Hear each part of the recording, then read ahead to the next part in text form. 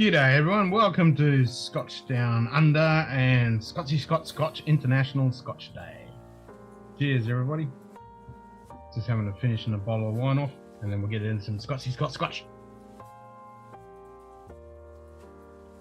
G'day Five, how you doing mate? Let's spin the wheel and see what the Scotch we're going to start with. Cheers mate. We've already had a little bit of Scotch. Let's spin the wheel and see what we get. Ooh, single barrel straight up. Oof, what have I got? Single barrel. Ken, the wheel says drink single barrel. Broken. Gonna come pick one, Carly.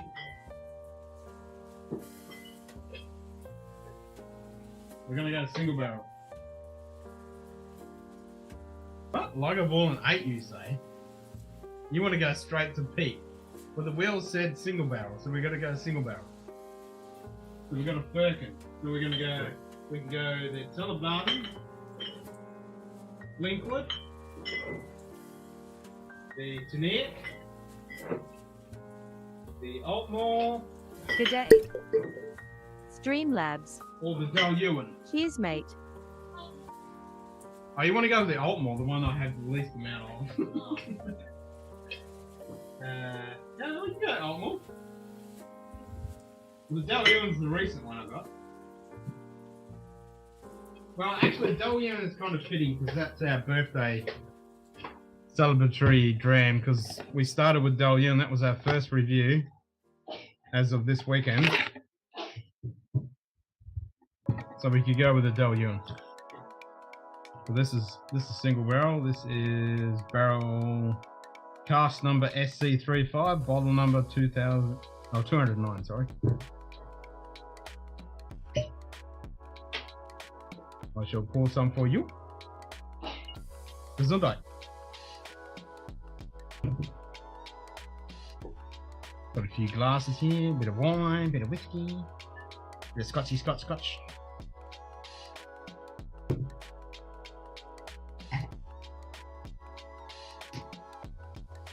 Straight into the gambling. G'day, Greg. Happy International Scotch Day. Working from home, but we'll follow as much as I can. Sláinte. Good Cheers, day. bros. Sláinte. Greg's Whiskey Sláinte. Guide. Cheers, mate. Oh, you and Firkin Good day. Independent Bowling. Nightbot. Cheers, mate. Nightbot. 5 fingers high fives, Greg. Delicious. Oloroso, Amontillado, 48.9, dreamy, soft, and herby, and it's got a nice barrel char on this. Cast number SC35, bottle 209. And I love me some Firkin. Colin is a freaking legend. Legend in the industry, and he's producing some really good stuff.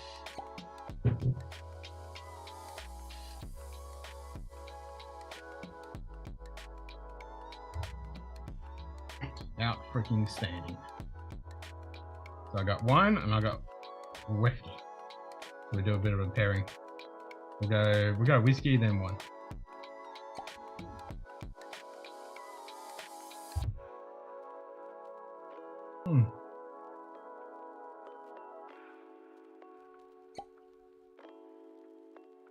That is so good.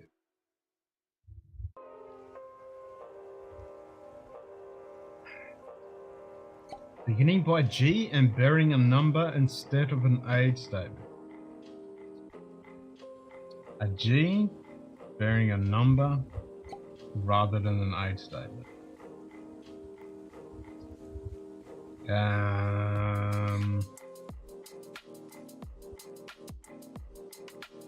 That could be a few things.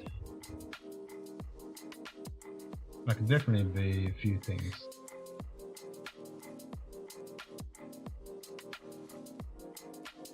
A 3 numbers one. Starting with G. Oh shit. 3 numbers. Now you got me thinking.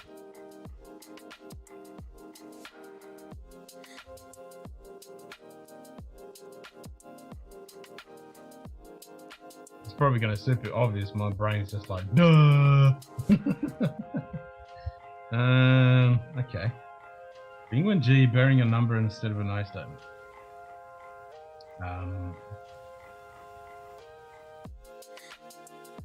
Going Glenbronick, Glendroin, Glenfiddich, Glenallachie, Glenbergie. Mention it in my Instagram and in the chat. Very excited, greatly reviewed by several YouTubers and bloggers. Oh shit, here we go. Well, I can't rely on the Insta thing, and I'm trying to remember them back in the chat. Yeah, my memory's like a sieve, so that's fallen by the wayside. So, a vast producing reading, and so we're talking space side. So, JD will know. Is it like a Glengoyne batch 11 or sorry, Glendronach batch 11 or something like that? Or is it, Glenallachie? Well, they're age stated. Bayside Pillar.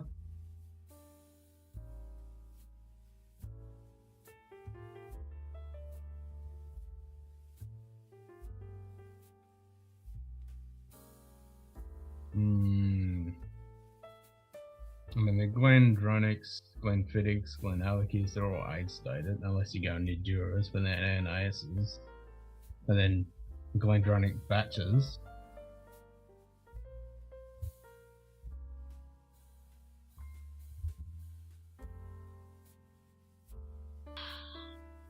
It's going to be super obvious. Another hint.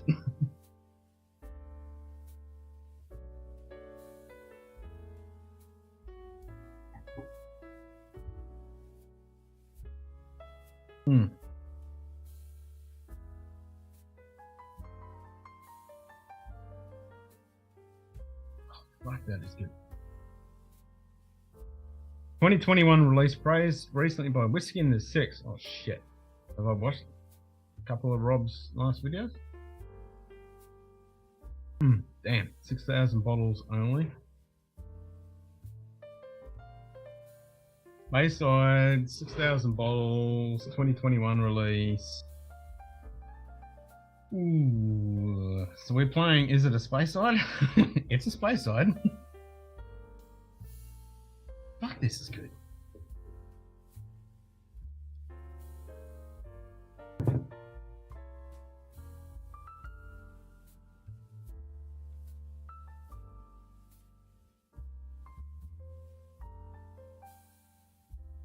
God damn, there's so many that start with G in space side.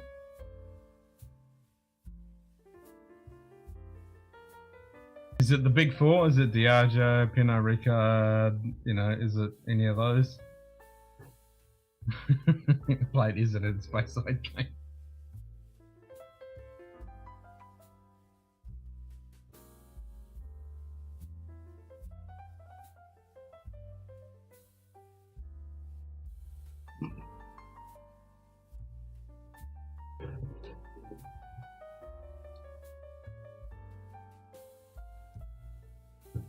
Okay, if you give me it's a missing level 6 of different casks, and it excites me because I didn't try almost at a decade, and I mean at least a whiskey of each decade.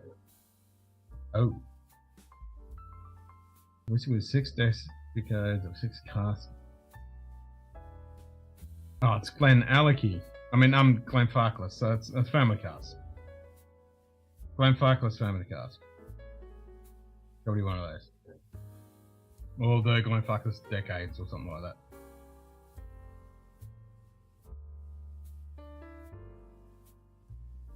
Independent family ad. Yeah, Glenfarclas.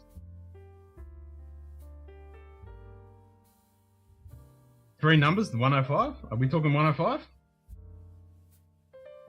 185th anniversary. Oh, hello. Damn. Okay, nice. 185th anniversary, limited edition. Oof. Yeah, I haven't watched Rob's review on that. Ooh, I have to watch that. Just get jealous that it's something I can't get.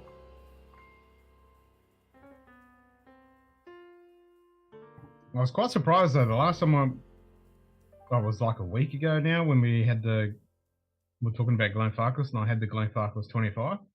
I was actually quite pleasantly surprised how that now that it's been sitting there for a couple of years, has got, you know, way past the shoulder.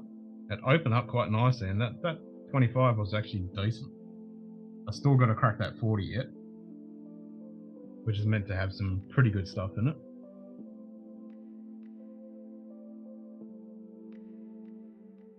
Yeah.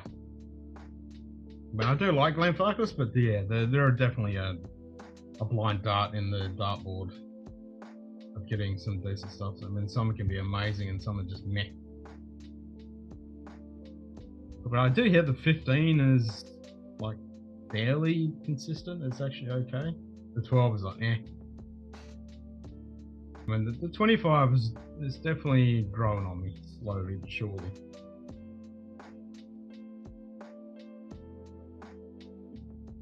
And Farclas is always one of those ones, if you want to get something for a really epic age statement, you can buy a bottle without bleeding too profusely. You know, you don't have to sell too many organs to get a 25 or 30 plus.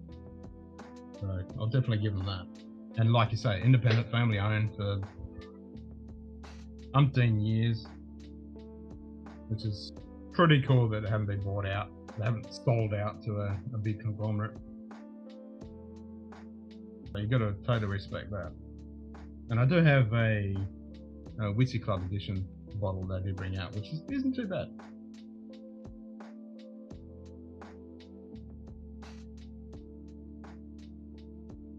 And when I say Whisky Club, I mean the Australian Single Malt Whisky Club. Or the Whisky Club, sorry. There is the Single Malt Whisky Club, which I remember of, and the Whisky Club. There's two. Because I get the Single Malt Whisky Club, I get Firkins, and then all the other cool stuff through the Whisky Club. But they both do really good bottles.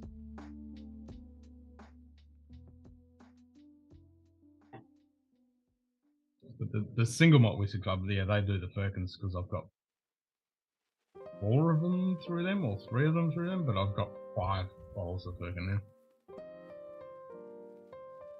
I love everything that they do. Great company.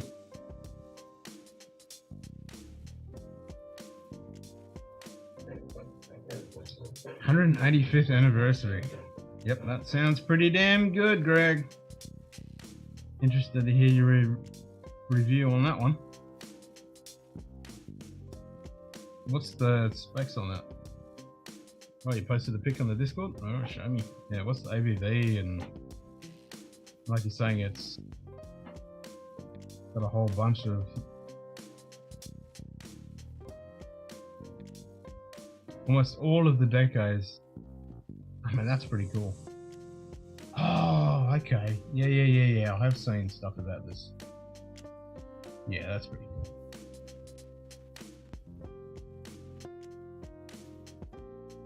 Nice.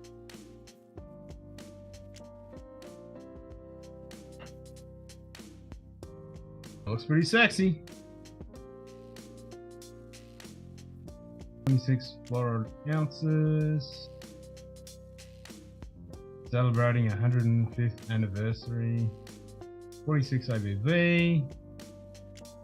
Yeah, don't know the full cast recipe. Yeah, it's going to be Glenfarclas Glenlivet down the bottom there. I like that. Pure, yeah, rare old Glenfarclas - Glenlivet. When everything, back in the day when everything was named Glenlivet. That's pretty cool. Hey, Chris, how you going, mate? Band-Aids and Diesel Day. No, we haven't gone to the Band-Aids and Diesel yet. Only 7 out Mont Blanc experimental all malt unblended Scotch whisky, 15-year-old, 80 proof, 26 floral ounces. I'll just go and flag to the trial was a 1960 vintage 49-year-old. 5 fingers high fives, Chris Tat. Yeah, I can't compete with that. I can see a Glen Goyne and Inchmirren in the background there. In soft focus. Nice. Oh, there's a Highland Park, an old Pulteney. I'm just looking at the background in the photo because I blew it up. Just eyeballing some sexy Scotch in the back there. Nightbot. Bit of a Roy. Chris Tat, high fives, 5 nice fingers. Glen Cadam there.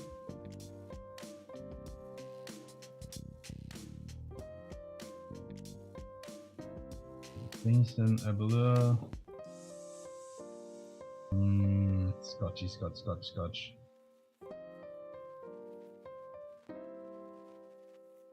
Gotta pour some Scotch, Chris. It's International Scotch Day. You gotta do it, brother. Scotchy, Scotch. You got some Bladnock. We'll pour some Bladnock with it.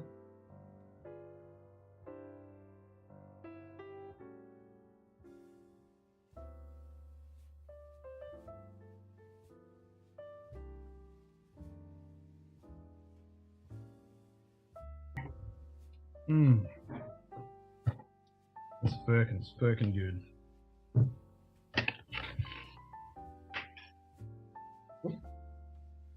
You gotta taste the firkin. See what you think of that. Nope, already in bed as little as Uncle and having those. Fair enough. Fair enough.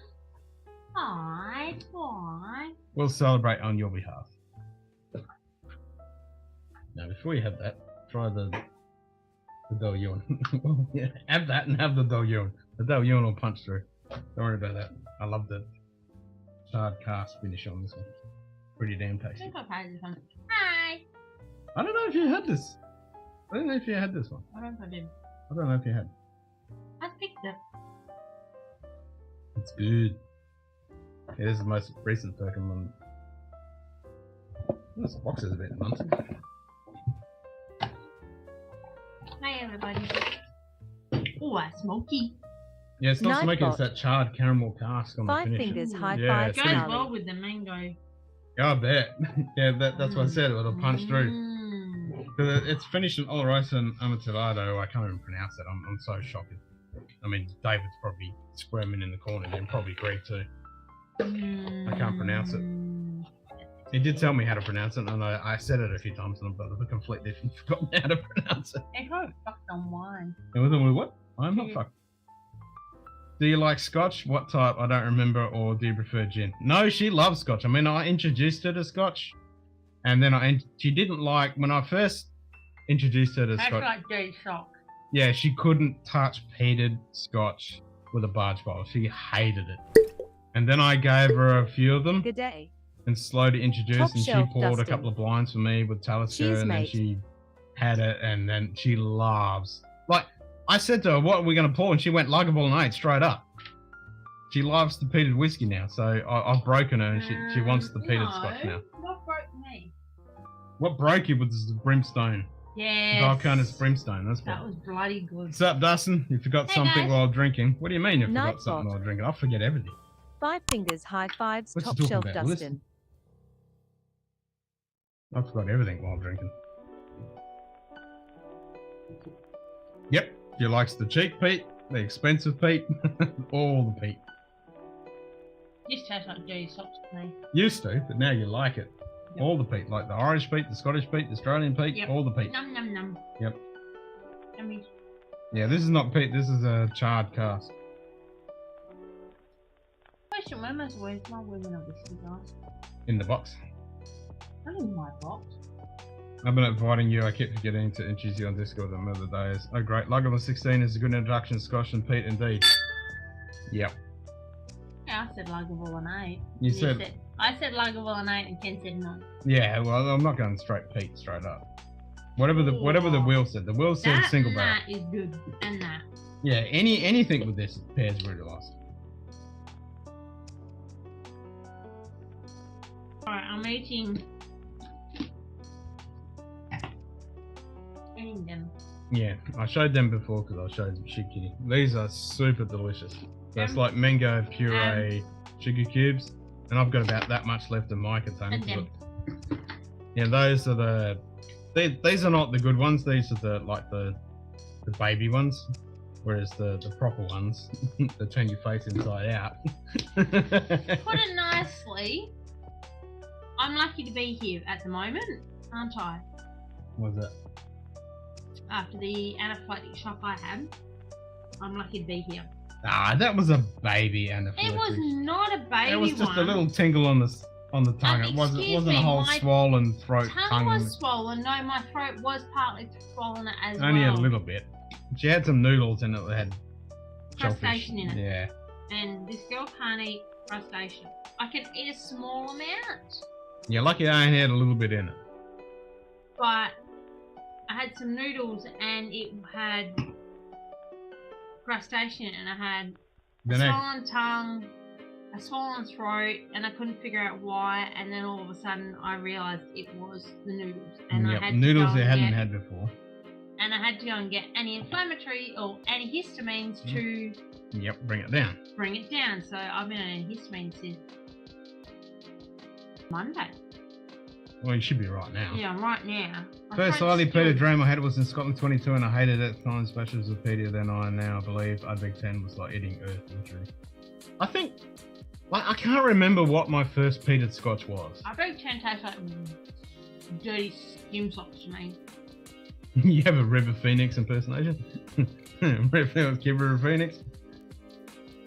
I think it might have been Lagavulin 16. I think that might have been my first introduction to peat. And I fell in love with it straight up. And then Lagavulin. But I remember you gave me Floyd. Hardenberg and I told you it tasted like wheat Yeah, and back in the socks. day. And then I slowly introduced you because I went through all the baby peats and then built you up. Oh, 2000. I was going to say 2002 sounds better than 2022. No. Now, I couldn't give a shit with me anyway. Yeah, you like all the peaty stuff. No. Which is a good thing and a bad thing because we get to enjoy it together, but the other bad sign is you drink it on me. But at least we have we got a case of Lagavulin 16 if you want to smash some of that. How many bottles we got? 6 bottles of Lagavulin 16. We'll not be buying any more, that's for sure. No, when we bought that, it was only... Allergic to iodine. Yeah, but there's a lot of peated stuff. You get a Highland peat or even an Irish peat. It's nothing like the iodine. that you get from like Ireland, Lefroy type stuff. Yeah, but you got that for $99, but on my No, it was card. 90. It was like 90. No. No, I think it was You 90. spent 400. No. 4. Me, it was several blended scotches, so it was early as usually, peat level and continental low, so it was probably Johnny Walker Black. Oh, Johnny Walker Black is shit.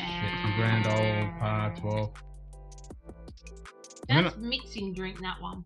I never liked blended, and even way back in the day, you know, I'm talking 30 odd years ago, I was drinking single malt, like Glenfiddich, Glenlivet. Like my first whiskey was Johnny Walker. Red label it was. No, I never started with that. So starting with peated blended whiskies was easier. No, I went straight to single malt. Because I didn't like it, the blend stuff. We opted out of this month's whiskey. How about you, Ken? No, I got it. What was this month's? You told me you were getting another bottle of it. What was this month's? Oh, that was the Glenmorangie 12-year-old. You were getting another bottle of whatever it was. Yeah, it's a Glenmorangie. It's a Glenmorangie Whiskey Club exclusive 12-year-old, finished in certain sherry casks. Yeah, I got it. I definitely got it. I mean, I didn't get the other add-ins, which was the Highland Park cask strength batch 2. That was a bit rich. You're right there. Yeah. Playing well with the whiskey. Pairing nicely, you reckon? No, I won't tell. What? About what I got off them. No.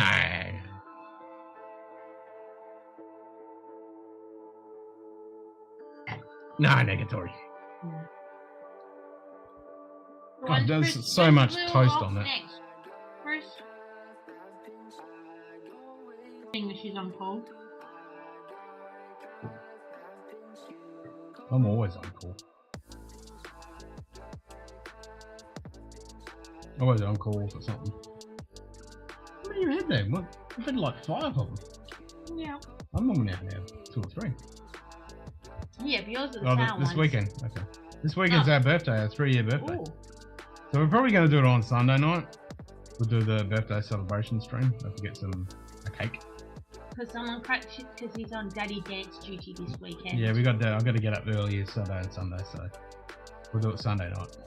He's on daddy dance duty. Yeah. That one. No, I'm good. They're ridiculous. I start eating them. I'm about down to that on my second container. What's in my first container? Yeah, but I did help you. Yeah, no, you did. They are good. They're really good. You buy me more. Buy me more. I can always use my Where am I, mate? I got $45. No, save that. Get wine.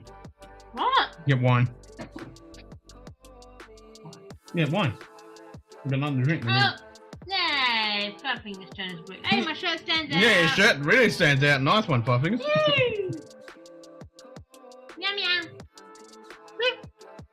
Even the blue on this, that really stands out. Look. Huh? I stand out really well, nice. Yeah. Whee! Making him coming down from the alcohol high. No. No. No. I've got a buzz gun. We smashed a 1 litre bottle of wine.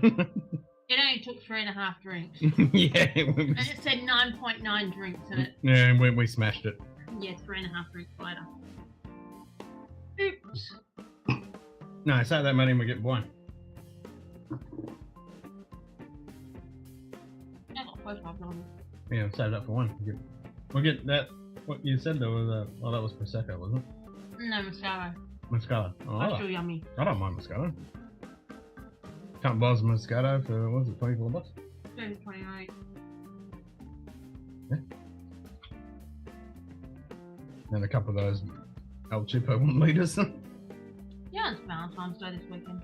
Yeah, fuck Valentine's. Yeah, that's what I think. Carly's here. Doesn't stink. Yeah. It's just air. Famous last words. You got any sour ones? So what? Yeah, in the little container. Turn your face inside out. Yeah. We'll just have a sip of wine and then have one of them, and that'll be a good contradiction. Put them in the container. In the little container, yeah. What? Packing open? The little container. Yeah. Yeah, in there. Packing open? Yeah, in the little container. The sour ones are in there. The proper sugar plums. Not the bitch ones. They're the proper ones. These are the ones that turn my face inside out. That'll turn your face inside out. Yeah, if you're not used to them. This one. Let's see if it does on camera. They probably will after you've been eating sweet stuff. Hmm? Yeah, proper sugar plum. What? Did you grab two? Jump both in. Come on, man up. Here we go. Yeah, put them both in, and you don't chew them. You suck on them slowly. Suck on them slowly. It doesn't give you a huge hit if you're sucking them slowly.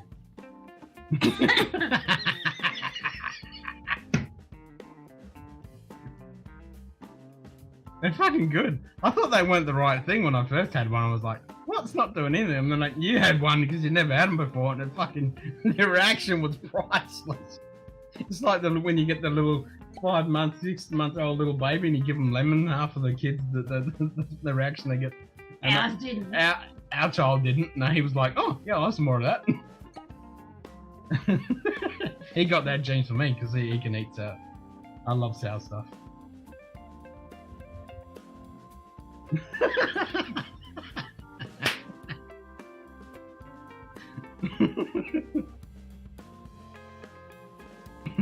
Have some wine. Wine or whiskey? Either.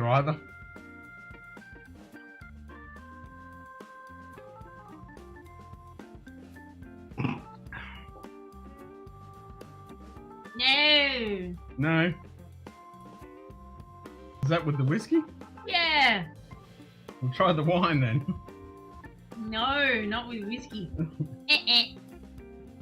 No sugar plums with whiskey? No, not sour plum. No. But it's that, when you get past that sour pit, they're actually quite sweet. They're a good plum. I like them. Wish I could grow them actually. Oh.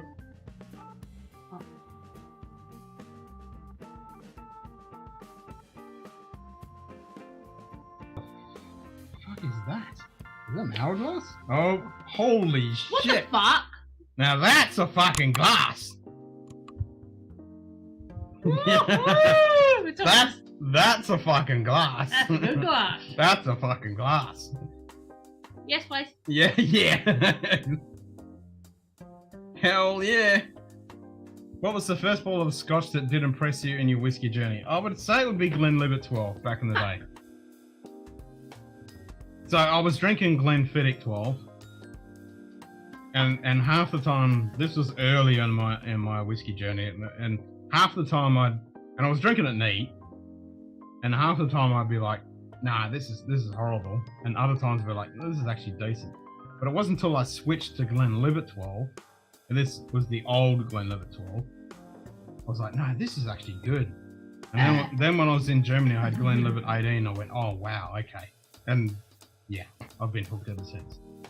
So I think it was Glenlivet. That was the one that pretty much switched me over. But now Glenlivet is kind of garbage. I lost the city. Where did you throw that? Oh, you didn't. It fell. Oh, go grab it. Can't suck on it. No, not as on the ground. We're going to put those in the bin. There's a new bin bag around the corner. Oh, cool. It was the same for me, but I can tell you this not to be the same in 2000 as it was today. No, it's definitely not the same as what it is today. Hell no.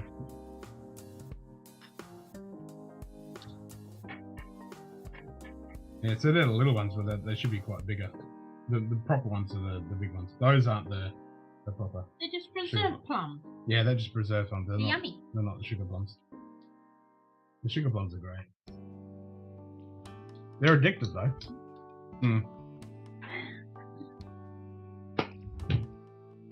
What are you whacking? Yeah, Glenfiddich was the gateway, and Glenlivet was the hook.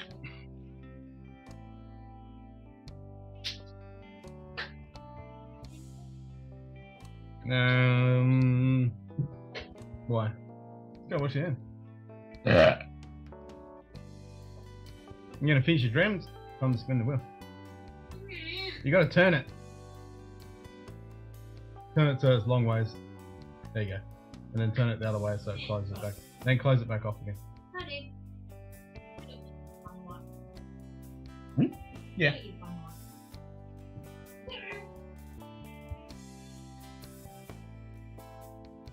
But I don't mind the, like saying that, Greg, I don't mind the, like, the illicit still, I didn't mind, but the licensed dram that I bought out last year, this one reminds me of Glenlivet 12, the original Glenlivet 12, you know, from pre-2000 era. This is what reminds me of that, so I don't mind it. Illicit still was nice. Yeah, well, we got 2 bottles there because after we tried it and you both liked it, we went and bought another one. But I only got one of these because these didn't drop everywhere like the other one did.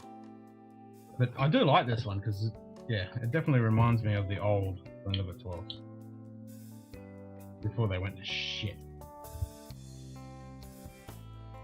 Oh, did you say a hi bye from the child to everyone? Hmm?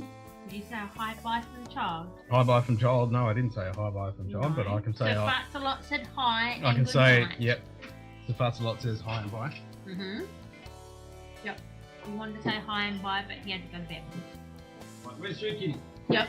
Well, Shoe Kitty's not here yet. Shoe No, Kitty's not probably yet. doing cardio. Fair Dick and Munted pub cardio. Alright, what's this? What are you doing? Nightbot. Cubby cubby? Type Five what? No, fingers, you can't high type on that five, keyboard. You got to type on this surf keyboard. What do you want to type? Wheel! You want to type wheel? Good to know. I haven't tried the license strength wheels there. Well, I can't fucking touch it, can I? No, you just hit the button. What's the button? Well, I was going to say we were going to try some of this. Well, try some of that. I need all the glass out. No. Yeah. Well, go get some water then. Bourbon. Bourbon cask. Good. Ken. Night, Chris. Sleep The well, wheel mate. says Night, drink bourbon mate. cask. Well, I think this is just bourbon cask. I don't think this is actually You're finished. closer to the water. You go get the fucking water. I don't think this is finishing anything. Can't read that. Gimme.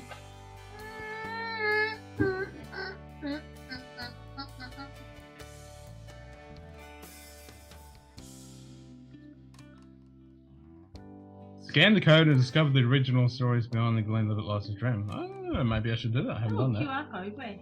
It's QR code. You can scan it. Ooh, I have a QR reader on my phone. Yeah, I got one too.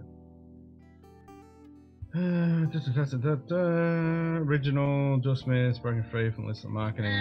First Field Double Oak Limited Edition. Yeah, Original story limited edition series, matured and bottled in Scotland. Yeah, no, it doesn't say what's finished in. I think it's just bourbon. I think it's just bourbon cask. That's what I like about it. Huh? Oh. I think it's just bourbon cask. This is a whiskey flavor.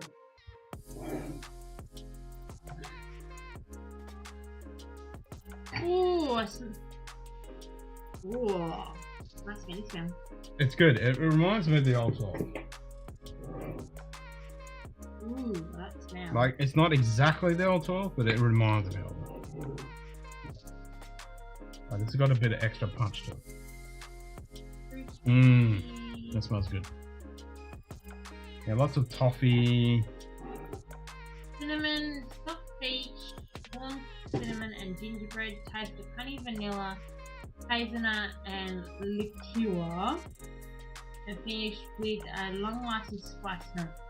Sweet spice note.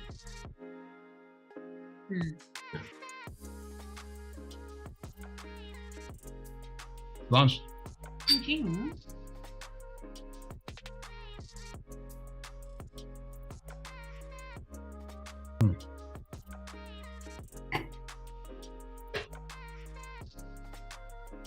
Yeah, that's decent. That reminds me of the old 12. That's what it used to be. Like, it's a little bit more punchy than the old 12, but it's decent. And it's 48, so it's got a little bit of kick behind it. I went down the wrong hole. Yep. I went down the wrong hole. You go get the water. You go get You're your water. closer. No, you go get your water. I'm drinking yours. No, you're not drinking mine. In the door. In the door. In the door. No, the door. Yeah, in the door. Hey, bring me some. Wait, you block of chocolate. No. I ate one of them, this one, but I saved the one in the box. I was wondering how this block of chocolate. Oh, that's dead.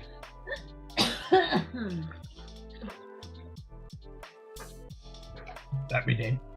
You're dead.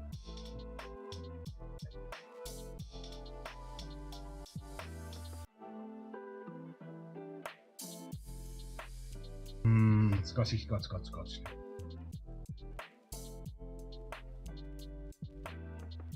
Oh shit, I forgot to put the fucking... What? I forgot to put the link for people to come into the pub. Yeah, douchebag. Put the link. There's only 3 people watching. One sleeping now. Yeah. My man sleeping. And lady. My man and lady sleeping. Yeah, I forgot to put the link. Yeah, You better now. normally do before everything else. I normally do it, yeah. But we were sitting out drinking wine and chit-chatting and completely forgot about it. Oh, Jim Wagon. Yep. Gas bagging. Mm. Finish your wine off, woman.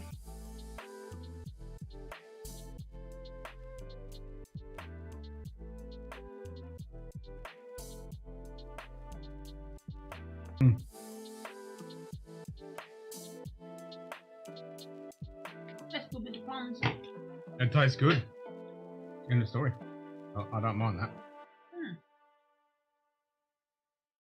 It's a little young. Like it's a little bit of a ethanol kick on the end, but it's a lot better than the standard 12 that they're bringing out now. That's garbage. Too bad we can't have boys around Sunday night. What's that? Too bad the boys can't be over on Sunday night. Yeah. I'll be working. Oh, one yes, one no. Maybe.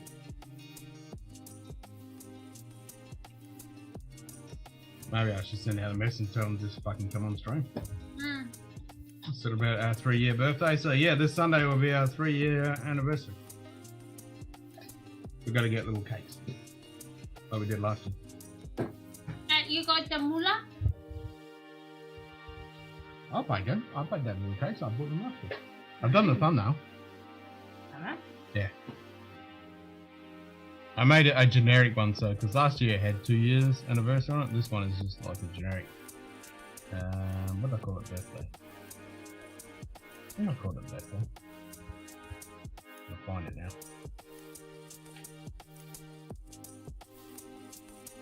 Yeah, right there. Yep. You gotta eat all those bloody things the way you go. I've only got 4 left.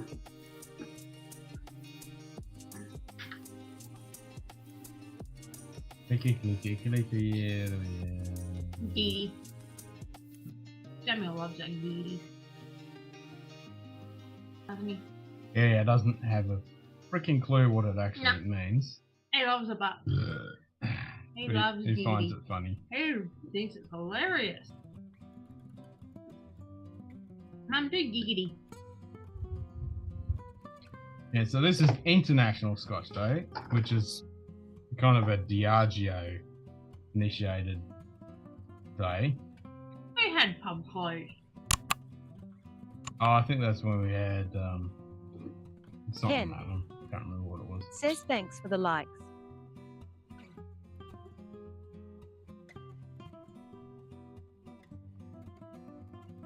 Yeah, I still got to finish that game.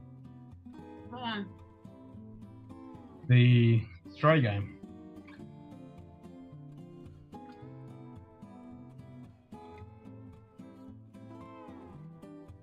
What the hell's the bloody... Huh? Alright. Like a birthday, you douche. I did, but I couldn't see it.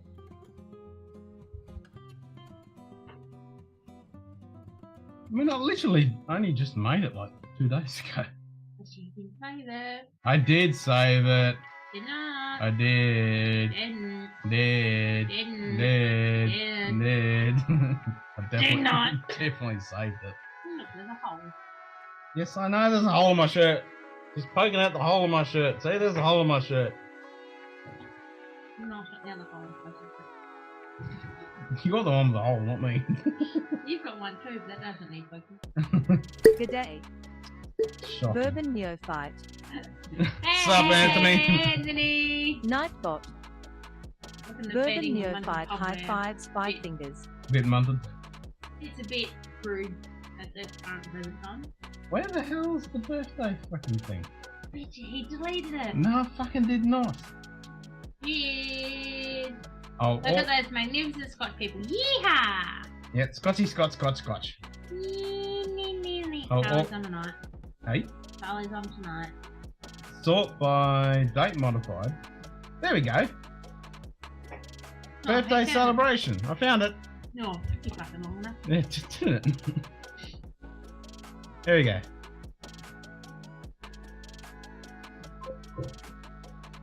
So that'll be for Sunday. 5:15 hours. Fucking hell, that's when I go to bed, Anthony. Coffee's now and coffee is brewing. Oh, yes please. We'll go make a coffee then. No. Scotch. And wine. And wine. Have you finished your wine yet? You haven't finished your wine yet. Hey, what's with We'll finish your wine yet. a vine? Vine. I finished my vine. My vine gone. Gotta be careful with these glasses. Yeah, Those have a glasses, vine, guys. I don't want the fucking wine glass. Well, it's got to go out in the kitchen. Hope you're washing your clothes tomorrow. Maybe. When was the last time you washed your clothes? The last time I watched it. A month ago? It wasn't a month. It was a It month was ago. 2 weeks, thank Nope. you. A month ago. It was not a month. It was not a month. I refused to wash his clothes. Yeah, what is it with that? You wash all the other clothes for like 3 days straight, and then you don't. Well, you wash don't mine. fucking get your clothes out. Oh, you don't. You normally you tell me you get your clothes ready, and I'm like, yeah, I get all my fucking clothes. They're all ready in a pile, ready to go. They should be in your wash basket. They are in my wash basket. No, they're not. Well, my shirts don't go into the. What's All that? washing should be in wash basket. Is that a Christmas cake? I mean, a birthday cake? Yep, birthday cake. There we go. Yeah, we got to get some cute little birthday cakes like we had last. We can light them up with a candle and celebrate 3 years. 3 years! 3 years, guys. 3 years. 3 years being diggers. Yeah, 3 years been digging. Exactly. Happy International Scotch Day from Las Vegas, Nevada, USA. Yeehaw! Yeah. Guess what? What? That's Cam, one of my favourite shows. What? NCIS Los Angeles, Cam. This is the 14th in my series of not happy. Well, at least you got 14 fucking seasons. A lot of shows that haven't got even past the first fucking season. Like 1899 just got fucking canned. Well, NCIS is belonging from my other favourite. I mean, if you get 14 fucking seasons, you're doing pretty fucking good. And then my favourite show. Meow meow!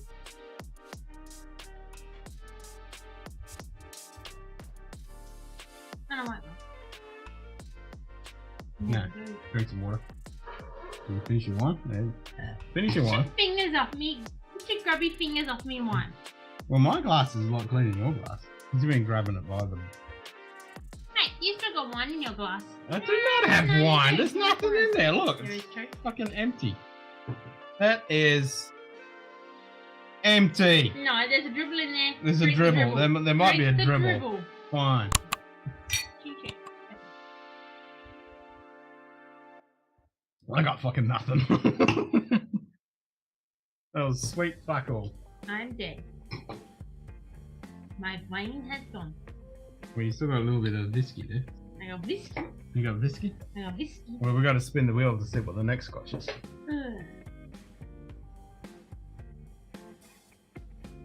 It's only 9 o'clock. It's only early. Nightbot. 5 Fingers High Fives Bourbon Neophyte. More Scotchy, Scotch. I think the wine's gone to our head now. Scotch! What do you reckon? Scotch! Scotch! Someone bang him. It would have been funny because then it would have ended up with Scotch over his face. No, I don't want Scotch over my face, thank you. I want it in my tummy. Yummy. Yeah, belly. Belly. Not all over your face. No thanks. No. Spin the wheel. What's going to be our next Scotch? Scotchy. Spins the wheel where it... Spinny, where it ends nobody knows. Ooh, got Ireland. Let's go, Aaron. Well, that's we got Island. No, Ireland. So we could go Highland Park, we could go Aaron, we could Ken. go Talisker, we could go... The wheel says drink island. I don't have Was too many. busy for a moment. What did I miss? A birthday? The Weekend! It's our 3-year birthday on this weekend, Greg. On the weekend. Yeah, so Scotch Down Under 3-year birthday. 3 years being dickheads. Yeah, 3 years have been dickheads on this weekend. Yep. No, I think we just go Aaron. Let's go standard Aaron 10. The old Dusty Bowling Aaron 10. What down here? Yeah, that one. Dusty, how's it done? Because it's not... That's the old labelling. Don't you drop my bottle? That's the old labelling. We don't have them anymore. This was sitting on the shelf and I went, yep, you're coming home with me. We don't have these anymore. You need to empty your glass because... Yeah, I'm about to finish it because this has still got the paraphernalia in it. Paraphernalia? With the Mackie Moore, which I haven't got yet. So we're just going with Ale Aaron 10 from the Lachranza distillery. I think the vine onto his head. Happy 3 years, my friend. I must be around in time too a bit more. Yeah. Yep. Cheers, bro. Cheers. Coffee? Cheers. Good day. Coffee? Shred Ward. Did someone say Shredwood, what's up, bro? He's having coffee. Someone say coffee. Cafe. Well, it is. Coffee. Yeah, this is the old 10. It's delicious. Coffee. What? Go get a coffee then. No. Well, stop saying coffee if you're not going to get a coffee. Keep saying coffee. Well, they're waking up early in the morning having coffee. You can go have a coffee. Go get a cuppa. No. Why not? No. Why not? I'm drinking. You're drinking Scotchy Scotch? You can have a coffee and Scotch. No. I'll wash the glass out. Nah. Nah. It's not like I'm sitting here tasting. I know what this tastes like. We're just drinking it. We're gurgling. I'm gurgling it. Haven't bought any new revamp except the Sherry Cuss Bodega, which I suggest a bit with, won't replace it. Oh, you didn't like it? I like the Bodega. I actually like the Bodega. There you go. Yeah, this one. Nightbot. Ah, 5 that Fingers one. High That's Five not too Shred The Ward. Sherry Cuss Bodega. 55 ABV, I actually like it. 55.8. But Greg's not a big fan of it. He struggled with it. I actually don't mind it. I don't mind it. Oh, I'd love to get the 21. 18 and 25. They're a lot younger than me. Yeah, a lot fucking more expensive. Yeah, I know. Ching ching. You gotta find my way when I was you guys, you. It's in a box there. Whose box? The box. God damn it! Don't steal my box. You want me to play that? Yeah. Okay. Box. Oh, there it is. I knew it was around this one. God damn it! Who the hell drilled my box?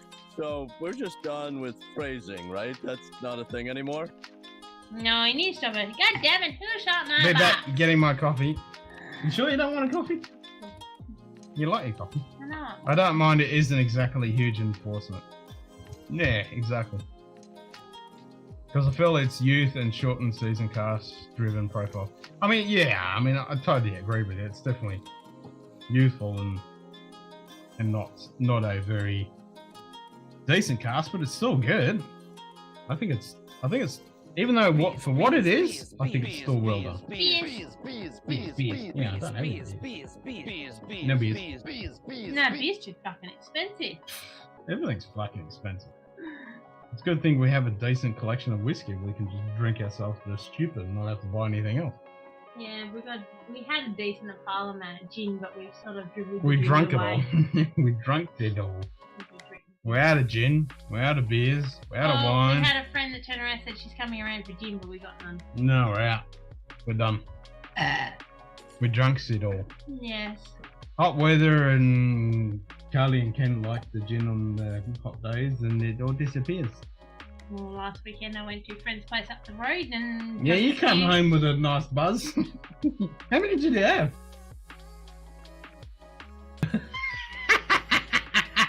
3, 4? No. More?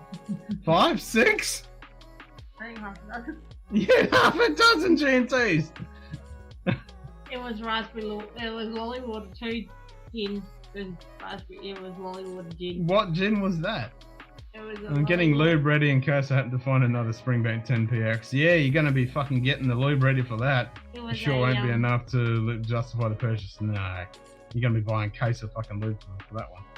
It's always the same thing, you know, make the bodega, limit the roofs with a few other casts and the recipe, and I might love it more, blender speaking. Yeah, the problem is the price is going to go through the roof as soon as I do that, and the availability will be fucking brutal. Worst thing was she couldn't taste the gin, so she was... Adding a bit more. Yeah. That's why I told you to bring the figs up. What was the figs? What was the deal with the figs? I was we like... had figs and cheese, as yummy. I was sitting there trying to fucking code shit, and it was like, for fuck's sake, can't you just come get your fucking figs? Because we're having too much fun. We had cheese and bickies and pickled onions, and then we had pig and cheese. It was yummy. We're having a good feed. Lube as in lubricant, Greg. Lubricant. Not that type of lube! No, well, Dustin's talking about the PX. The fucking... He's talking about the Springbank 10PX, which you're going to need an ample case or two of fucking lube. Because that price is going to be brutal. So you need the lube for that. You need to move the Bending and Munty pub because the white in the Scotch doesn't help. Where? You want me to move it to the middle? There you go. Okay, you have that. I can even put it on top of it. We got it. I can stick it here as well. Look. Right. We can have it. We can have a double up. And then we can move it to the bottom. No. Down the bottom. No. Put it up the top. Yeah. You on the right? No. You on the middle? Okay. No. Yeah. Sometimes people need to get a large thing into a tight spot. Exactly.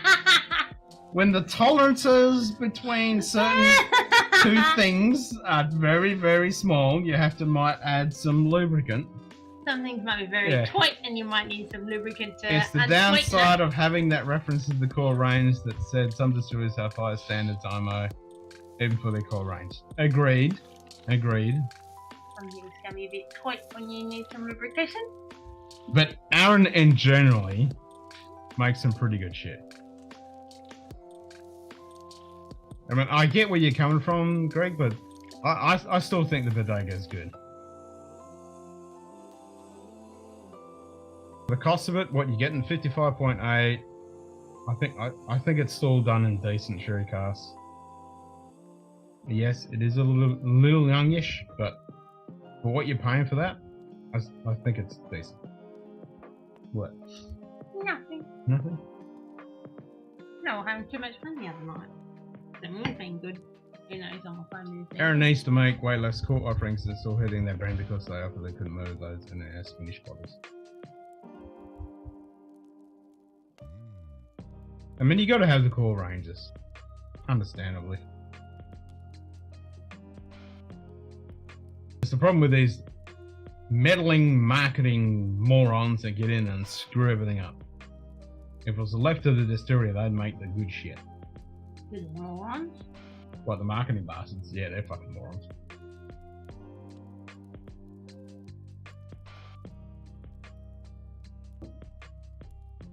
But yeah, some decent Yeah, I agree. You don't need 6 different NAS. I agree. And I bought that 3-pack of the NASs. Out of the 3 of them, like the port, I've got the old labelling of the port. Not a fan of that. Got the new bottling of the port. Still not a fan. Mango? That one's mango. No, that one's mango. That one's strawberry. Mango. The Salterns cask NAS, I do enjoy that one. That's the yellow label, and then the red one, which is the starts with A. Can't think of it. That one's kind of meh. Doesn't really. It's not bad. It's not good. It's just meh. Neuron 21 is looking dark, and not sure if they decided to go there. If they needed to go there.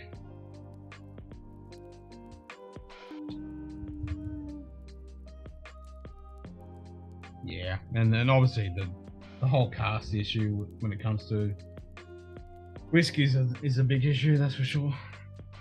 Availability of casks and good casks. A lot of distilleries are running with old tired casks and they can't get new ones. I think we're getting towards the end of the golden era. A lot of them are talking. You know, the late teens with, I think, some of the best. I think we're getting into the twilight years now. Stuff's getting a bit expensive and hard to make this and stuff.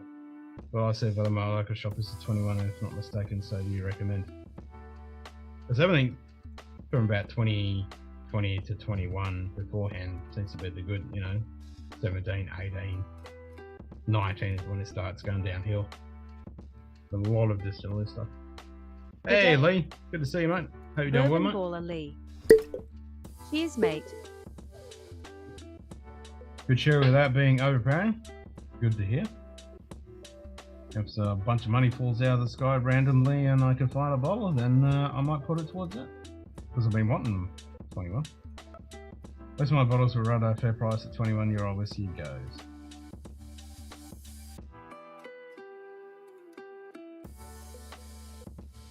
You right there? Yeah. You got fucking skin on your nose. Did you get I know. that? Yeah, that was the weekend that I was at Jillian's and we had. Ah, you were swimming in the pool and got burnt. Yep. Yeah. BBB Lee. See what the bot says. Nightbot. That fucking cricket's 5 back. fingers, Ignore it. high fives, BB Lee. Yep. And the one in the kitchen still I know fucking there's goes one in the kitchen. fucking loud. The Down little, here somewhere. the little smart bastards always have to pick the most fucking loudest, echoey fucking room in the house. It's Yep. not cheap, but I'll see. I had the Glenfuckers one I was talking about earlier on here, 139 euros, so just short of 21, so Oh my god, really? 145 euros, yeah. So you're looking at 250 bucks. Yeah. Which isn't too bad for a 21. Really? Just put the throw on. Meh. What's wrong with a crow? Fighting around the world. Let's have a look. Aaron 21. What's the fucking price going for an band of ass raping prices?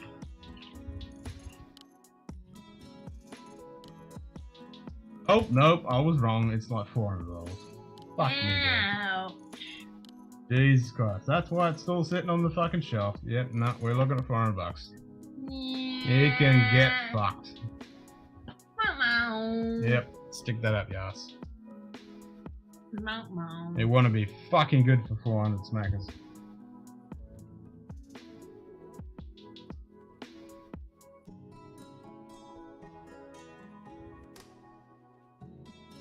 Yeah, it'd be interesting to see what that 185th anniversary is like.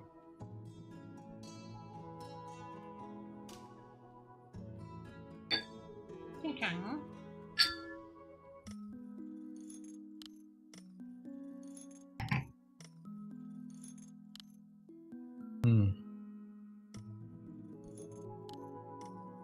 I'd do it if I had the cash right now. Wouldn't we all? So good reviews coming out with that 185th. bit young, yeah. But being a collection of from the decades, €139 for the Glenfarclas Smith Snob, sugar, €119 discount, $145 for the Aaron, but wonder if it is need. Okay. Are you munted now? No, I'm ready for bed. Yeah, that's what I said. You munted, ready to go to bed. Yeah, I'm ready for bed. Okay.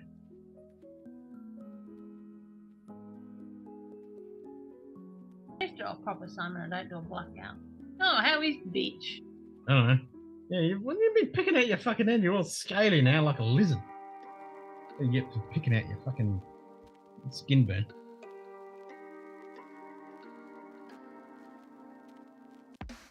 Skin burn. Yeah, sunburn.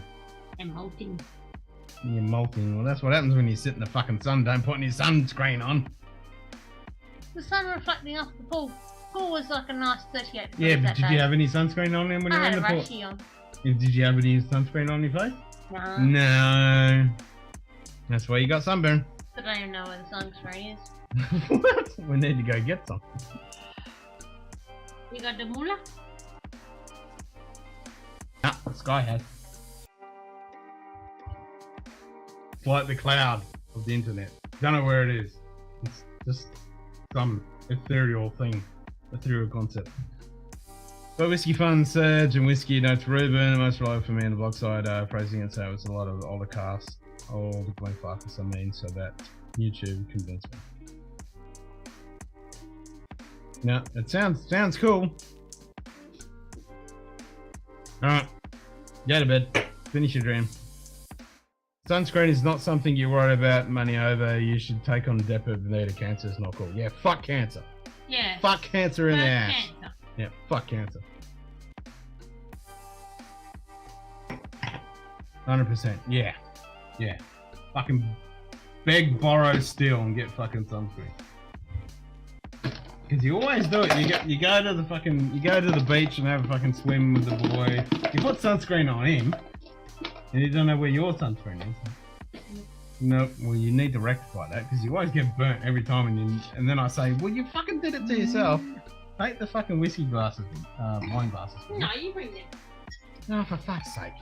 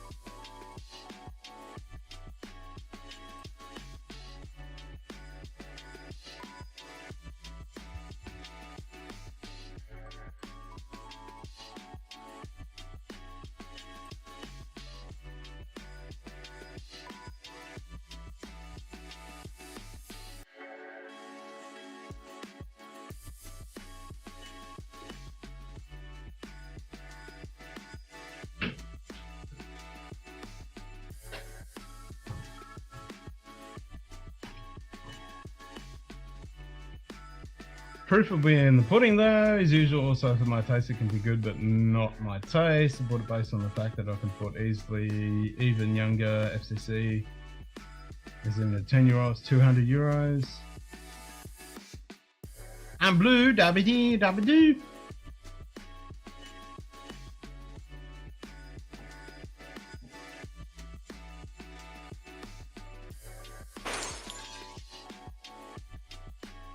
Shortigan.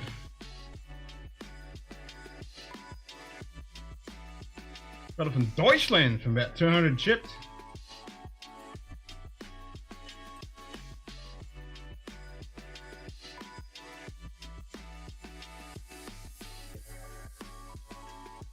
I need 3 drops of whiskey left.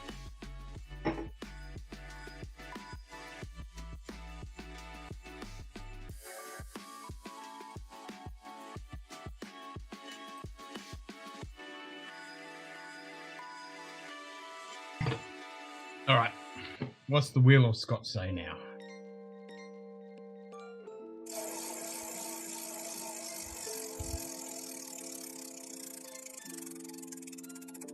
Yeah, they're very risky. You can get some, ooh, straight up to port. Yeah, you can get some amazing fucking family casks, but then they turn to shit. Ken. The wheel says drink port.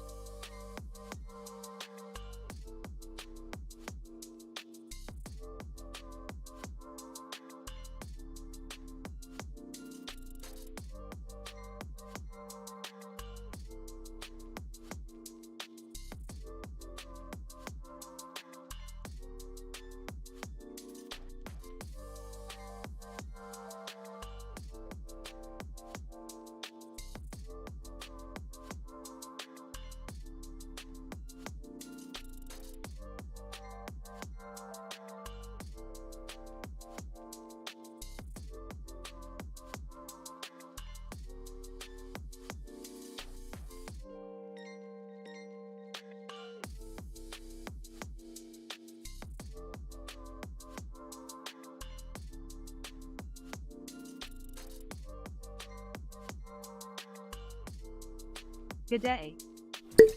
Cooler running. Cheers, mate.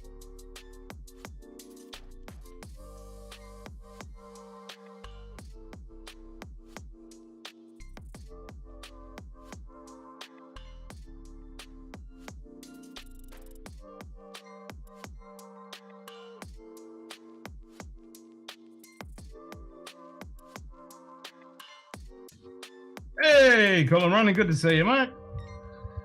All brands are less expensive in Germany compared to France. Fucking Germany. Isn't Germany one of like the main European distribution hubs for whiskey and stuff? 4th fill, 69th fill. Only difference is 4th fill would easily still hold liquid. Either way, they aren't doing much to the whiskey. So we're going to go with a port cask. Port.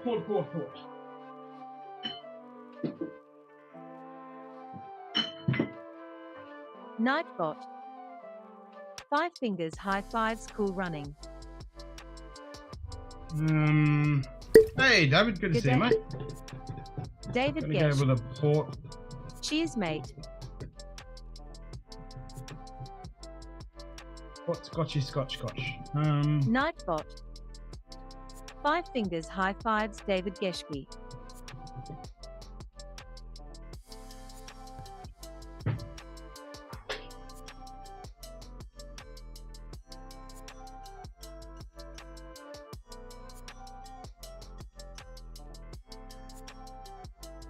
I think I need to go just port finish because I've got a few that are just mixtures of stuff with a bit of port finish. I think I need to go something that's just port finish.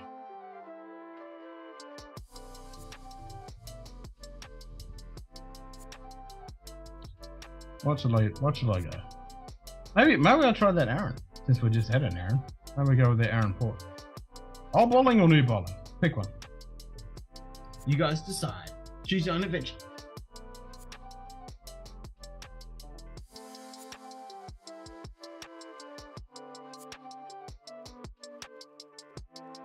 Second fill max was quite brave. I mean, I have to agree. I mean, if you're going to go beyond 2-3, like you're really get to the dregs. Even if you shave it and re-toast it and all that stuff. Port Charlotte, you reckon?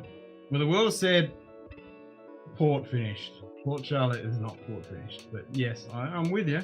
I love me some Port Charlotte. That's coming up.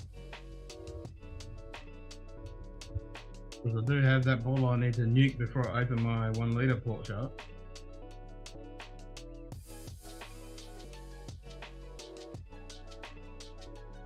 So we're going to go with the Aaron Port cask. Either the new one or the old one. 1 for new, 2 for old. You guys decide.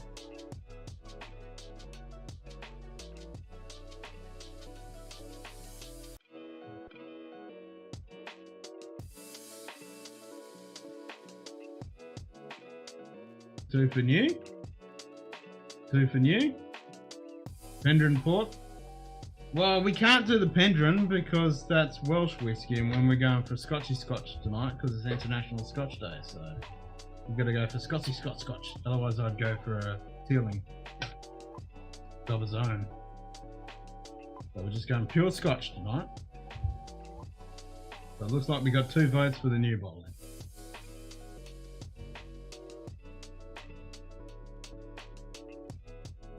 I don't mind that Penderyn port though. That's it's like a ruby port. It's pretty good though.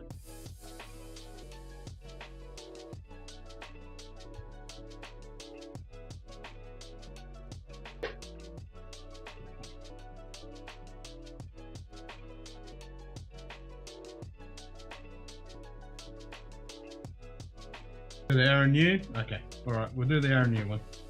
Second a second.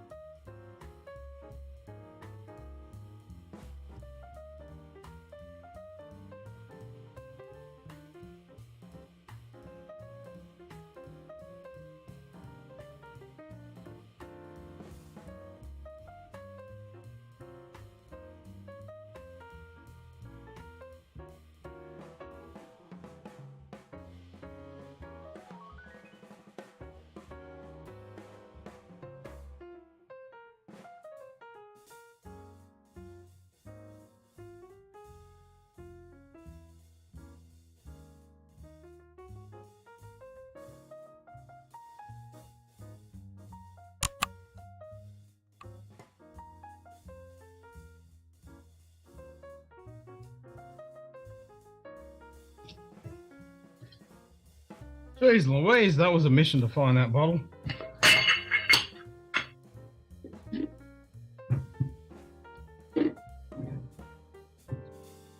The new Aaron, yep, sorry, forget about the ISD. Yep, I finally found it. Took me a while.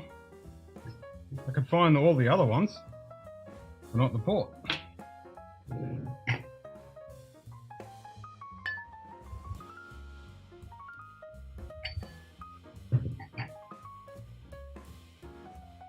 I think this is the same 50%. Yep, 50. Hey, Colorado. Late after dinner, I'll have to pot some Bunnahabhain one I got recently. International Scotch Day is a good day to try some Scotch. Damn straight. Scotch, Scotch, Scotchy, Scotch, Scotch. So we're going with the new labelling of the port finish Aaron.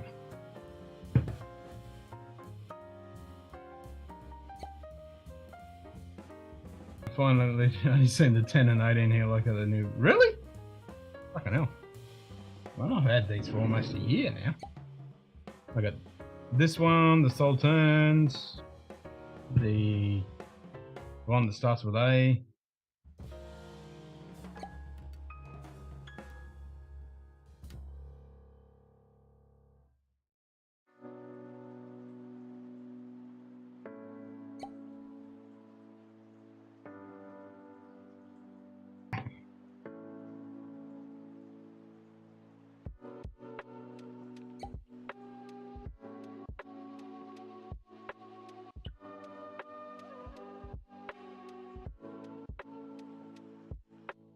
Meh. It just, yeah, like it's not bad, but it just doesn't do anything for me for this one.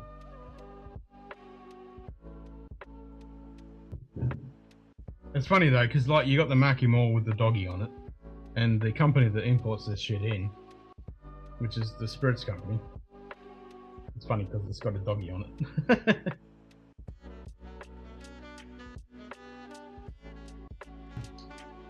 So, a bit of serendipity there.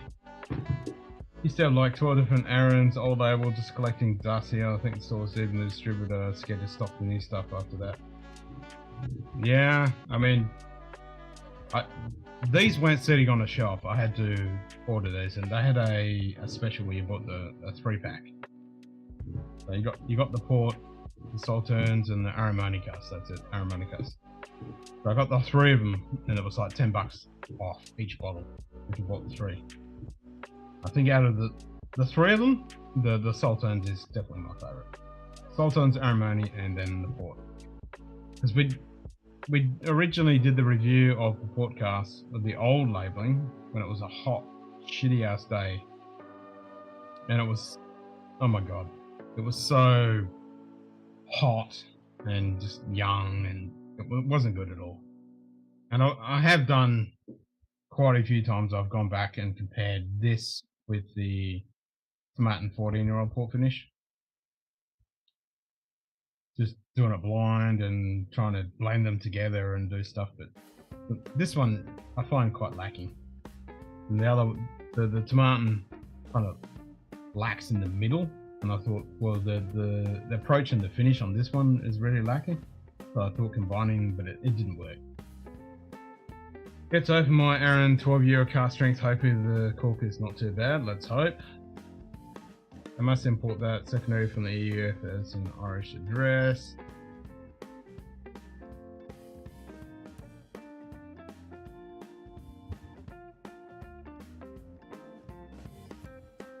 Like, this is still decent whiskey, but it just doesn't give you that Aaron kind of port thing that you kind of expect from it. Like, it's just meh. It's very young and very hot.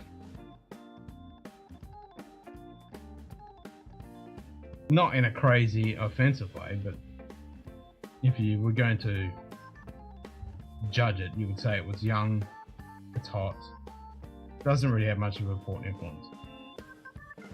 Which is disappointing because they do sherry well, but the port, no, not so much. Hesitated to buy a batch 2 of Aaron quarter cask. Bothy located now, but it's too late. Not sure about the new one. I still hear the Bothy's pretty good. I want to get one of the Bothy's.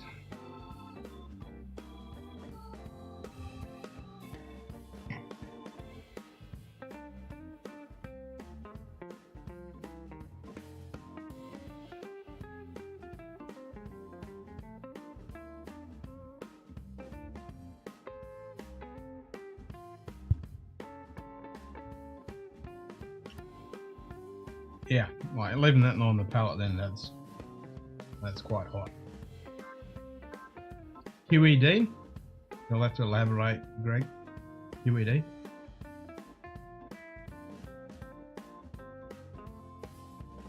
Yeah. And then the finish just falls off a cliff.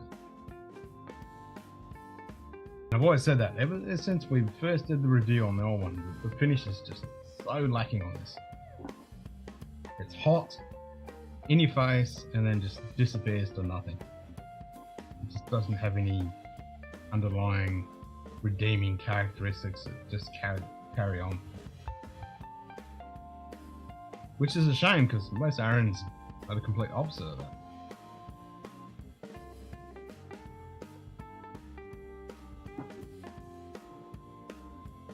Must be some cheap, nasty fucking podcast that they're doing with it, and then just doing it very young. Ken says thanks for the likes. What if it had to be demonstrated, Ken, about the use of the NAS core range for them? Well, this is definitely the bottom of the list. Which pisses me off, because I love fucking port finish. But yeah, this is not a good representation of a port finish whiskey. At all. To be honest, I'd rather their Glen Murray over this, which is, you know, super cheap.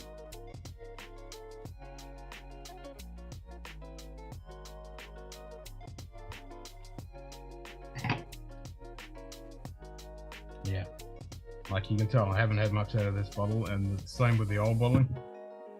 I just don't go to it. The only time I go to it is like, has it got better? Has it got better? And each time I'm like, nah, not really. But the Aromatherapy cast is solid. Salterns is really good. I enjoy that one. And the normal 10 is good. Old bottling, new bottling, they're both good.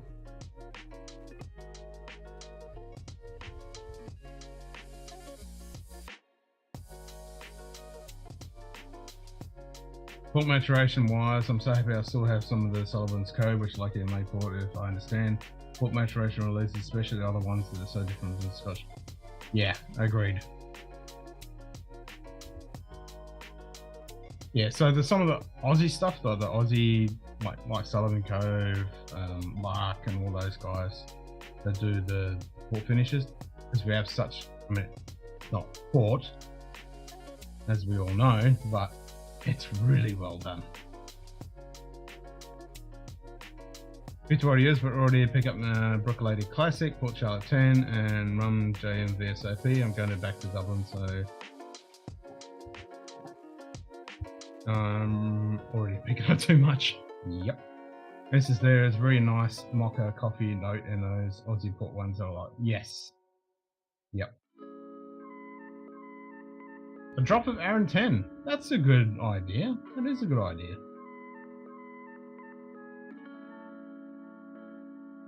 It'll definitely make it better, but it's going to detract from the port. Because that's the note that you want to get. You know, it's a port cask. It's just going to bring it back to like a normal Aron profile, which is a shame.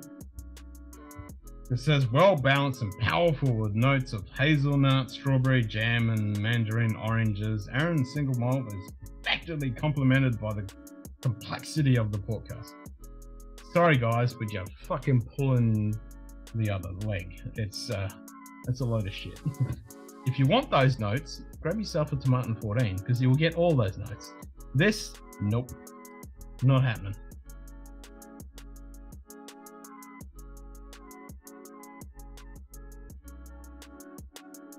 All right, we're going to do it, David. We're going to do it. So we'll go to the current bottling. We'll add a. Actually, if we're going to do that, we'll do the old, because I've got the old label of the 10. We'll do the old label of the port with the old label of the 10. We'll blend those. Let's do it. I'll grab the old bottle of this one. Back in a second.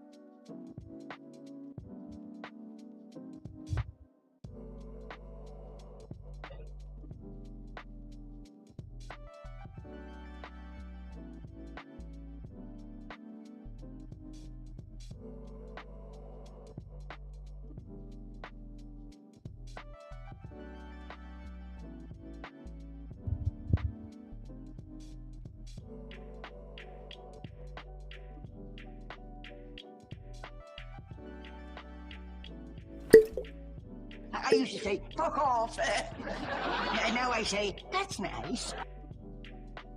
G'day. Eric, wait, whiskey stutters. Cheers, mate.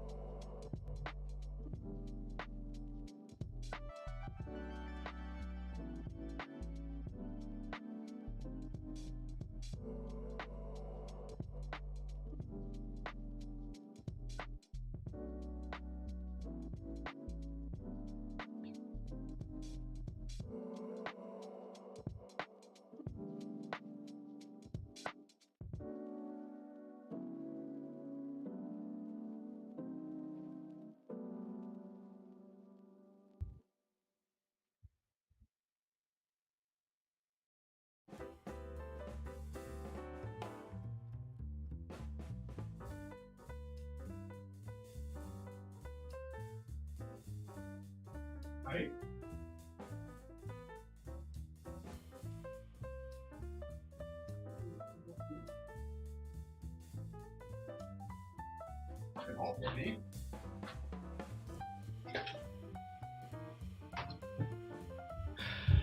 G'day, Eric.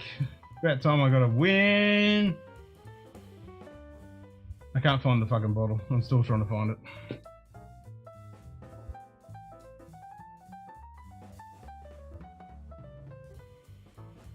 Eric, wait, whiskey stutters. Cheers, mate. Cheers, mate. I'm out of whiskey at the moment. I'm trying to find the old bottle of the Aaron Port and then blend it with the old Aaron 10.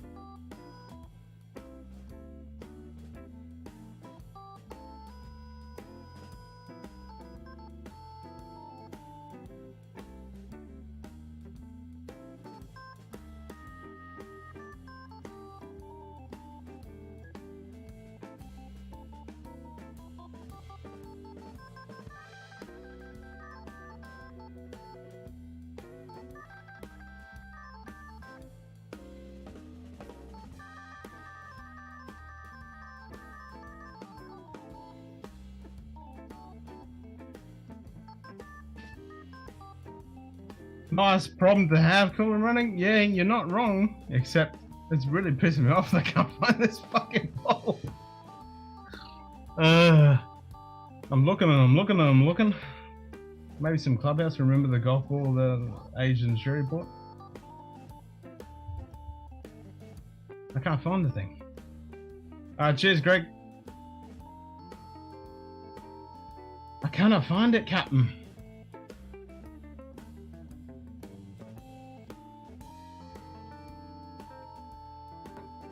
It's like it's not up here.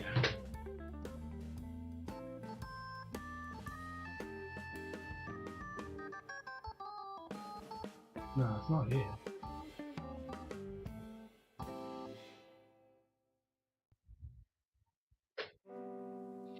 Just can't fucking find it. Yeah, I'm trying to find the Aaron bought, the old bottling.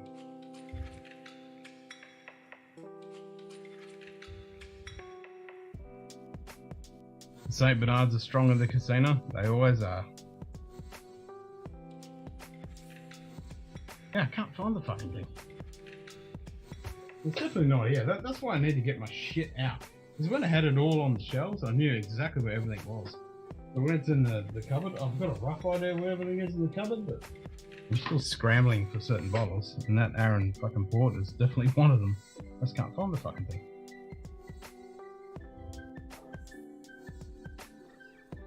It's just a sea of fucking bottles in there. Alright, I'll go back in for another look. I'm doing all Aaron this month, so they're all from the new cool range. Oh, not the old ones. Hey, Top Dog. Break time here, cheers. Happy International Good Scotch day. Day. Top Alright, dog. I'll go have another scander. Cheers, mate.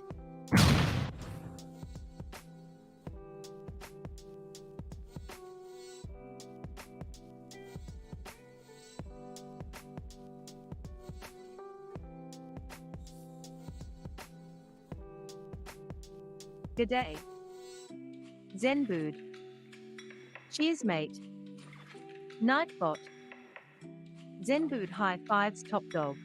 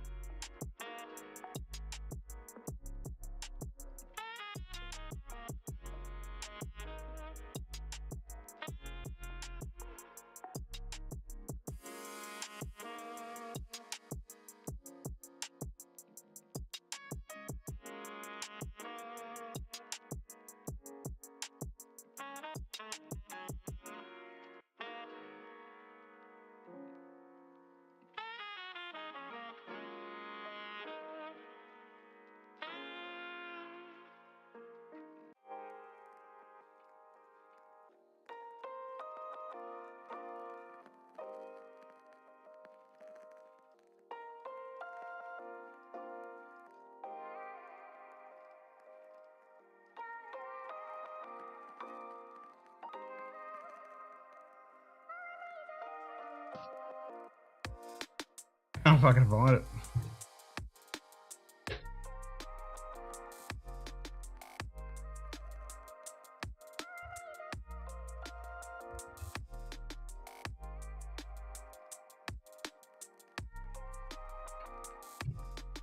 I have no idea where it is.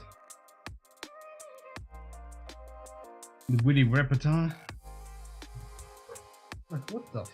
I just can't find the fucking thing.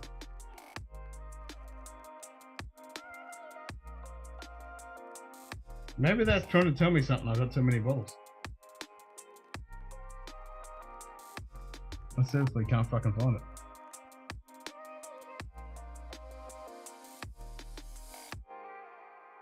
Break's over. Cheers, Top Dog. Sorry about that. I'm trying to find a fucking bottle of whiskey and I can't find the fucking thing.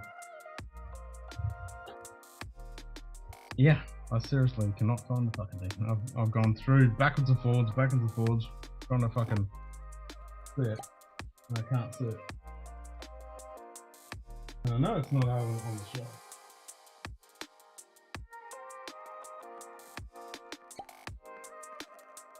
What the fuck?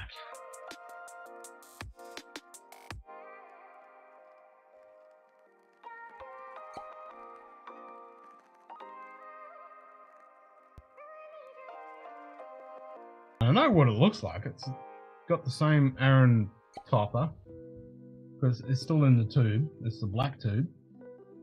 I think a dingo definitely does fucking have it, Eric. Yeah, I think you're right on the spot there. Fucking weird. I was looking at all the other places where I've got all my other alcohols, thinking I've mixed them up. No.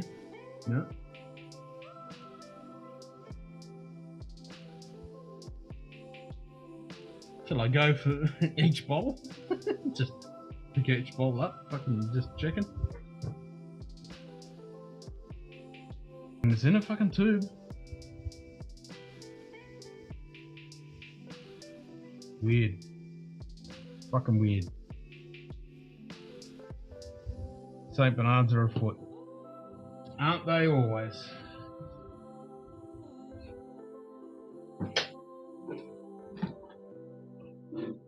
That's the fucking... That's what I was looking for. It's the same kind of dark... It's a dark version of that. With the Aaron on the top. That's the old logo. Fuck me dead. The Aaron packaging is very bland and opaque and it's easy... Yeah, exactly. And it's a lot shorter than the old tall ones. Yeah. So... It's fucking weird. Alright. I'm gonna go for the last fucking look. If not, if I can't find it, we'll just spin the fucking wheel and forget it. So, I'll have the last look.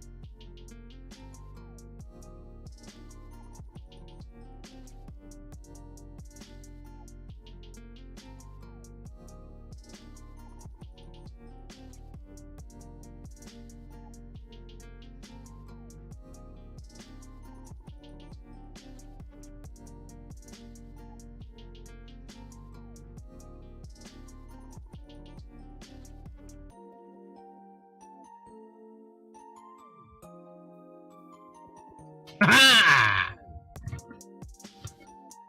Found the mofo.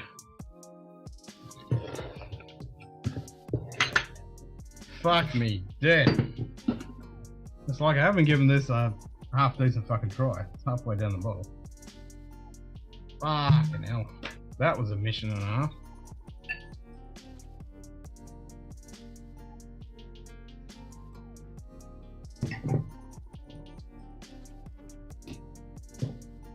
Finally fucking found it. Okay. So what's the ratio you're thinking, David?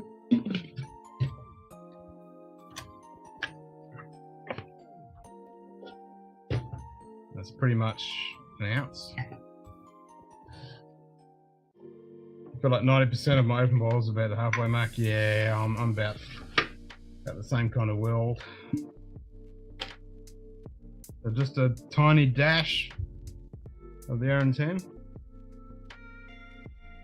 There we go, tiny dash. Looking for a fresh liver. Anyone got a spare? No, I'm looking for one too. Good day. Brian! Kilco whiskey. I'll have all the musings. scotch, please, and thank you. Cheers, mate. Damn straight, brother. Scotchy, scotch, scotch, scotch. All right. So we're finally, after fucking 3 times trying to find the damn thing, found the old bottling of the port, got the old bottling of the 10, and we've added some of the old 10 to the port. Give it a swirl. Okay, that smells a hell of a lot sweeter and lighter and Nightbot. florally. 5 fingers high fives. Kilco whiskey musings. So Brian, you excited for the 16th with Card Season 3? This is the first time I've been excited about Star Trek for the last 19 years, so I'm pretty optimistic.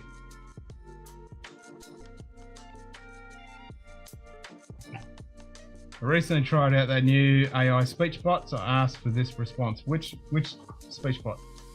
I've been playing with AI stuff the last few days. I've done some pretty cool pictures. Actually, I can share a couple of those pictures that I've done. No, they're on my local machine.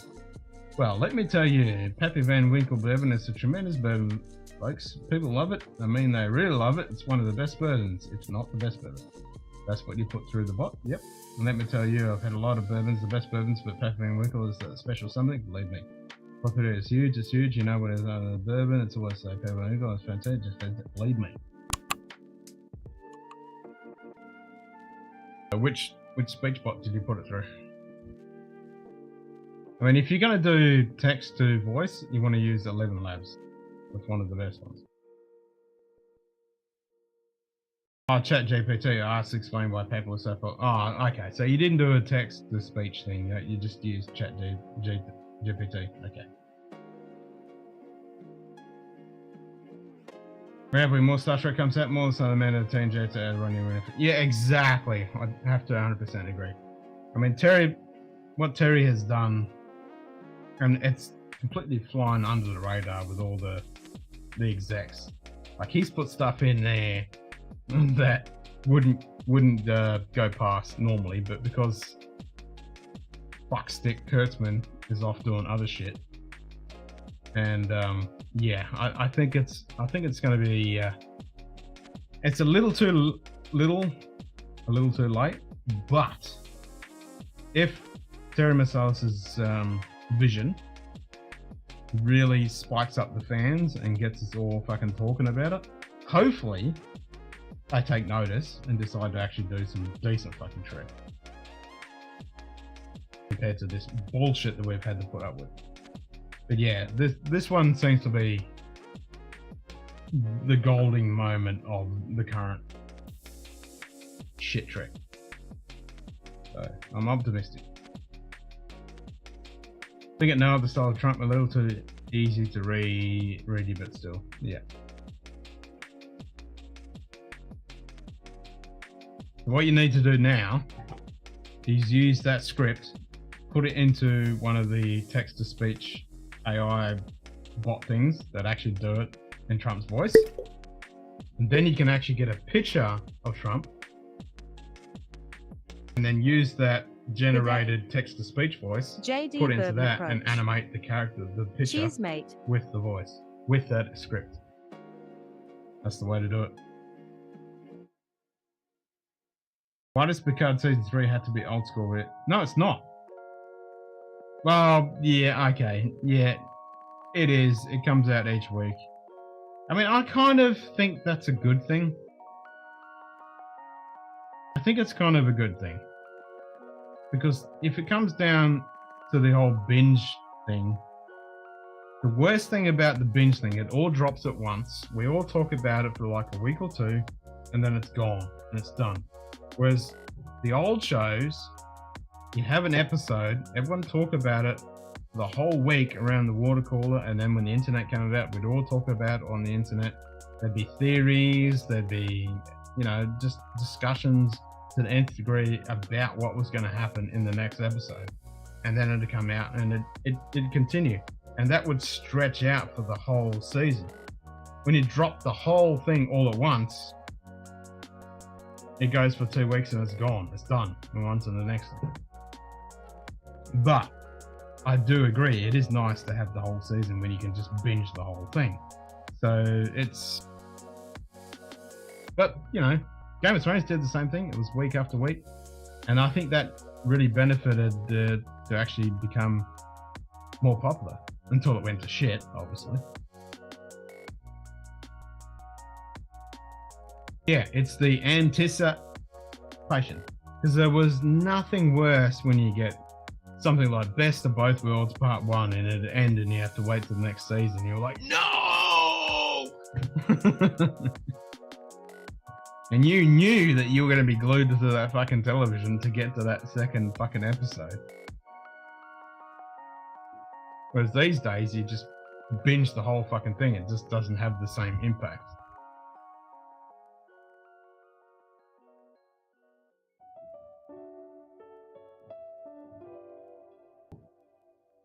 I think it's actually good.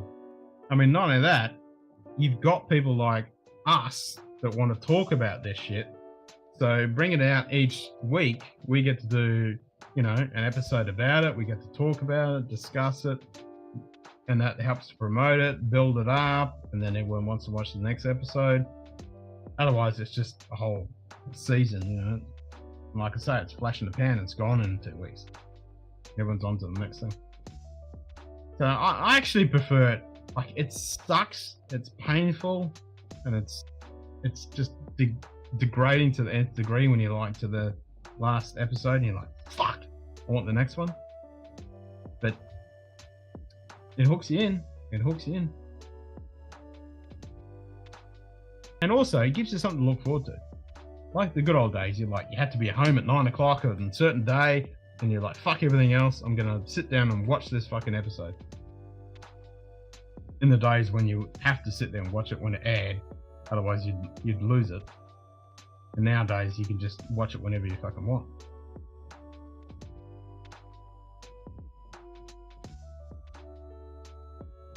So I kind of like that. So yeah, I'm not pissed that they're doing it that way. And when it comes down to it, you only get 10 episodes, 8 episodes of seasons these days. So, you know, to stretch it out a little bit, you'd get 10 weeks instead of just fucking a week or 2 weeks. I mean, stuff used to be fucking 20 plus episodes. Hate having to watch it when it aired so much, I'd always miss stuff. Yeah, I mean, these days you don't have to, but yeah, back in the day it used to really suck. Star Trek time was family time when I was younger. We'd all watch it. Exactly. I used to do the same with Babylon 5, Buffy, you know, all those cool shows. We'd all get together, have a few drinks, and it was like it was like an event with friends and family. It'd be cool. I'd want to watch all 10 in one sitting on a Saturday. Yeah, so I get that. Like, I'd like to do that too, but the problem is, you watch the whole thing and then boom, you're done. It's finished. It's done. You know, you're on to the next thing. Whereas when it's stretched out, at least you've got something to talk about and look forward to. It's just not wham, bam, thank you, ma'am, on to the next thing. And because, like I was just saying, modern seasons are 10 episodes, 8 episodes, you need to stretch them out. Otherwise, there's just nothing, because you've got a year to 2 years before the next season comes out. Nah. I actually like, you know, the anticipation is painful, but I think it does benefit in the long run. Because you've got, especially with the modern world, with YouTube and social media and stuff, everyone's talking about it for that whole fucking week, and it builds up the whole thing. It's free advertising for them.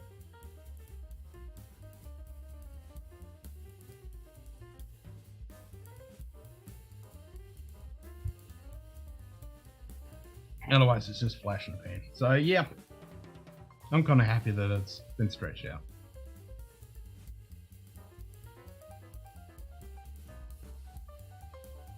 A small part of me wants to fucking just throw it away.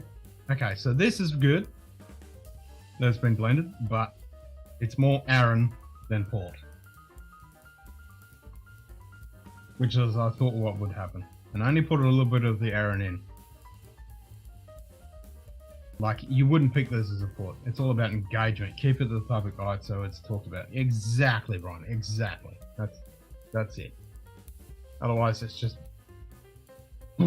It's literally this. It's just bang and it's fucking gone. We're on to the next thing. But if you got 10 episodes, it drags out for 10 weeks. That you got people talking about. And that's what made Game of Thrones so popular.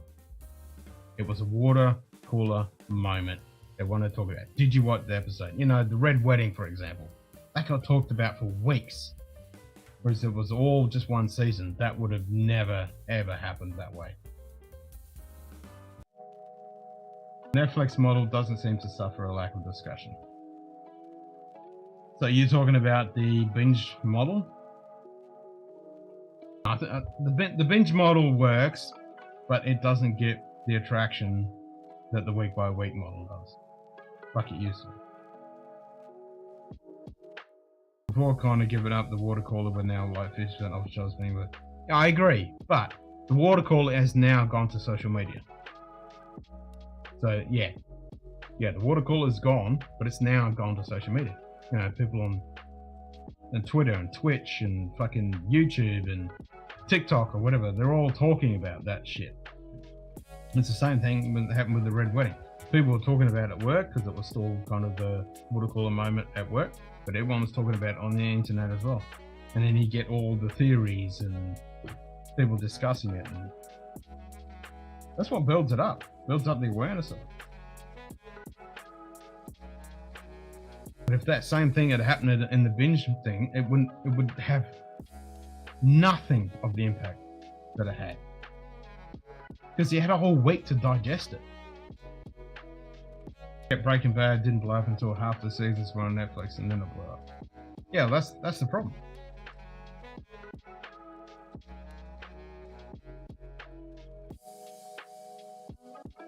Now, I think wanting us, you know, leaving the taste in our mouth, wanting more, I think is a better approach.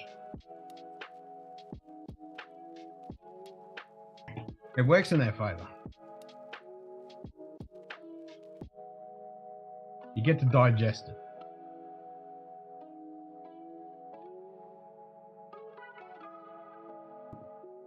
So yeah, that's what we're going to be doing anyway. So we'll be doing a watch party and a discussion on each episode of Picard Season 3.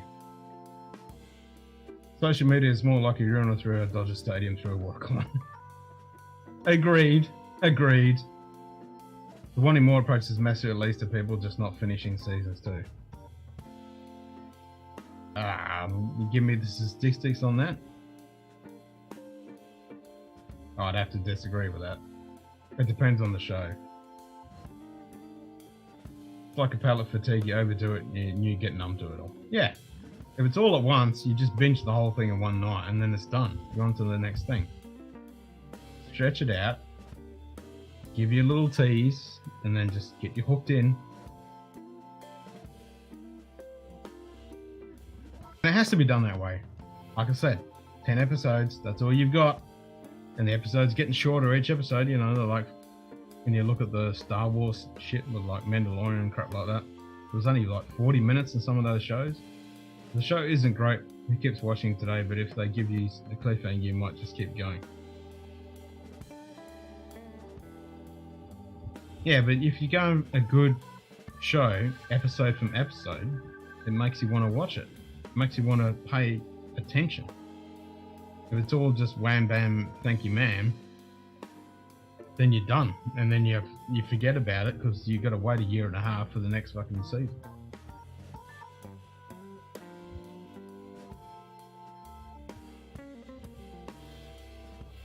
I'm with Brian. It's like palate fatigue. Yeah, you drink too much whiskey, you can't appreciate the next fucking dram you have.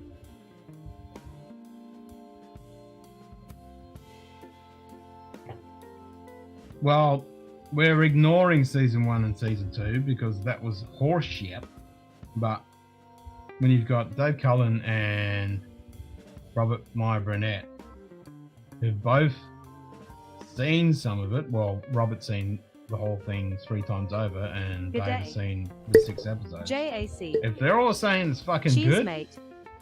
then I'm paying attention. No, it makes you want to buy action figures and Lego ships. Fuck yes. Hey, Jake. Good day. Long Square live the table whiskey. Yep, degenerates. long live the Scotch. Cheers, mate. Hey, Joey. What's up, brother?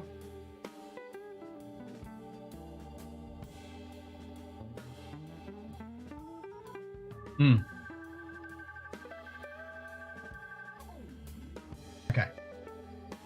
So, yeah, it makes it a lot better. The RN10 definitely comes through more. Like, the RN10 has definitely made it better. But the port finish disappears, and the still hot ABV is on the end towards the finish. Then the sweetness comes through at the 10. I did find Star Wars only good in a single sitting. God, those shows suck. Yeah, well, that's the problem. They sucked. Pretty much the exact middle of the work so far. This is no end in sight. Never ends, brother. Never ends.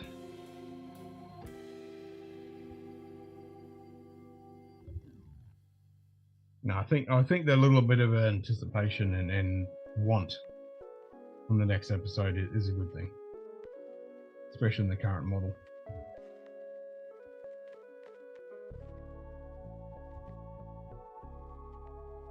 Especially if the show is good. And you know what Robert and Dave are saying, they're both like, yeah, this is good. This is Star Trek. So ignore everything else. Ignore all the Discovery and the Picard fucking horseshit abomination, disgusting fucking crap that we've had to put up with. This is finally fucking Star Trek. Heading out to work. Cheers, Eric. Cheers, brother. Happy International Scotch Day.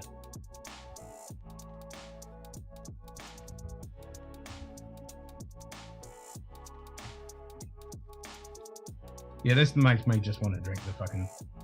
Forget this one and just drink the 10.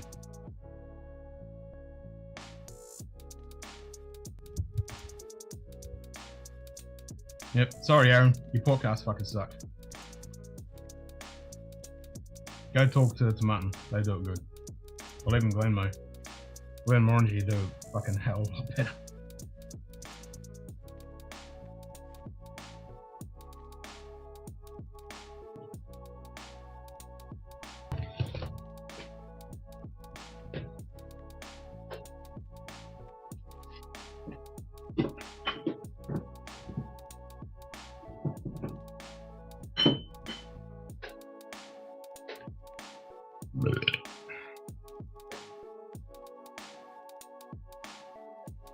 Yeah, stick to the sherry, Aaron. You do the sherry pretty good, but your podcast finishes suck.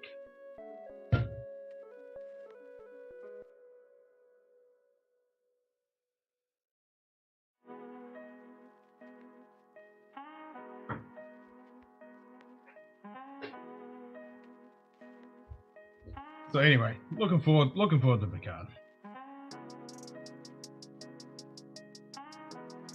Finally, a Star Trek fucking show I can actually get a little bit excited about.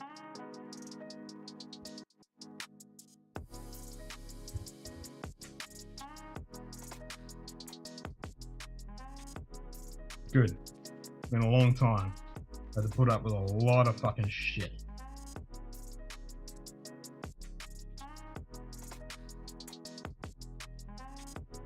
Then I watched half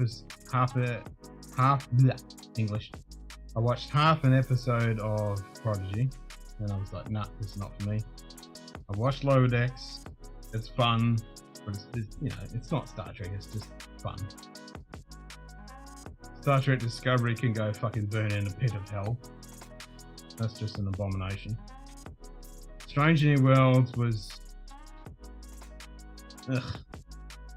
It was the best of current bullshit Trek, but it still fucking irks me. And then Picard was just, ugh, no. It's just wrong. Totally wrong.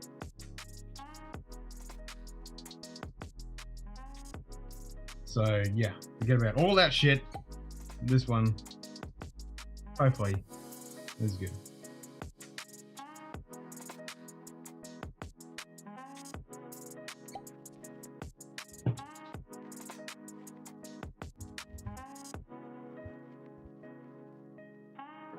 And the only thing we can hope is that the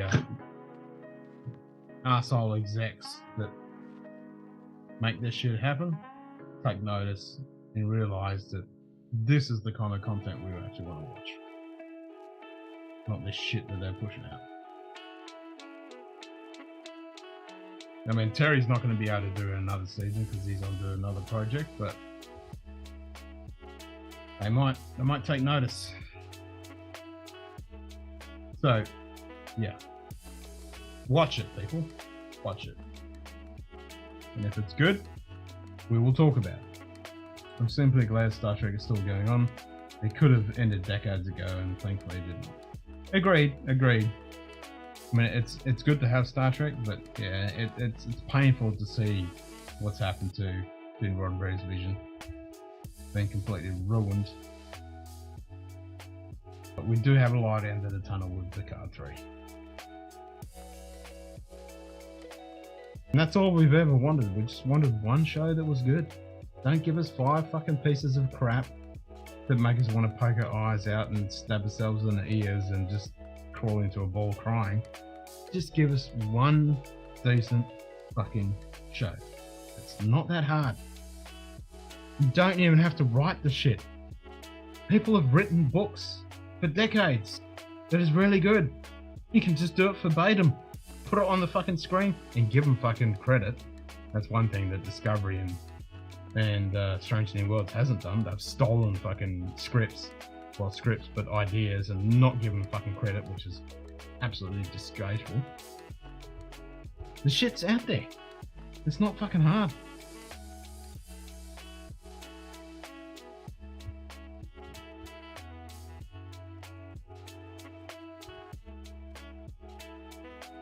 Because we all know that modern writers can't write themselves out of wet paper fucking bags, so.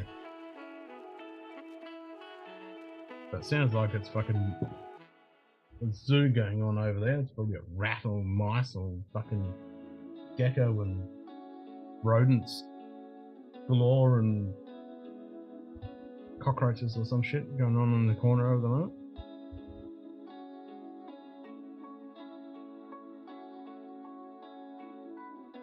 Alright. So that was more fucking Aaron 10 than it was podcast. So let's spin the wheel again and see what dream we're gonna have next.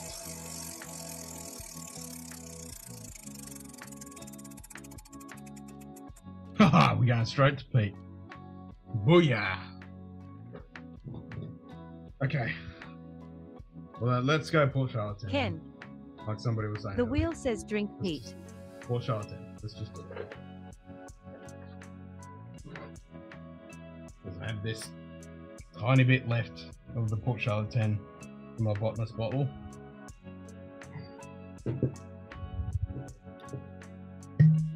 Boom.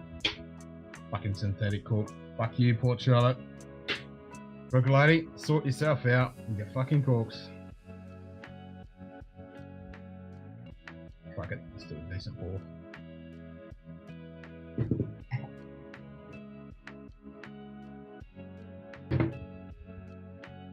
Pleasure. Oh, yeah, now we're talking. This is the good shit. Might have to go with a Kill Homan after this.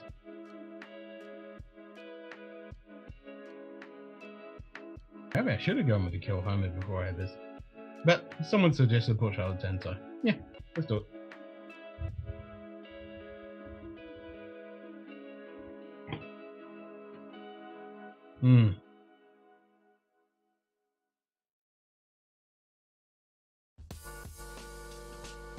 Never disappoints.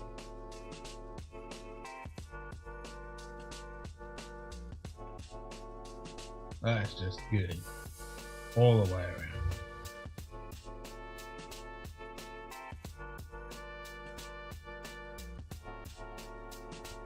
Yep. Can't beat that. Alright, I gotta put this crap back.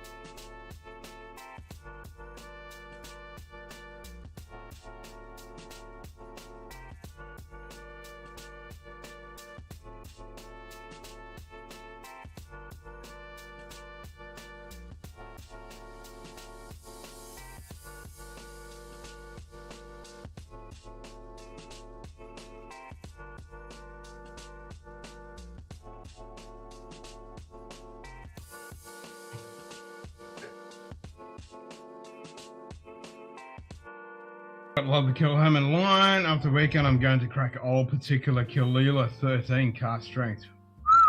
Nice. Very nice. Good day. James Morgan. James! Nice. Cheers, mate. The host with the toast on right here, brother. Lunch of a happy International Scotch Day.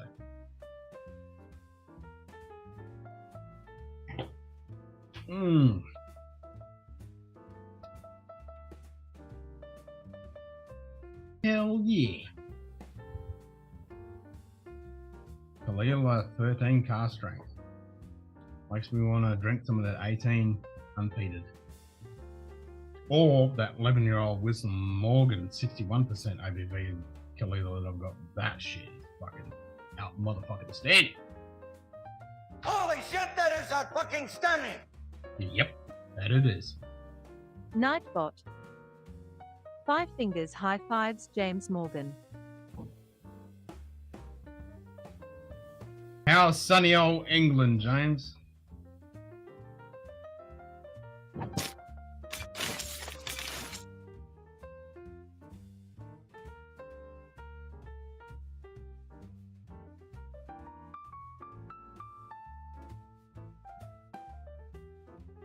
Dang, you guys have some killer bottles. Hey, fucking hell, Jake. You're not fucking...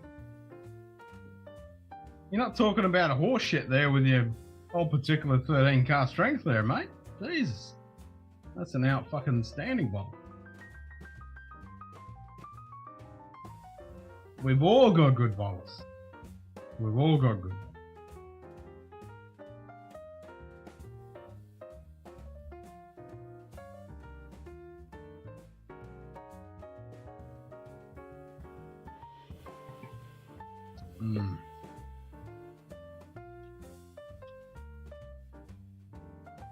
This is almost coming down. We might have to do this on the weekend with the 3-year birthday party. Might have to kill this rest of this Fort Charlotte. Cold but clear skies, 7 degrees. Oh, that's alright. Clear skies is definitely a bonus. No fucking rain. Fucking win-win.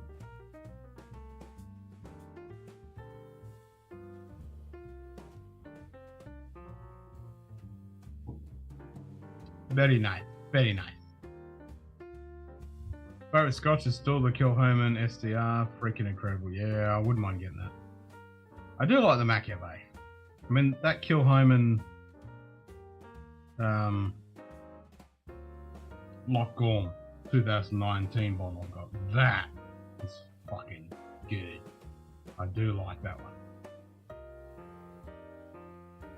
But yeah, I hear good things about the SDR. I do like the Loch Gorm though. That's very fucking good.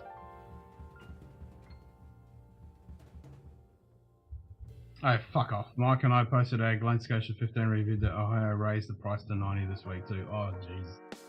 Yeah, you're in the same boat, Dustin. It's the price of Glen Scotia 15 has just gone through the roof here. Fucking ridiculous. Such a great bottle. If I shop around a little bit, I can still find it for 120 AUD, but it's still $30 over what I was paying for it. But I think it's still worth it. 120, 130, 15-year-old Glen Scotia. I think it's still good. So that 19 local was so good, the 22 was much of a disappointment. The other Canada haven't been disappointed. I've heard that, Jake. That was what was really, because I was really keen to get a couple more of those Loch Gorms. And then a lot of people were saying, nah, the later ones were not as good. It sucks, because I love that 2019. And my bottle's getting a little bit low and I wanted to replace it. And then other people were saying, nah, the new ones are not that good. I was like, fuck. That bums me out. Man, what a deal. Let's raise the price between recorded and posting. Yeah, I know, right? But it has been going up. Honestly, 46, 15-year-old and 50 on the day and age can be called a rip-off, but come on. Yeah, agreed. I mean, here in Oz, 120 for a 15-year-old is still good value. I mean, Port Charlotte 10 is 110. Fucking pretty much everything is around $100. So a 15-year-old for 120, it's still within reason. It fucking sucks that it's $30 more than what it was, because it was such a fucking steal at $90 and on special like 70, 80 even when it popped up every now and then. And I've only just cracked my backup bottle of the 15. But yeah, the availability and the prices to the fucking moon. If only we had stocks though.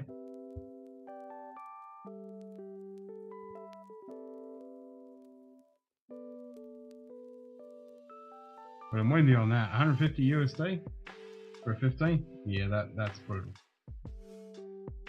That's brutal. When I'm paying 120 US.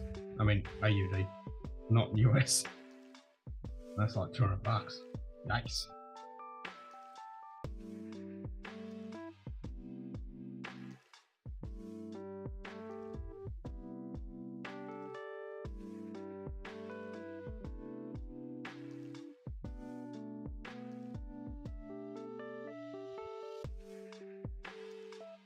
Yeah.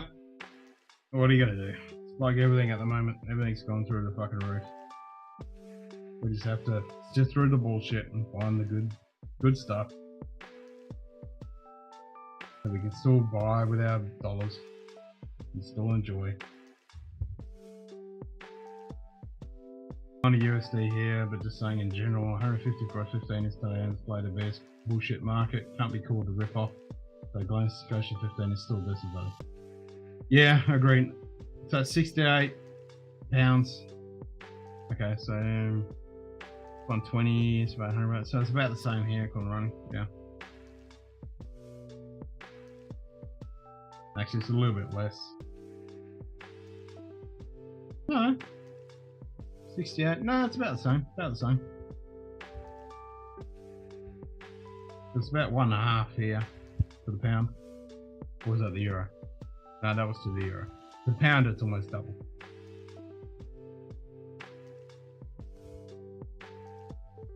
So you round it up to 70, it's 140, take a bit off, 120, 130. Yeah, that's about what we're sitting at.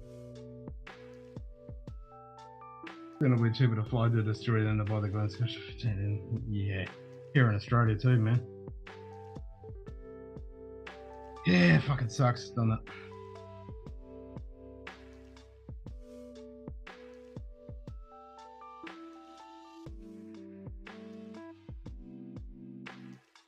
That's the thing, we're all lucky, we've all got a decent amount of, you know, stocks that we can rely on without buying this stupidly overpriced stuff that's coming out. But yeah, prices have gone up with everything. Fucking sucks. I just got another interest rate increase. So yay, yay, wonderful. It looks like it's going to be another few months. It's not going to drop. It's just going to plateau. An exorbitant fucking interest rate. It's wonderful.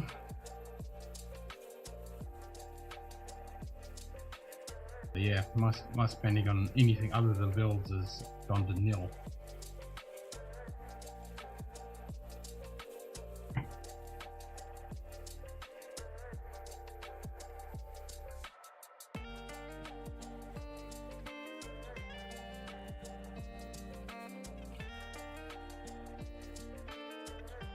But we're all feeling it. We're all feeling the pinch.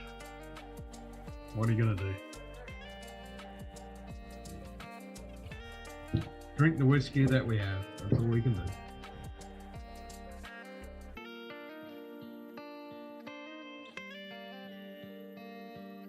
Fucking hell, it's blowing its fucking ass off outside. The old weather API is not even coming up with the wind, but it's like, I'd say 35, 40 kilometer winds outside, right? Huh, pretty fucking spot on. 40 kilometer gust. Hit that on the fucking nail.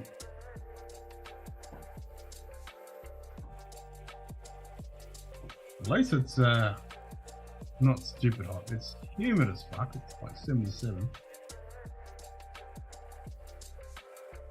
It's 24 degrees. Yeah, 23.2. Yeah, 23.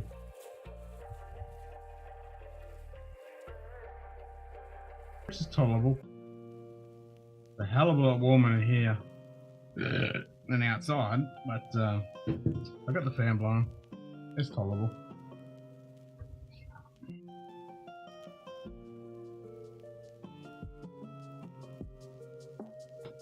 Yeah, the cost and availability of Victoriana 15-year-old Glen Scotias. Yeah, even the double cask. Proving to be a little bit rock and rough.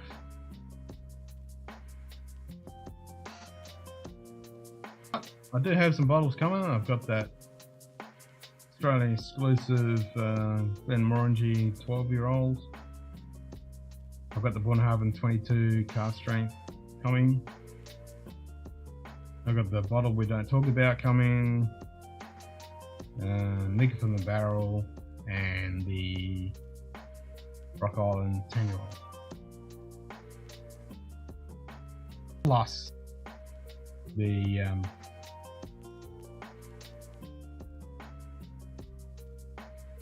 the fuck is it?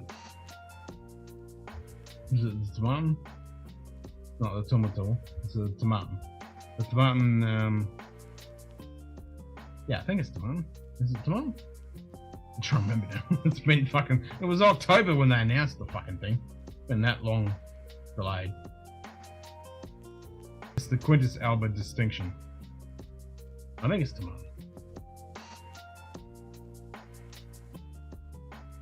Whenever that gets here.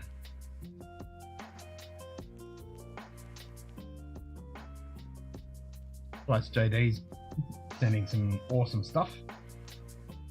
So I've got some shit coming. Got some new stuff. We'll need to go through some of Chris and Lil's samples they sent. Sugar Kitty samples. I need to bust out all my other old samples. And just do a whole fucking couple of sample streams. Go through some of those epic samples. Gotta do that, what do you call it? Brain fart. Uncut, unfiltered. What's that fucking distillery? Brain fart, brain fart. Don't tell me. Don't fucking tell me. It'll come to me in a second. Smoke wagon, uncut, unfiltered. I need to do the blind for those older batches.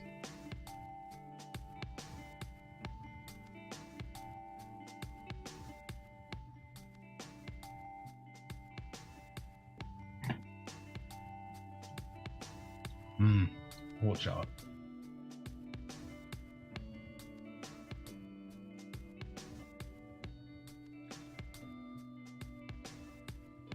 Good stuff. So we might still do a small stream on Friday or Saturday night, probably Saturday night. I do have to get up at Stratus Fart on Saturday and then on Sunday, so that it'll be a short stream, and then we'll do the full 3-year birthday celebration on Sunday night. That'll be the plan, I think.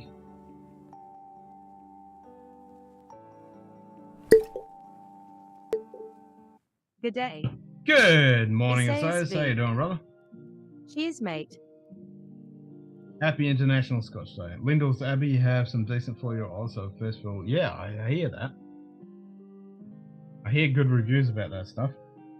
Haven't come across any at the moment, but yeah, I'm keeping an eye out. Nightbot. 5 fingers high fives ASV. Yeah, there's always new good stuff coming out. So, you know, with all our old favourites, price goes through the fucking roof and availability disintegrates. You know, there's still plenty of shit out there to get.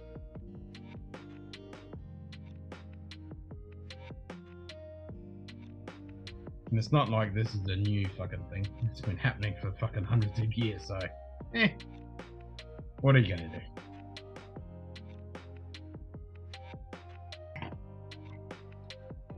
It just sucks when our old staples that were really good value and stuff go by the wayside.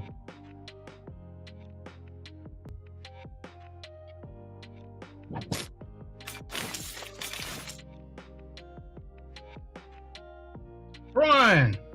Good day. What's up, brother? Slapshot How you doing, good? Roadhouse. Cheers, mate. Happy International Scotch Day. Hashtag Gizmo. Nightbot. 5 fingers high fives Slapshot. Yeah, it's fucking blowing its ass off out there.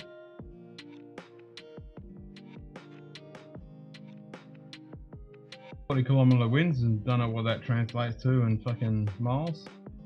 What is your go-to good price scotch you can drink all year long? Oof. I mean, you need to define it a little bit more than that. Johnny Walker Red. Blech.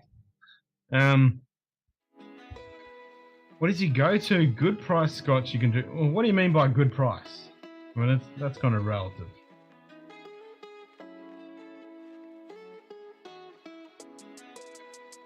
You doing well? Good to hear. Good to hear. Yeah. Totally agree, James. Hope Shane and Brian had a great birthday. Good scotch you can drink all year round that doesn't break a bank. I mean, I'd have to say like the Loch Lomond 18, man. That's definitely one of them. Even the Loch Lomond 12, but that Loch Lomond 18 for what you pay for that and what you get. $75 US. So that's around $100. Yeah, Loch Lomond 18. That's an out motherfucking standing bottle for the money you're paying for that. And then things like, yeah, Classic Laddie, your Port Charlotte 10, Steamson 12, Aaron 10. All those are solid.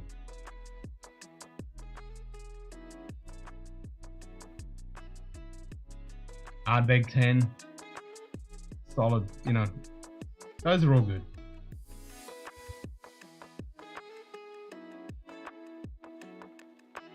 Yeah, 100 is still okay, I guess. Yeah, well, but here in Oz, you're looking around $100, $110 for your average bowl, so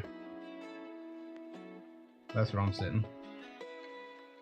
So yeah, Loch Lomond 18, Port Charlotte 10, Classic Lady, Ardbeg 10, Deanson 12, Ardbeg 10 versus Port Charlotte 10. Ooh. Well, that's hard. So if you're gonna point a gun to my head and make me pick one, oh shit, that's brutal. That's brutal, because I really like both of them.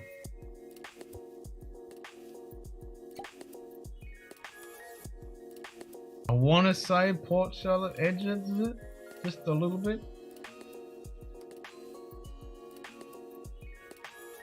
Oh, the Boutique Whiskey Company? They're dropping the Aussie stuff? Oh, sweet. I didn't know that was happening. Nice. I bet you can get it fucking cheaper price than what we do here in Oz. Damn. Yeah, I'd say Port Charlotte 10 just edges it over Ardbeg 10. Well, and I love Ardbeg 10, but yeah.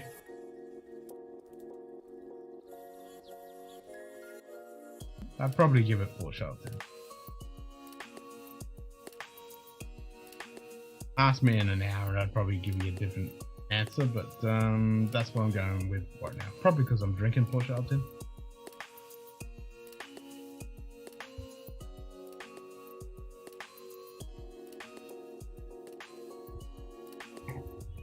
And Ardbeg gives me a little bit of a bad taste. I mean, the Ardbeg 10 is still fucking solid.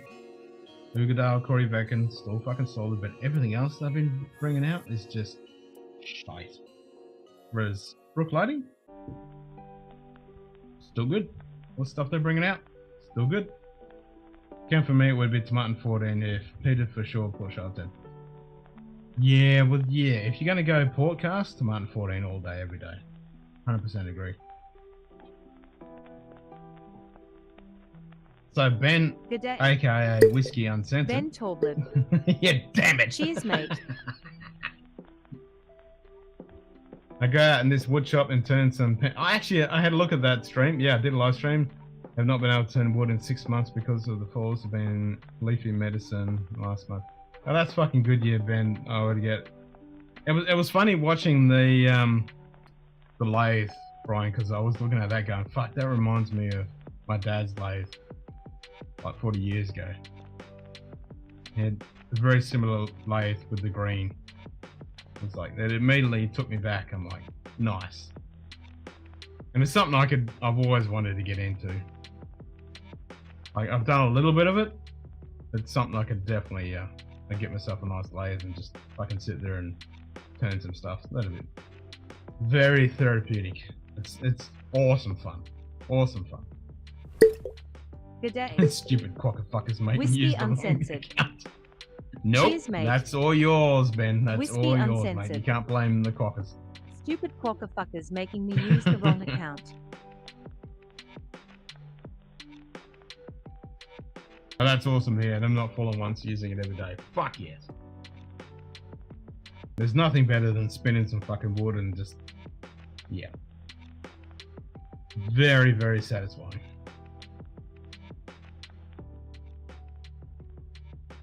Yeah, if you're going to go podcast, I would definitely say Tomatin 14, JD. I'm with you on that. But if you're talking about just bang for the buck, that Loch Lomond 18. Just Loch Lomond in general. Just all the stuff that they're doing.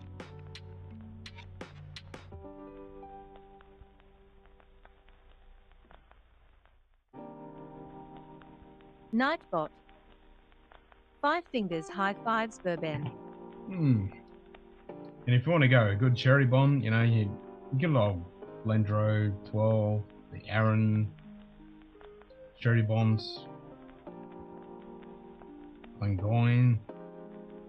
Edgedoor is a fucking hitter when it comes to sherry bombs.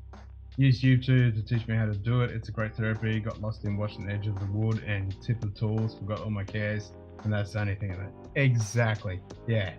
It's super fucking, when you're in the zone, fucking sitting there just, yeah. And all the tools just cutting in the cuts and smoothing, and yeah, it's fun when you get this chunky, obscure block of knobbly fucking wood and you put it in there and you turn it into this smooth thing with all the details.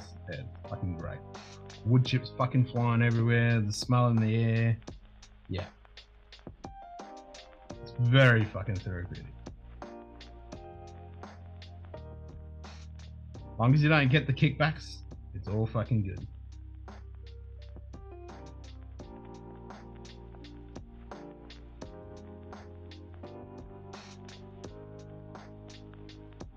Oh, one of your chains? Oh, nice.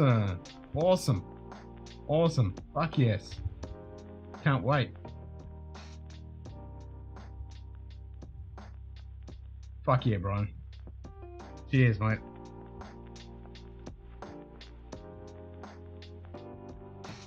Hey, don't knock it, Ben. Looks like I'm at 18 is $80. Fucking worth it. I mean, ask Dustin. He just had the bottle of it. He was talking about it. I've been waxing lyrical about it for fucking years. Loch Lomond 18 is out fucking standing for the price.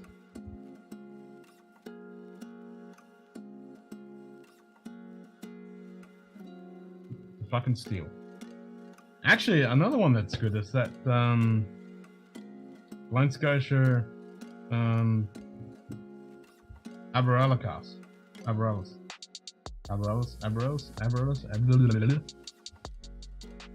cast.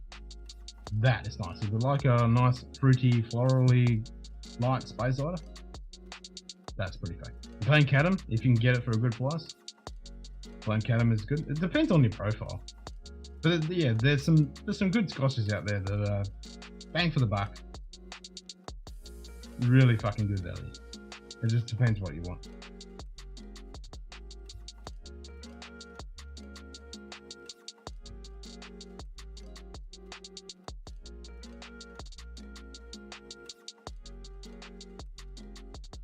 Which space side, JD, are we talking?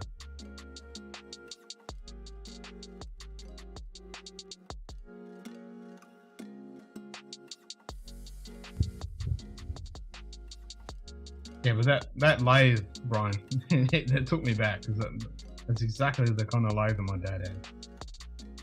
He still got it, actually.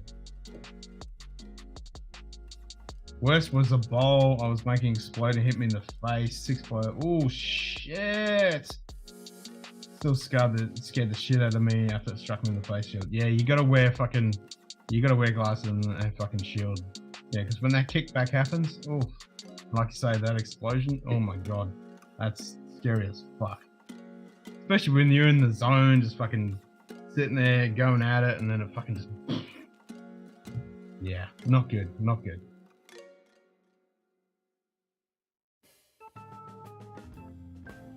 Thank fuck you were wearing this fucking shield, man. You ever see the Wine Spice King 12 year 52 ABV Farm Park winner? Very nice. I hear the Hive fast strength is awesome. No, haven't seen. I've heard of them, haven't seen them. That sounds fucking great. 52%. Fuck yeah.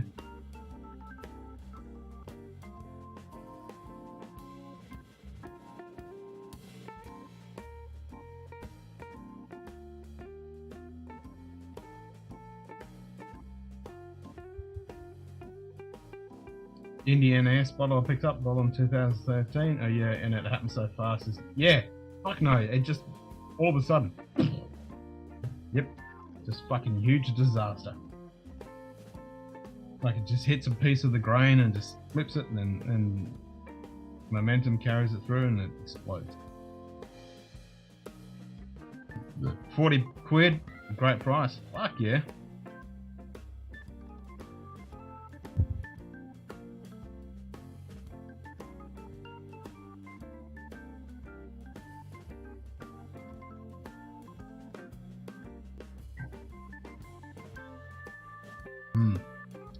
Port Charlotte goodness.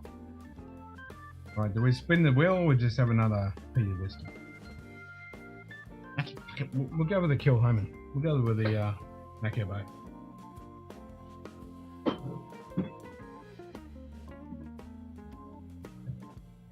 With my sexy little fucking sample pack.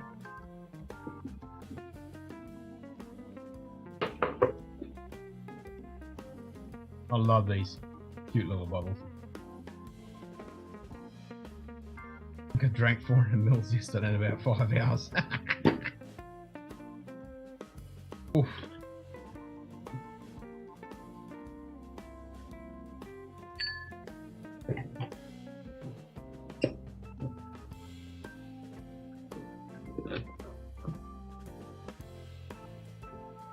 The one that exploded was a knot inside that had. I didn't know it was there and then caught my tool and blew up. Yep.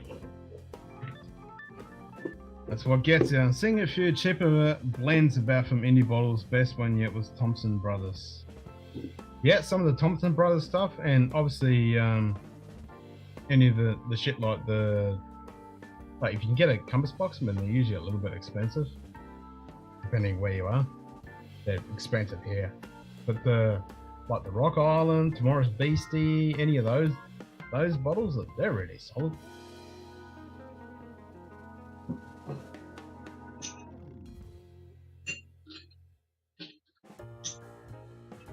If you're going to chalk Johnny Walker, I mean the 15.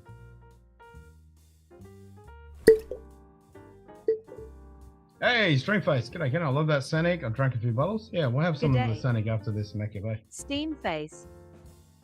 Cheers, mate. Yeah, Kilhoman makes great shit. I'm trying not to attack mine 2019 lock on because I really do enjoy that one. Alright. We'll have some of the Sanic after this one. I was quite chuffed when I found this little pack. Very cool way to do it. Yeah, signatory vintage, but you're paying for a little bit. I love the spinning barrel staves that reminded me. Smells, fills the room, fixed with the oak smell. Oh, yeah, that'd be amazing. There's nothing better than working on wood and having that smell in the air and all the wood chips everywhere. And sawdust. I just fucking flipped whiskey everywhere. I'm not drunk, I'm just munted. And landed on my hand. Nothing on the fucking table. Just in the hand.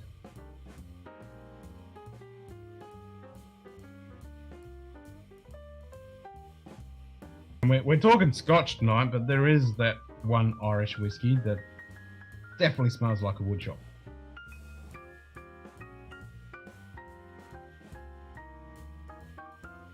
If Donna was in here, you know exactly what I'm talking about.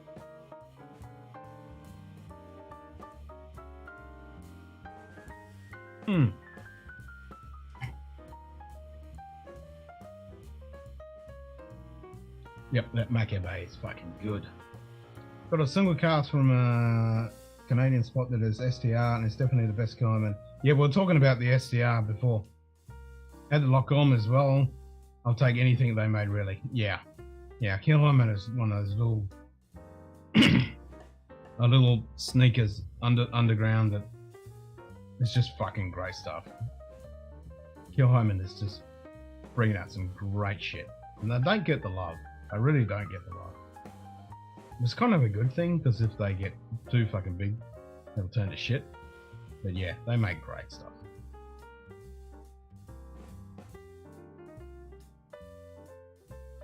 Yeah, we were talking about the STR earlier. Haven't had that one yet.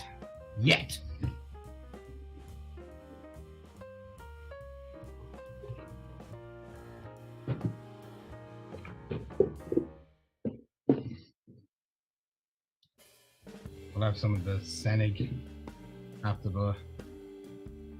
Yeah, the peat profile. It's so crisp and clean. Beautiful. My neighbours gave me plumwood. Oh, from a tray they cut down and made great bowls, but the dust from the plumwood turns my hands purple, and that would not wash off.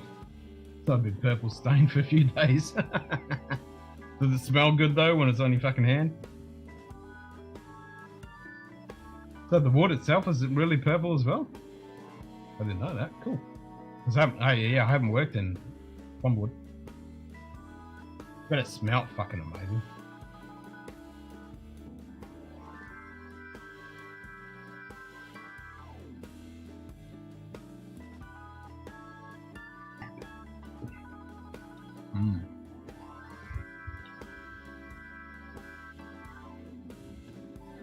Sit and watch people turn a bowl on YouTube all day. It's almost hypnotizing. Imagine doing it straight faced. Like watching it is awesome, but actually doing it, when you get in the zone, it's so fucking, it's so good. Hours just disappear.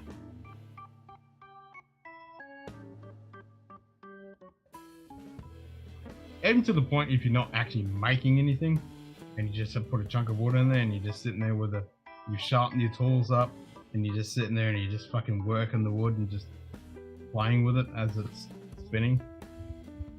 It's so fucking good.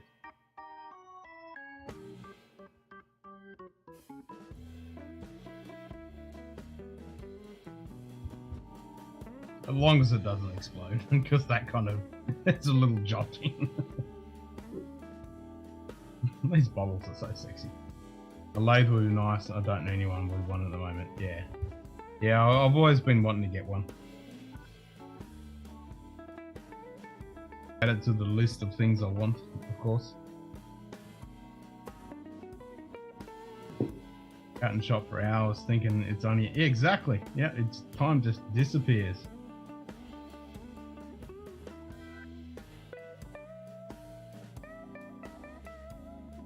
It's fucking fun. Especially, yeah, even if you're just playing around, but when you're on a mission to make something, and when you look back and you're like, yeah, I fucking made that shit. And then years down the track, you look at it and go, yeah, I fucking made that. And I fucking enjoyed every part of it.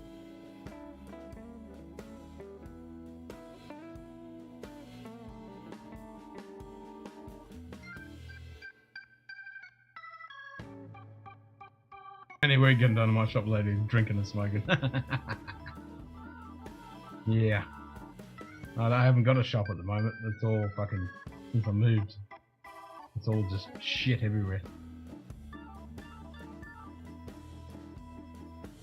You know, but, you know, if the price of everything wasn't through the roof at the moment and not giving me any extra funds to play with, I would actually go out and buy a decent... Well, I've got a table saw, but it's kind of shite. I want to get a good miter saw. I'd love to get a lathe and a good table saw. Upgrade the one I've got. Make a couple of good sleds and just make some shit. So, fucking enjoy it. But yeah, it's fucking expensive.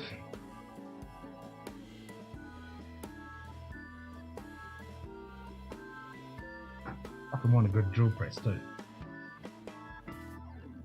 Got to get out and finish chopping up that big chunk of fucking wood I've got sitting out the back there with a chainsaw. What's up, Mike?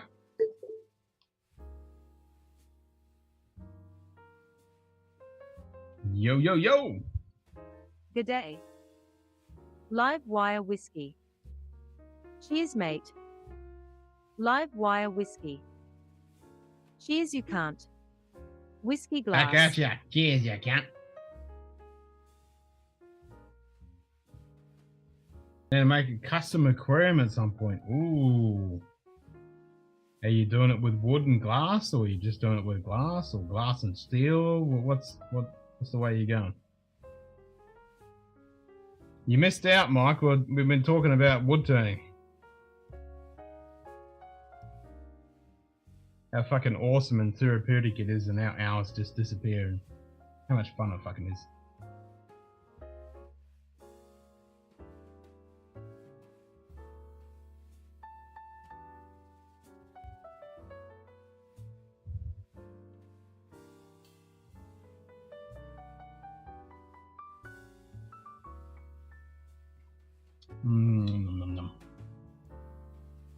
Kill fucking motherfucking Homan.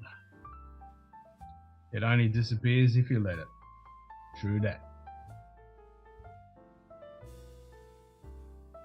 Tent will be custom made by Pro, and I'll build the wall unit to put it, TV, etc. Ah, it's gonna be a whole unit. It'll never disappear. There you go. Wood turning creations by Brian. Fuck yeah.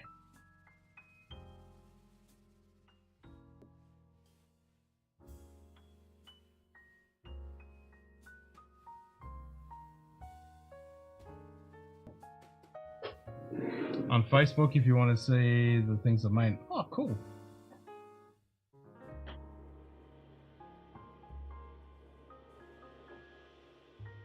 Actually, I'm on the wrong machine for that, but I will definitely do that later. 125 gallons. What fish are you going with? You going with the tropicals, or? That's an expensive fucking hobby. Woodworker is my first love. Yeah, it's so good.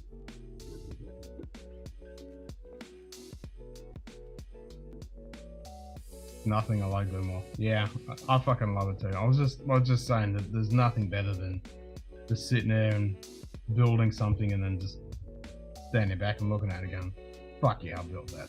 And years later, looking at the same thing going, yeah. It's like my fucking shelf that's sitting over there. It's nothing amazing, but I'm proud of it, you know. It's my first whiskey shelf I built. It's good quality pine, I fucking stained it and it's solid as fuck. Sip out Oscars around Chiliads and the 55 gallon they outgrow soon. True that.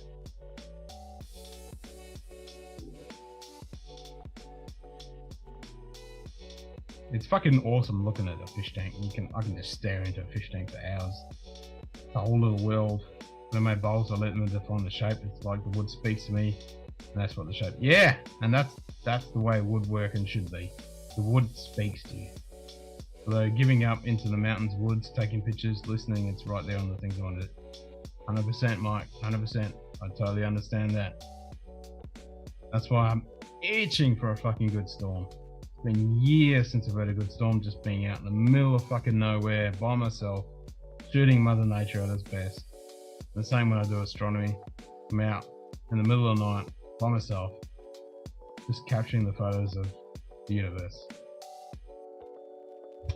Beautiful. Small salt water tank for some corals and maybe some clownfish. Nice. Hey Andrew, what's up, brother? Happy International Whiskey Day. Good day. Hey Steamface, you can always do the ASMR webcam on whiskey. the tank stream. Cheers, mate. Stream it on Twitch. That's a popular fucking thing. Got my wife a small 5 gallon beta as a gift and it's spiraled. Yeah, it's a fucking addictive. It's fucking addictive. I mean, I grew up with my parent, my old man having fish tanks and shit. Used to love just staring into those tanks for hours on end. Yeah, I'd like to have them, but yeah, can't afford that shit. And it's fucking addictive. Love to have some reptiles too. Want some spiders and lizards and geckos and maybe some snakes. That shit. So many things, so few time and so little money. Oh, she's willing to do the clean, so I don't mind having it. Well, that's a fucking win. High That's a fives, fucking win. ASMR whiskey.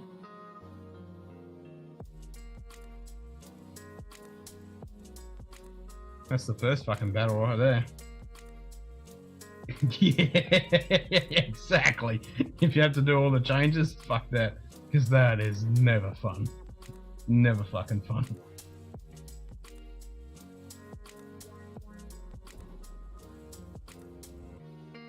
Yeah.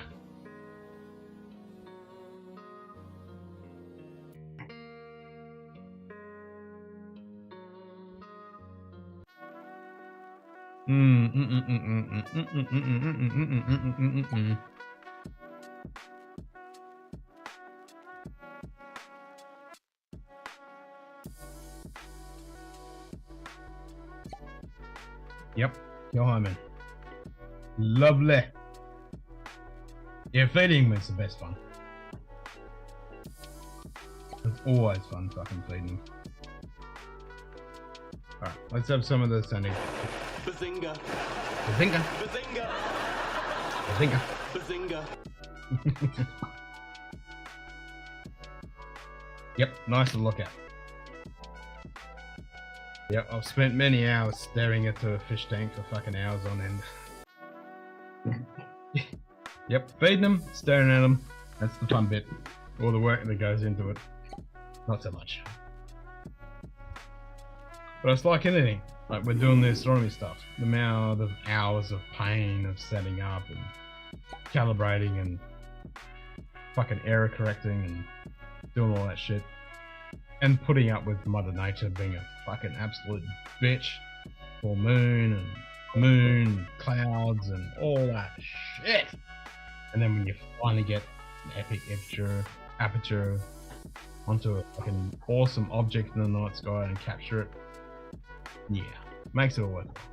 But it's fucking fun. JD's in the house. What's up? Scotch Day, brother. Yep. What you got? It's from yesterday's nightcap next to the bedstand. Nice. This is the space side I was drinking yesterday. I polished it off pretty good What's that yesterday. space side? Like when you said space side, I was like, well, that's a region. I don't know what the fuck you're talking about. Oh, and done vegan, Scotch whiskey, single malt space side. So it doesn't say what space side. It's just kind of a main Nightbot. independent bottling. Who knows Yeah. what the fuck it is? 5 fingers, let me high read it fives, back. JD. I shaved off my beard, you noticed? If you ate to set up breed fish, your hobby can become a self-sustaining if in terms of cost. I did that for a while. Yes, if you get good stock, very much. It's the same with, Nightbot. you know, dogs and cats and horses and all that 5 fingers, high fives, steam face.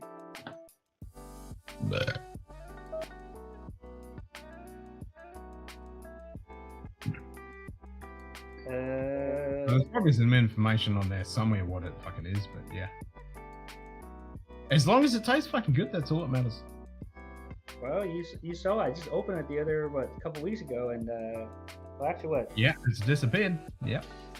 Actually, no, I opened up on the first. That's in 7 days. So it's a shit bottle. Yeah, it tastes really good. It says some distillery I never heard of. I don't know, maybe just a name, whatever it is. It says Misty Island, secret whiskey making, whatever, Good day. legit distilleries. It doesn't say Good much. kitty. On here, man. Meow. Hey, shit Cheers, kitty. mate. Meow. Whatever, man. It tastes good for 43%, and it's 2013 bottling, so hey, it works for me. So Yep. I was So drinking. First lot says hi and bye, Shoot Kitty. He was asking earlier when he went to bed where Shoot Kitty was.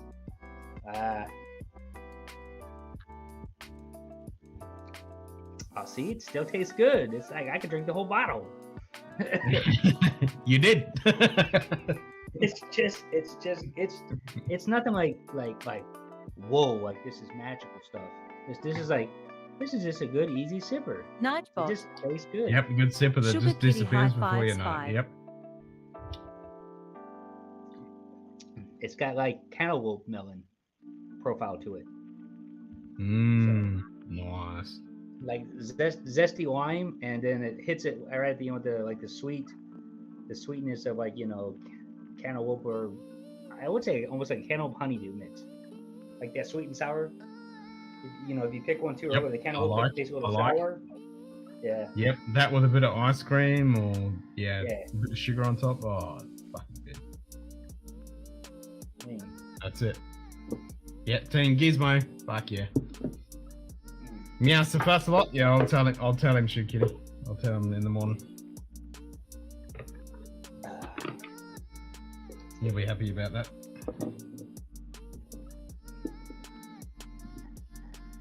I was checking my prices in Poland, with all the stuff that we're talking about, how like, ridiculous it is. Now, some of their shit is ridiculous, but the GSs are still $65 there, the GS 15s, and that's the new labeling too, with the price increase. So I was like, So you're like the only place left on fucking planet Earth that's got a decent price. No, and I can get it here, like, but I can only get the 2017 bottlings for 60, or basically less than $70 here. So Yeah, and the problem with that is? absolutely nothing. Yeah, exactly. I mean, I have the two 15s right on my desk right now. So one's open and one's closed.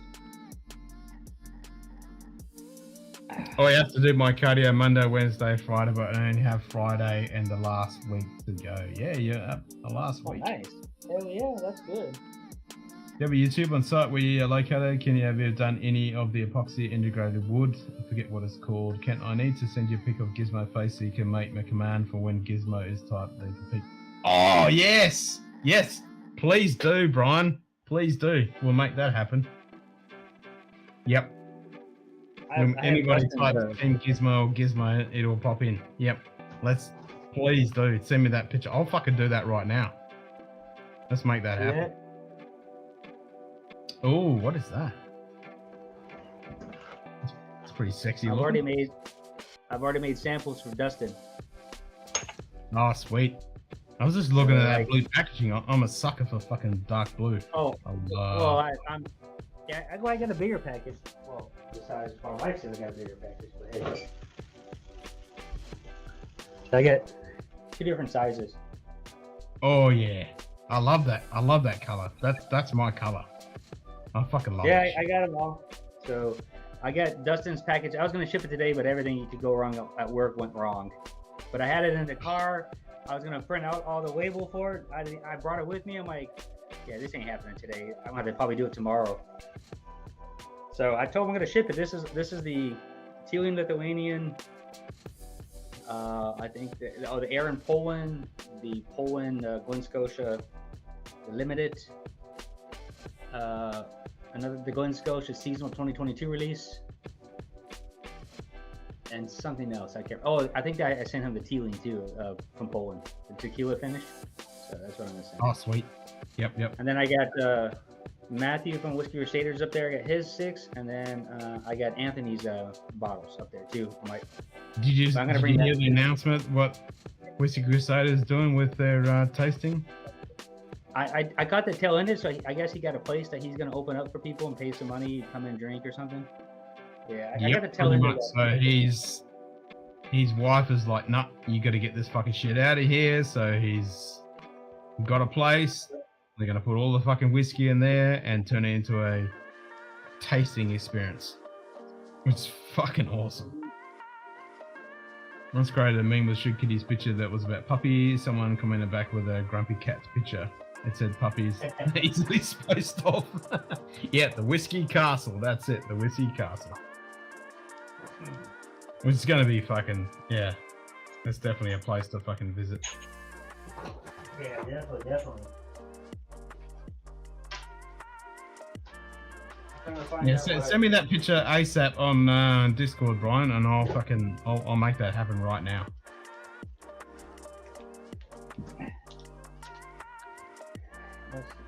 Trying to figure out what I sent to Dustin just to make sure I'm not stupid here. So Glen Scotia 10-year-old, the one I sent you a full bottle of, the Polish limited release. Oh, signatory vintage Linkwood 19. Ooh, the Bushmills tequila 12-year-old Polish release. Glen Scotia season 2020. Oh, I sent him the Glen Scotia 8-year-old festival 2020. That's what it was, not the seasonal. And then the Teeling Lithuania 15-year-old. So nice. Well, I'm going to send it. It's right here. I'm going to send it. So it's already ready if he sees this. Yep. Gotta send it sexy blue packaging. Yep. It's the same thing I sent to Jim. Jim should have his. I probably Medieval Times for grown-ups. Yeah, fuck yeah. Medieval Times for grown-ups. And they're gonna have fucking Lego in there, and they're gonna have fucking dark, moody castle type lighting. It's gonna be awesome. Yeah, it sounds like I don't know why his wife said she's complaining, but she will have more space though.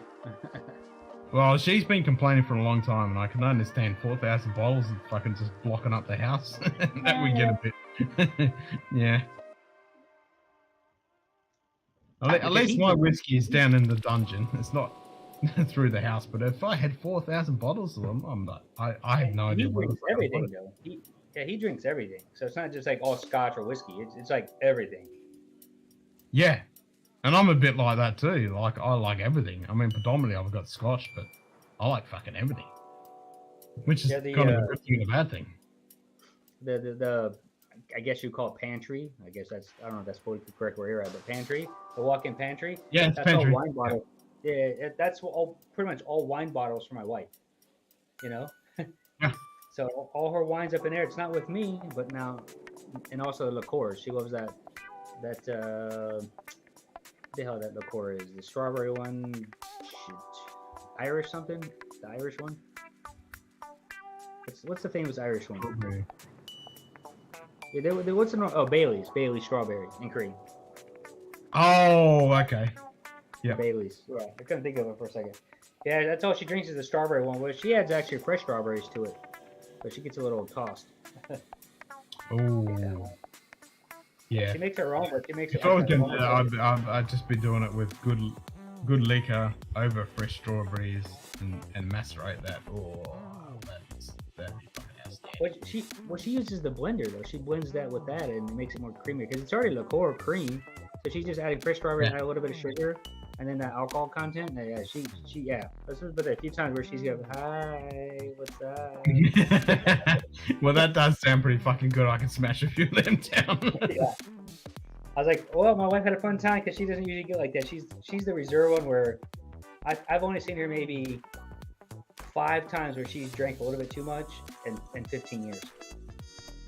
So I have to 100% agree. Carly's the same. Like she hardly ever drinks, and she's like me. She's got a pretty decent alcohol tolerance. But yeah, like her and myself, we smashed that bottle of wine, and we had a little buzz on. Oh yeah. I mean, my wife gets a little bit buzzed, but where she's getting like kind of like past that buzz part where I'm like, whoa, okay, you I gotta be careful here.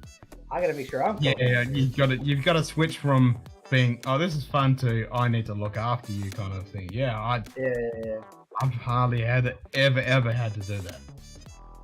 And I know when she drinks too much, because sometimes the next day she was like, oh man, my head hurts a little bit. It's a little heavy. I go, yeah, you did drink a lot yesterday. Yeah, that's what happened. That's what happened. Yep. Well, I told her, like, if I ever drink past my prime and I pass out a few, I said, just leave me alone. I said, just make sure I'm okay, but leave me alone. She's like, why? I want to make sure you're safe. I said, no, that's my stupidity for being this way. It's my consequences for my actions, not yours. Just leave me alone. Yep. Make sure I'm alive and just let me suffer my own fucking misery. Yeah, exactly. I said, I'm the one I drank. And to this day, she just watches me, make sure I'm okay. And I know my limits. I know when I'm gonna. I say, hey, sweet, I'm gonna puke. She's like, what do you mean? I'm like, yeah, I drank a little too much. I said, I didn't mix the water enough in here. And she's like, what do you mean? I was like, yep. I got about 35 minutes.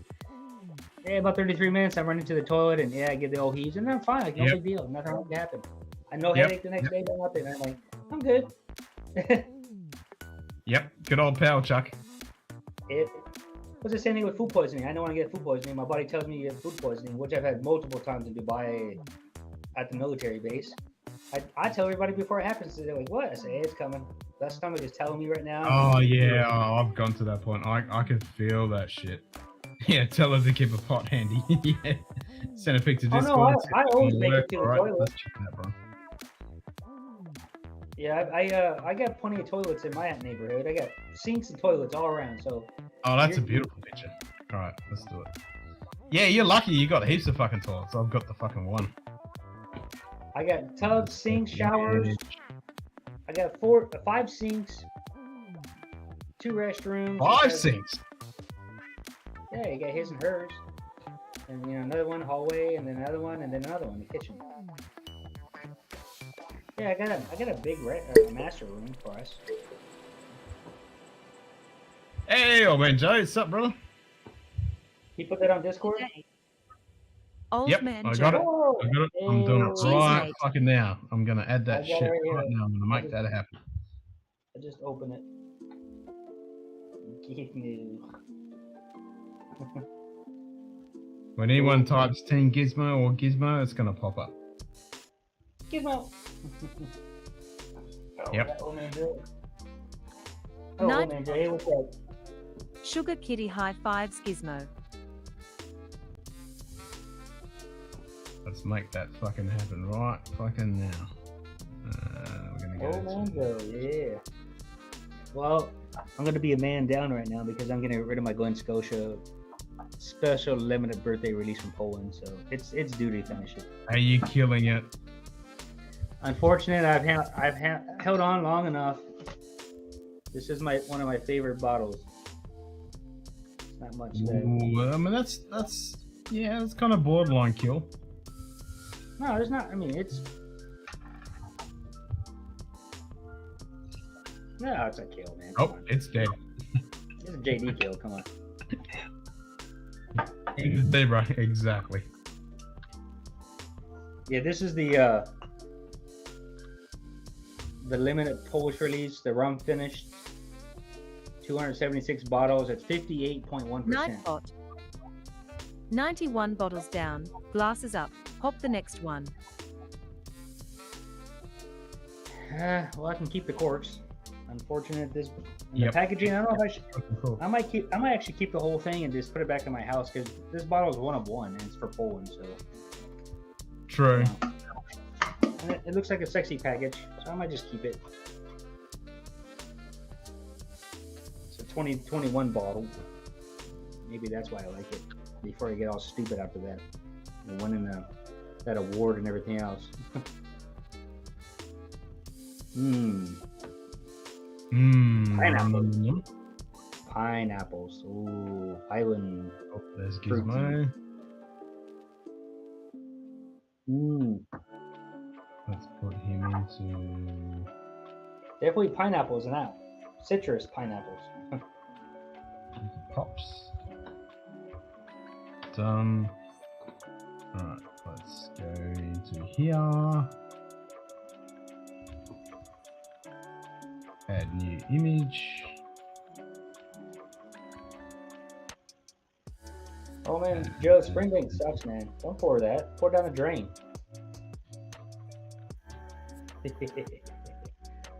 Finish a 2-hour meeting. If I didn't have to work, I would definitely be pouring a Springbank. Yeah, just fucking do it. Oh man, Joe, come on, just fucking do it.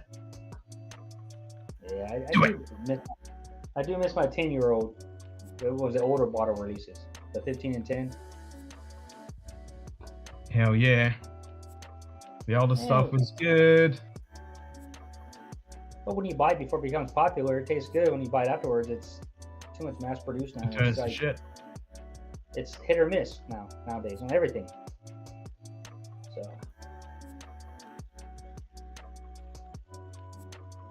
there we go. There's Gizmo.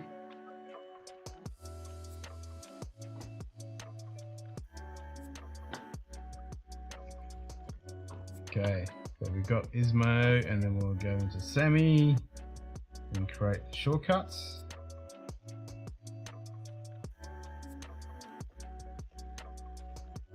Checking out my work.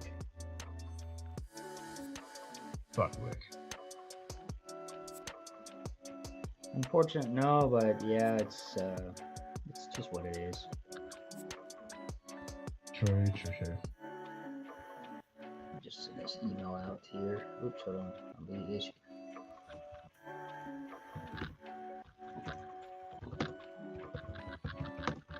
Copy, paste.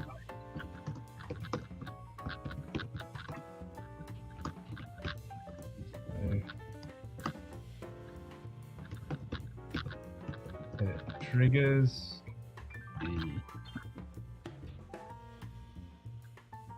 No.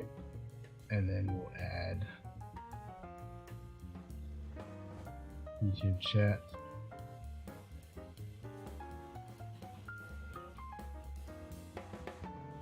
So, YouTube chat.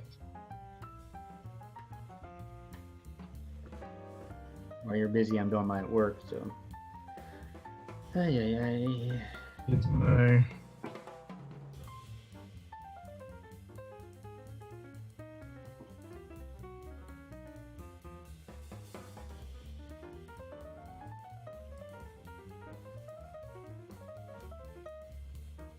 What else I got?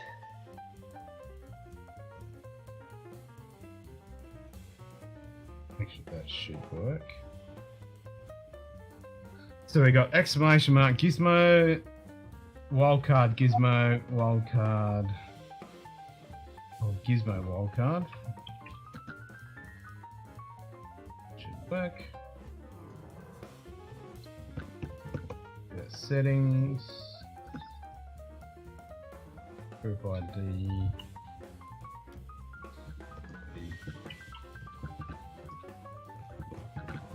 Gizmo. You know, being a supervisor here, work is never done, which sucks, man. I mean, I don't mind because I get paid good, but I can only drink so much, and like tomorrow I have off, so I'm not really worried. Tomorrow's my day off, so I'm happy.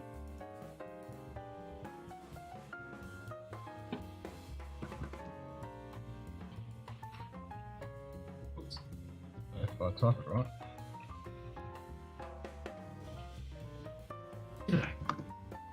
Hey! You get it? Yep.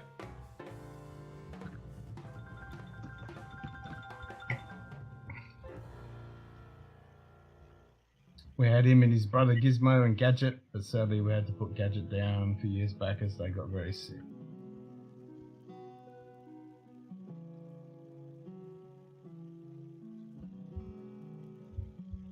Alright, so we've got Gizmo, now we'll make him slide in. There we go, studio mode.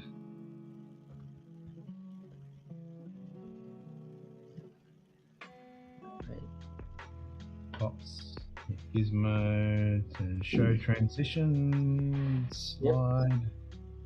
Hey, Greg, how you doing? On the left. So we Still should working? just slide in. There. Yep, And then we'll International slide Cat Day out. today.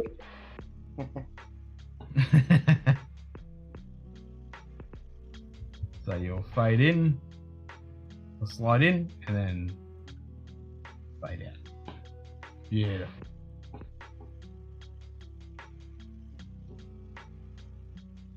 Cool. Done. Going in. Ooh, So if you type the word Gizmo or exclamation mark Gizmo, I will. Oh, damn, Ken, this shit is so good. Good. God damn it. Whew. I gotta be careful though. It's 58.1. Oh. Yeah.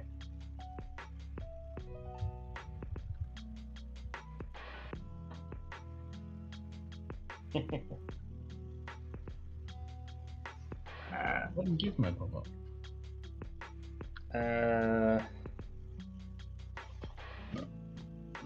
Greg, you know me. This is what I have in my glass. I know Kenny can highlight it.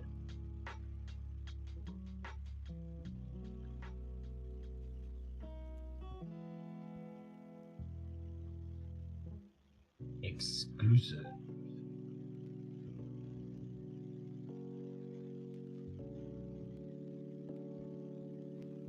So that's what I have, Greg.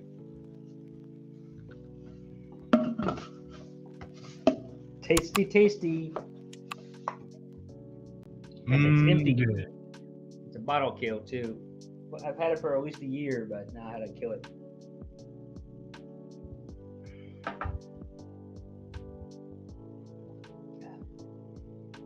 Oh, there you go, popping up.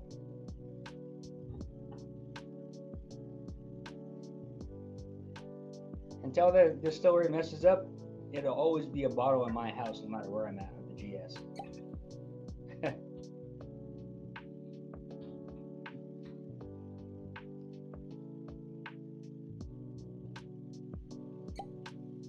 Yes, Greg, you are right. It is a Poland limited release, and it is from Poland. It's rum cask, and it's super pineapple-y and sugars, brown sugars, and just so good. And it has like, I would say almost like a dried up, sweet cherry raisin profile with it, like a mix. So, tastes good to me. But I gotta be careful because it's 58.1 and it's bigger than your normal kill in a glass, so it's a pretty hefty pour. So yeah, I gotta be careful.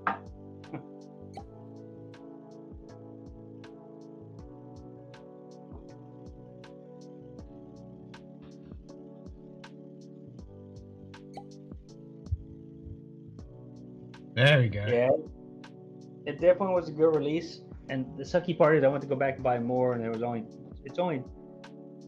were 276 bottle released for this. I went back to buy more, and it sucked. I missed out the first one. I found it at a different store, so I was lucky. And I went to go back to buy it. Yeah, I said 2 of them are gone. But yeah, it's a good profile. Brand ambassador? I don't know about that. I might get too much influenced. Right on, spend more money and whatever else they do. But I will be having a shirt though. Me and Ken will be true sponsors. Yeah. Yeah, not many bottles. You're right. It's at 276 bottles is not very much, so that sucks. It still works. And now I should send a text message.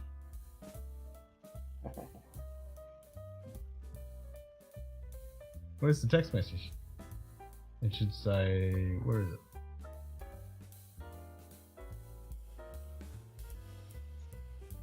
Oh, it's delayed. Alright. Okay. Fix that. Get rid of the delay.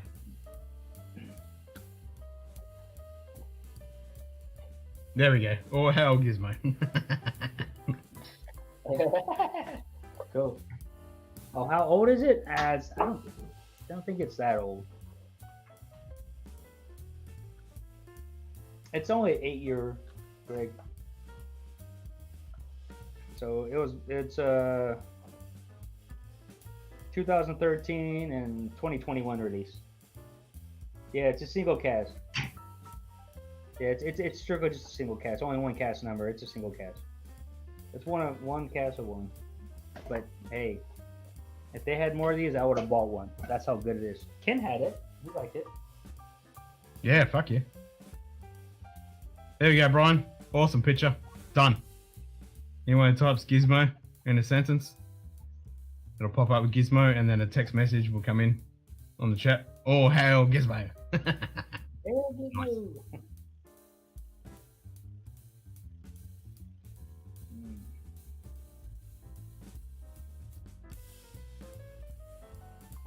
Alright, I need to spin the wheel to see what I'm gonna fucking drink next. Okay.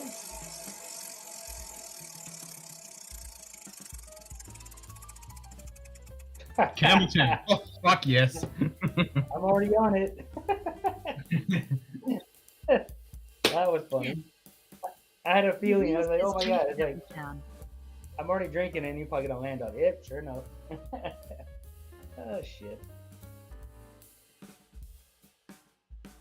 Well, it is a celebration of all things Scotch today, since it's International Scotch Day.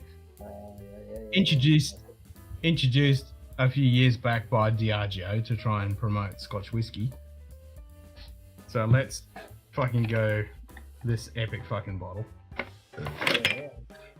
Gizmo says meow meow. Nice. So there you go. Every time you say the word Gizmo, Gizmo will pop in. It's like James put Gizmo in, Gizmo popped in. Nice.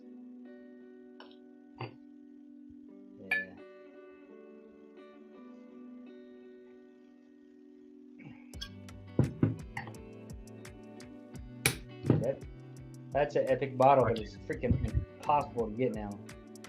Yeah, it's getting a bit low. I do have the engraved one I still need to do the photography on. Yeah, that's. Oh, I love this stuff.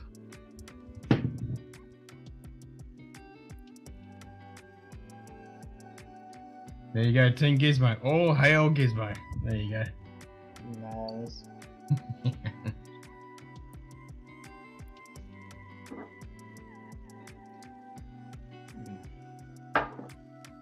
That's fucking awesome. Yeah, it's fun. I love it. I can do shit like that. There's like no other fucking whiskey tube has crap like that. It's just like bang, add a picture, bang, done. It's fucking awesome. Nobody has. I don't think his people have patience. You know. No, like, for they me, don't have the patience or the skills to make that shit happen. Well, if you don't have the patience before the skills, you're gonna get angry all the time. So that's the problem. Yeah. 'Cause Hey, Vince Vega. without being patient, Happy midnight. total fuck.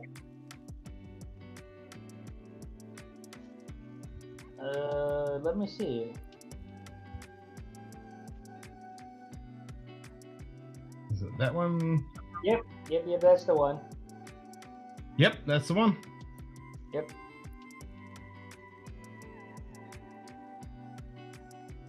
I just enjoy it.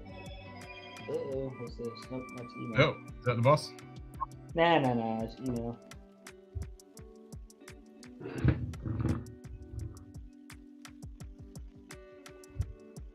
Somebody here put on here, it's nose is fresh or wet grass, hay, malt cream lemons. I know, I get more like pineapples and sweet tart fruits. Then it says taste sweet, oak, sour, leather. Well, I can see the sweet and sour part. Like I told you that it's like a crossbreed with a, sweet and sour. And it says bitter peppery, made her butter peppery, but not no bitter peppery. We're gonna have a midnight toast to whiskey of the world. Well, it's International Scotch Day, so we'll do a toast to Scotch around the world. So let's raise a glass to Scotch all over the world. Well, Cheers to Scotch. Slanch of lemon glass in Scotia. Yep. Same company.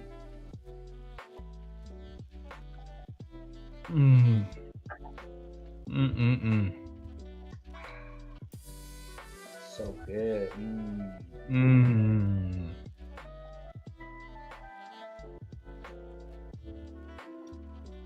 Oh my god, the angels are dancing on my palate. Yeah, definitely, Greg. Sweet and sour, oaky, and oil. Yeah, that's even in the finishes like that. But for me, it's not bitter. If he's talking about bitter, that might be the high alcohol ABV. But it's not bitter. Peppery? For me, it doesn't taste peppery. Now, maybe it's spicy. Now uncorking that Glenfarclas. Cheers to that, Greg. Enjoy that fucking Glenfarclas. What, the 185? Yeah, 185. Yeah. Yeah. I saw that after he posted it. I was like, I can still get one of those. I'm like, that looks like a good bottle. I like Glenfarclas stuff. Priced it right? Yeah. How much is that 185? If you remember, Greg, because here, in Poland, I think I want to say it's $145. But I've never seen it, so I don't know what the price is. I don't know yet. But I know I can get the 105 all day long for $40, so I can't complain. So I'm not complaining about that. Oh, I love 105.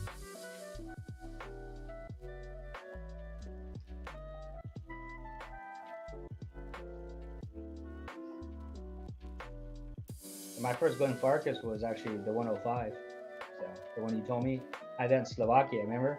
I said, look what I found out. And the guy was selling it under the table.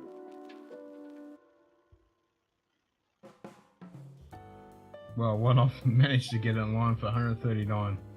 Prices okay, included. So basically it's almost the same. So it's basically the same price here almost, give or take. Because the dollar just got super strong. Hope you know that went way back up again. Well, against the Polish zloty. So now I can get stuff. I get basically $1 is 4.45. So it's like, okay, 1.45. So there you go. $100 is 445 zloty. And the Teeling Causeway went down. But yeah, the 12-year-old Causeway tequila finish just dropped the price to 345 Zloty, so what's $70 for a Causeway 12-year-old? Whole limited. That's pretty good for a Causeway. Nice. It's all fucking expensive here. They Push up up price the of 15, 105 is the value. Yeah, 105 has always Oh, yeah. been value. Well, I like it because the price is good and at high ABV for $40 at 105. Come on, that's a steal. And it's consistent. Yeah, I've never had a bad one yet. The only Yeah, problem I have whereas, is you know, that it's slow A down. lot of and people pass- said that pass out. the latest ones are not as good as what they were, but that's across the fucking board. But you know, with the normal age status stuff, it can be a little hit and miss. But the 105 is consistently just fucking good. Okay. Yeah, I mean, the Gordon Park has always been pretty good value. I mean, you can get some pretty epic old ones too. Oh, value is great. Yeah, I was saying a couple of hours ago that if you want to get something that's a really good age statement, Glenfarclas is the way to go. You can get an epic age statement for really decent money. Whether it's going to be good or not is hit and I miss. remember when the 25 was going for $130 around here. The 25. Yeah, year I mean, I picked up the 25 with the 40 sample for fuck all money, and I was really disappointed. But when we popped it last week, I was actually, okay, this is actually pleasant. That was good. Yeah, So I've only I had a think sample too. Just needs 18 months to fucking open up. yeah, definitely. It's just hit and miss. That is the biggest issue, not cost. Exactly, Shakira. Yeah, that's just what I was saying. The value's not the problem. It's whether you get a good bottle or not. And if you go for the family cast, it's like, yeah, you can get some hitters, but it's a blind dart throw. Yeah. I try to go with my main ones. Obviously, everybody says, "Oh, you drink the same one." It's because I like the same distillery. Hello, why change too much? I don't want to, because then I have to start branching out, buying more and more product. If I have one distillery that kind of hits all my profile, I don't need to go nowhere too much. Of course, I'm doing tunnel narrow vision, but so what? I have good stuff I like. Now there are some bad ones every once in a blue moon, but nothing like other distilleries I know. Like I can go to pretty much Taman, pretty much to Erin, Glen Scotia, Loch Lomond. Pretty much those are all pretty good, solid drams. Of course, if I pay more, I get better drams. And we can get like a No, 14 exactly, Greg. Exactly, Greg. The older stuff was definitely better, and a lot of people have said that. Oh yeah. Even so, the 105 is still consistently good, even though it's not as good as what it was. Well, they get like online or my stores, they have like the 22-year-old 105, like 22-year-old 105. Of course, you gotta pay some price for that money. Mm-hmm. Like, yeah, I was like, what? 20-something-year-old 105? I was like, whoa, age statement and a 105. Oh hell! I saw the price. Oh hell no, I ain't touching that. That's too expensive. Yeah, I would spend money on that. Yeah, it's not the old Abalur bonus. Yep. Batches 55, it seems to get really balanced with the old content. I try to call the batches in this, obvious. Yeah. And everyone says that. I even say that, yeah. The older ones, like I've got a 61, which is like, it's getting to the point where it's like, eh. The last one I have that was a batch 44, and everything else before that's all was like 3 to 44. I had all those. Well, not every one, but quite a bit of those, and they are all pretty damn good. I've never had anything after the 50 or 55. I haven't had a single one. So 25 105 in the gift pack. Ooh, for the 15 cents. Oh, yeah? $60 now cheaper in the UK than the 15 price. Oh shit. There's even a 40-year-old 105 at 60. Oh, damn. A 40? Oh, that you're dropping. Ooh, What? 60. So 40-year-old Yeah, you're 105. gonna be dropping coins for that. 40-year-old 105. Oh, yes, please. What was it? 5 to 7 grand, I guess. It's no doubt. Yeah, I don't know. That kind of scares me to even think about it. A 40-year-old 105. Yeah, I'm like, that's out of my fucking pay grade. yeah, dream about it.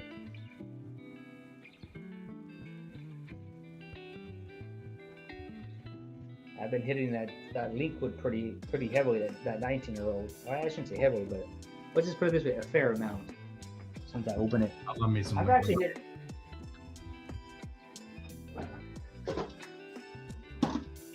So I've been.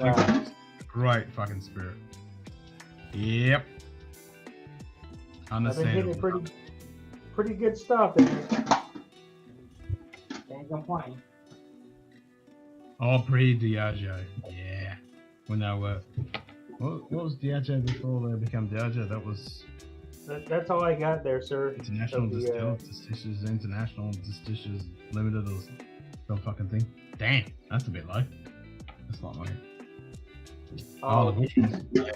I hate tequila, but this right here is perfect for me.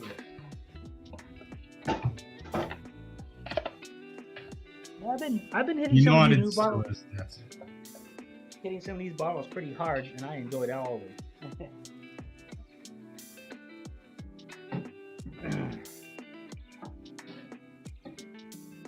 I'm not afraid to polish off some bottles. Ken knows. Hell no. I've been on a lot of your streams since the last 2 years of travel. I think I polished off so many bottles on your streams, ridiculous. Yep. I've definitely killed a few. And the worst part is I have nobody to share it with practically. It's just myself. That's the advantage of having the internet. Because I'm in the Yeah. same thing. I got fuck all people to share it with, but yeah. Like you have your wife. I don't have nobody. I just got myself. Now I do give samples out sometimes when I want people to really try something that they can't get or I like. So that's what it is. Yeah. And I don't mind.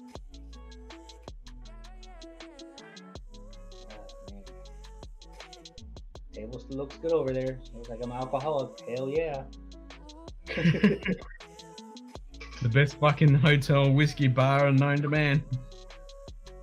Yeah. Oh yeah. All my hotels have always had good product inside. I've never interviewed about old stuff. Old stuff is good stuff. It's just fucking hard to get. I am looking at one from Glen Farkas. It's a 50-year-old indie bottle. And it's sherry finished. And it's 50 years old. And it's almost $2,000. And it's been there for a while in Poland. It's just been sitting there. So I've been eyeing that one. I say a 50-year-old Glen Farkas sherry, and it's I think it was bottled in 2010. It's just sitting there. So that's got to be good stuff. It's 2010. Yeah. So, because it's an indie bottle. It's not. Yeah. So being an indie bottle, people don't want to get it. They want to get the the distillery edition. I'm like, well, if it came from there, what do I give a shit? It's still the same stuff. Yeah, chicken on whiskey base. That's a good call. Yeah, but but my side in Poland has a lot of old stuff anyway. That he has a lot of epic bottles. Some prices are good, some prices are bad. But look I on check it out. whiskey base, the people that have it and reviewed it. Oh yeah. I definitely check it out. I go to them sometimes, and sometimes I don't always agree with them because there's some stuff that I've actually enjoyed where people say, this is shit. I'm like, oh, I don't know which one you had, but mine was good. I know they make, especially the core lines. Yeah. The core lines premier, they're hit or miss though. A lot of the core stuff is just like, even I even trash, Glen Scotia. Sometimes like, that double cat ain't I thought it was going to be. It's okay. Like, what do they do? And I still give it a chance. And sometimes it does taste better. McKellen, Glen Grant, and Wild Suncast were fantastic. I've tried, were crap, over oaked, etc. Hit or miss. Yeah, of course it is. Yeah. And that's where you need to be able to go onto the resources like Whiskey Base and where people have had it, reviewed it, and if they consistently say it's fucking shit, then you know, okay, maybe I'll skip that one. Oh, I go to Whiskey Base and stuff like that. Because I go in there and I sometimes try to find out what websites sell the stuff I'm looking for. Like that's how I found my Glen Scotia 26-year-old Cadenhead for a dirt cheap price before they blew up, of course. So I got a 26-year-old bourbon finish Glen Scotia from Kid and Hit. I mean, that's epic. It's epic Yeah, bottle. I haven't even tried it yet. Fucking oath. I got it for $130 for a 26-year-old Glen Scotia. Come on, that's a steal. Yeah, that is a steal. I mean, what's the Now I oldest? went online to look at that. They're all sold out. So, I think my oldest is 21-year-old. I think that one's overcooked a little bit.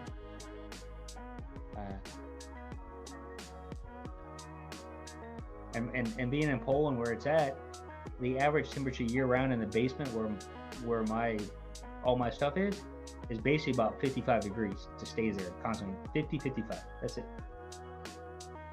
Year round. Certainly not here. Well, we also have thick walls too, like all concrete. Everything's concrete. I got a 4-level house there. So yeah. I go downstairs when it gets like we don't have AC, but downstairs, it'll probably get up to 63, 65 maybe downstairs. I go downstairs and lay on the wood floors. So, because it's so cold down there, it feels so nice.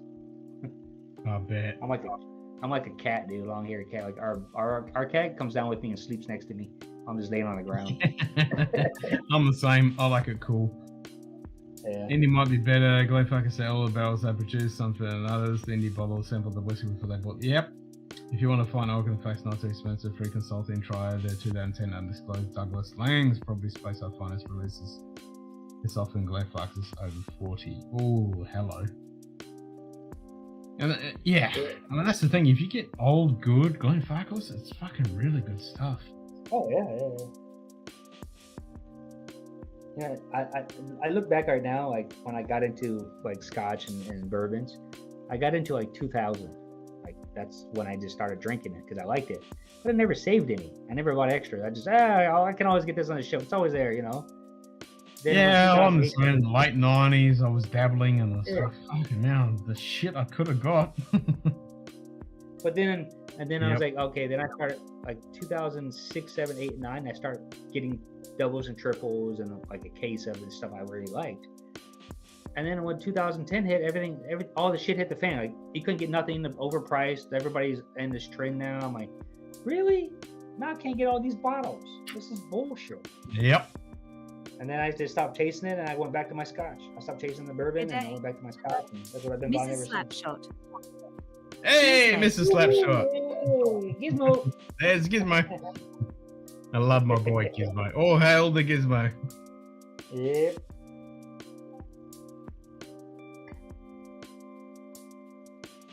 This, for instance, still pick for LAMW. Oh, okay. So this is actually this is the French one, I think. Ken? Probably Speyside Finest 1967. Fuck. Douglas Lang, 41-year-old, 55.3. The Maison de Whiskey. Oof. Hello. 91.25. Yeah, look at that. 41 at 55.3% ABV. That's killer right there. Yeah, that's fucking... Yeah, that's salivating. Yeah, that's a nice bottle. Oof. Whoa.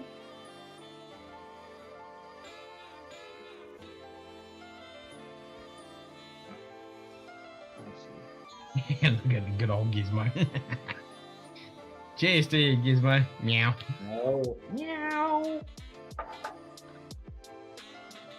Can't wait to get my cat. I'm gonna put her on my neck because she likes, like, I'm the one that does weird stuff to her and she likes it. Because my daughter and my wife, they just do, it's a cat, you know, they're all babying it. I come along, she likes to be a little terrorized a little bit from me. She plays the game, cat and mouse game. She wants me to chase her around the house. So I chase her around the house and then I catch her and she lets me put her on my neck and she just like goes limp and just lays there back on my neck while I walk around the house. Oh, that's awesome. Actually, I saw a video a couple of days ago. Shoot, Kitty, did you see on Discord? Jump on the Discord. I put... Actually, I'll fucking show it. This is epic. This makes the peak cat to the next level. This is like the peak cat. This is. Well, I like our cat because our cat's like a dog. Our cat acts like a dog, which I like. Most cats don't really act like a dog.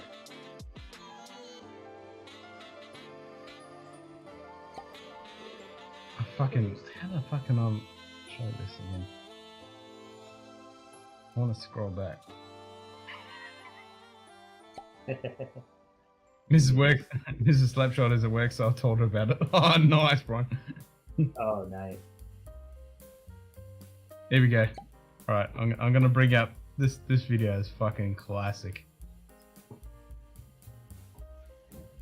Rip.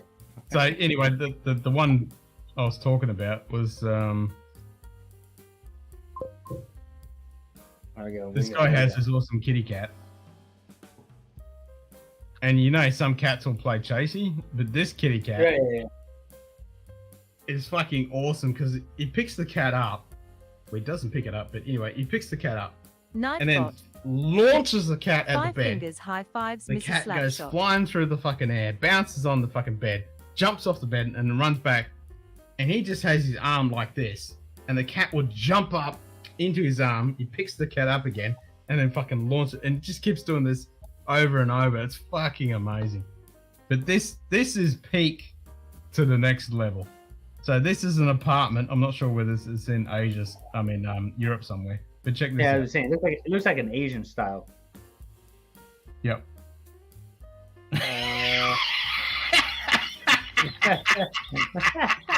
Yeah, I saw that one. I did see that one. Yeah, that's a good one. Oh, it's fucking so good.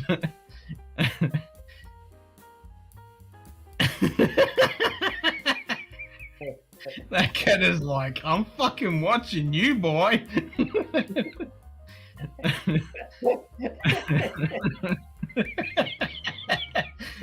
Oh my god. I saw that. Yeah, I saw that the other day. I was like, "What the hell is this?" I didn't know what it was. Yeah, that's a good one. Yeah. Hey, human, got any tuna? Yeah, where's the tuna, human? Yeah. Oh, that's fucking awesome. Yeah, that's funny. Yeah, I fucking lost my shit when I saw that. Well, definitely, it looks like it has a roundabout there. In the video, it looks like a roundabout. Look, I didn't see it right. But I was focused on the cat. He's just fucking. Oh god. Yeah, that was pretty funny. I watched the replay online. Yeah, there was a video someone put some music over, and it's like, when you know, when do you know when you're being watched? You get that feeling you're being watched? Hell yeah. I'm trying to. So let me ask Greg. Hey Greg, what about the private reserve for Glen Farkas? Is that any good? It's at 45% ABV. Private casts are a hit and miss. Private reserve, I guess. It's You private can get cast, some private amazing, great ones which are really good, and you get some really fucking duds. It's such a fucking blind throw the dart. It's hard to know. Well, they have that. What about the Christmas edition with that heavy Oloroso sherry cask? Don't know about that one. Because they have a 2021 here. It's a Christmas edition. I have to look it up, but it's 46% ABV. Excuse me. I almost said ABC. What the hell? It's 58 bucks. It's a 10-year-old. Heavy. It's dark as hell. It looks like. I mean, I'm just looking at stuff. It's I don't know what the prices are, but they're super cheap right here. Like super cheap. You're getting autumn editions, Christmas editions, spring editions. If I really want to get Glen Farkas, like a 12-year-old, 42% in the old bottling, I can get that. Not the fat ones, but the skinny bottles. I can get that. What year is that? It's an old bottle. It's the old label. It's the long bottle.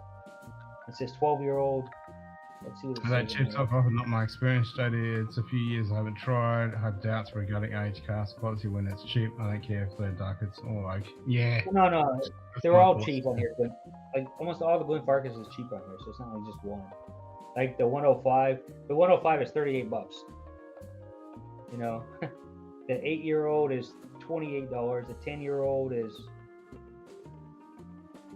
$31, maybe 33 at max. The 12-year-old is $38, $40, give or take. The 25-year-old is sample 200 milliliter. That's $44 for a sample, the 200 milliliters. Look at that. That's Had a pretty few cheap. bad ones. Yeah, that's the problem with Glenfarclas. It's a real fucking roulette. Whereas 105 is consistently good. Not as good as what it used to be, but it's consistently good. They have the Glenfarclas 17-year-old.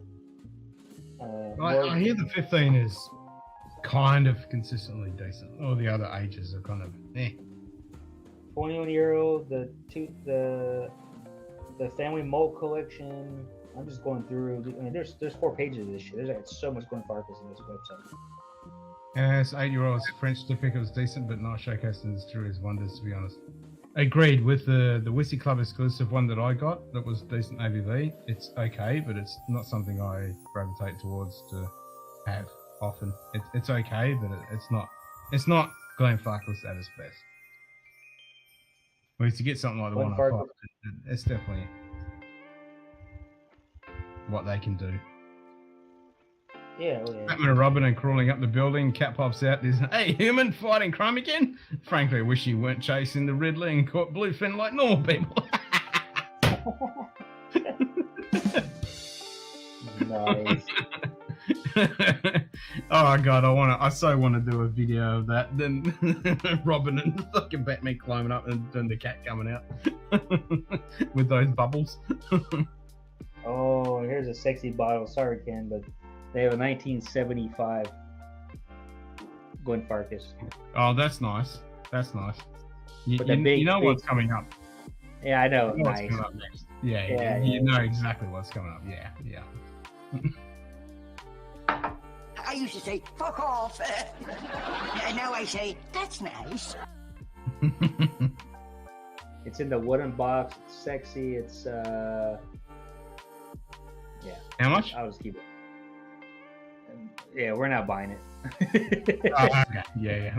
It's one of those ones I've seen when I was searching for 1975 stuff, and I'm like, oh yeah. I still want that Tomatin fucking epic decanter bottle box set. It's $8,000. Oh my god, it's so sexy though. I'll do a special Glenfarclas video. You'll see the wee ones I place a sample or 2 special ones. I think there's a nice old bottle I can find in my mess. Oh, there you go.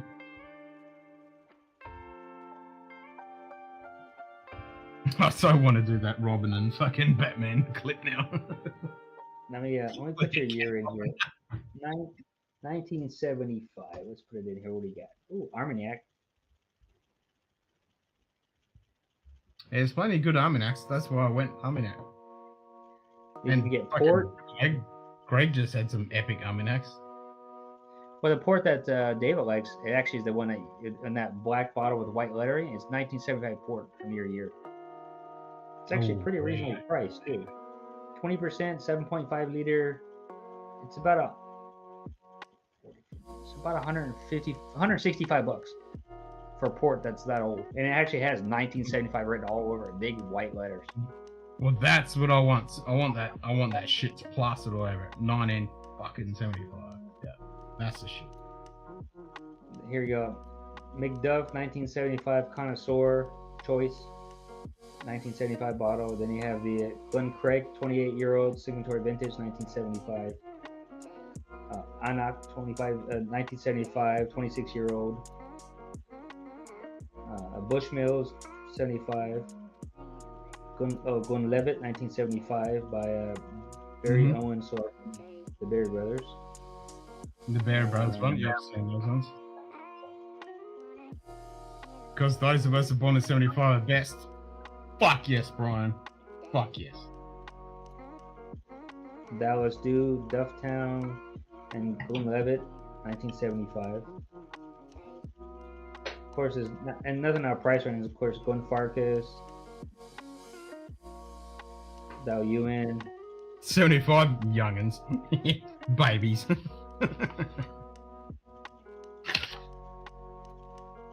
Here you go, Brian. 75 fucking Armagnac. Ooh. The most sexiest bottle, I wish we had, well, if we had a lot of money or you had a lot of money. The Anok 1975 bottle. It has big letters on it. Anok 1975. Mm-hmm. 1975 and bottled in 2014.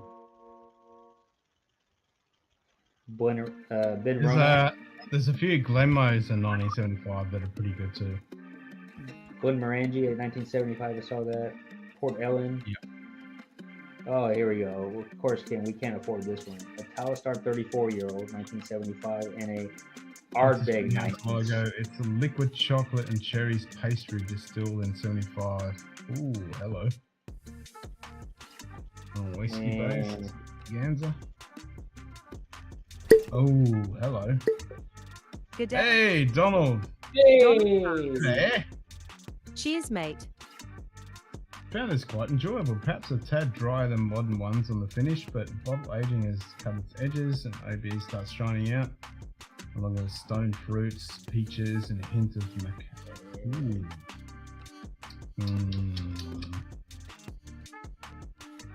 I don't like Nightbot. 5 fingers high fives, Donald rants. Yeah, that's what I was just talking about, Greg, when you had that 1972. Yeah, these are great. And I'm kind of bummed because I ordered 2 bottles of 1975 of the Bar Armagnacs, but they ran out of 1 bottle and only sent me this one. I was like, fuck. My wife bought me That is one of the rare non-chill filtered OB core range. Ooh, hello. I bet that tastes amazing. Yeah, my wife. I'm going to go for a fire break and have some water, and then I'm going to finish my brand and pour some of this Armagnac. I'll pour some port. I'm going to pour me some 10-year-old port. Nightbot. 5 fingers high fives, Old Man Joe. Yeah, Greg, my wife for my 40th birthday bought me an Armagnac that was 40 years old. Man, that was so good. We polished it off in about 2 weeks. Pretty good price too. It was pretty. I think it was like 45% or 46% ABV, which was a high ABV for a 40-year-old. I don't know the company. I can't remember, but I was shocked at big lettering. So.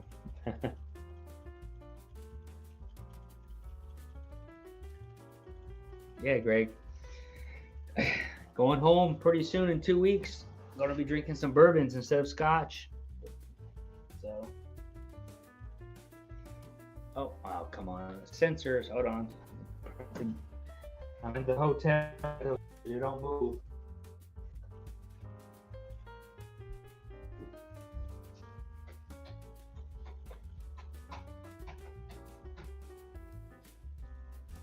Wow, around here.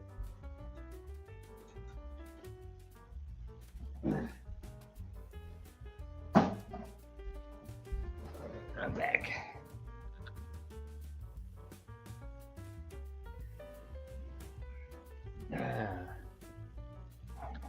Ooh, man. So, Greg, what are you going to be drinking this weekend? Which one is that? Oh, okay, cool. You're going to open up a new one. Well, different rare grapes vintage, or variety, excuse me. Nice. Hell yeah. I like Armagnac. It's pretty good stuff. It's a good change of pace. It's like brandy, dessert. So, for me at least. Can't wait. So tasty. I got a port. I don't have a glass for a port. I got these cheesy little glasses here. Unfortunate, but oh well. What can I say? You know, got something to drink. It is what it is. Yeah, I'm in a hotel. I don't expect miracles. Come on. As long as I have a glass, it's good enough for me. At home, I have all the glasses. I just don't have any glasses here. Oh, finish this delicious Scotch and we'll have some of the Armagnac. Oh, Corcha. What the hell do you want?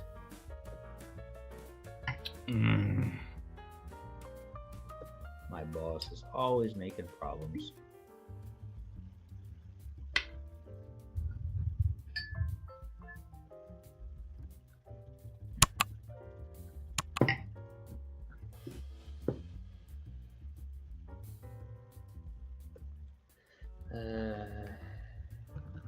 Before I get all tossed here. Following months and I'll be able to the special overview video, so please be patient, and yes, I need a patron.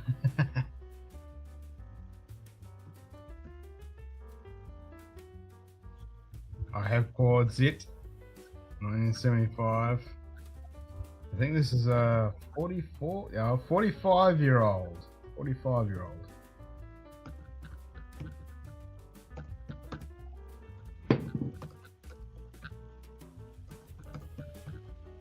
Look at that shit. Look at that. Hold on. Wait. Hold on. What do you get? Oh, come on. Oh, that's dark. Oh yeah. 45-year-old Armagnac. Ooh la la.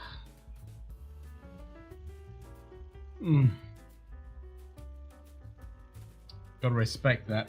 Let it open.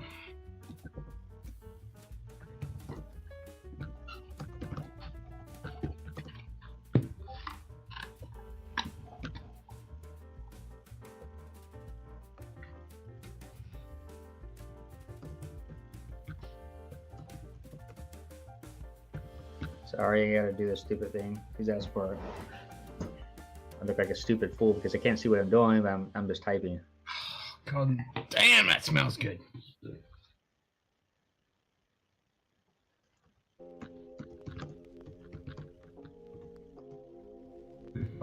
When you have several one of them help preserve the content, you won't be much enjoying, but airing is, yeah, exactly. Exactly.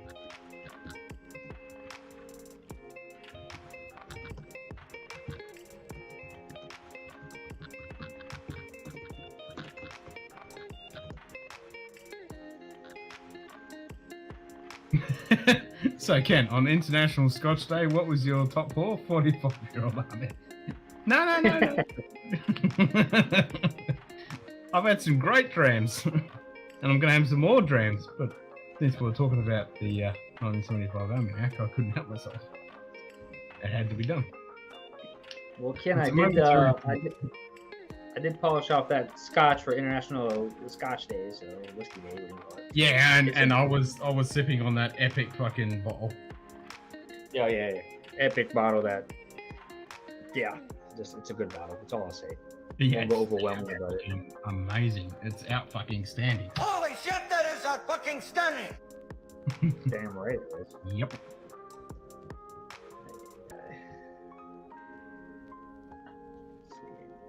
I'm just trying to write information here.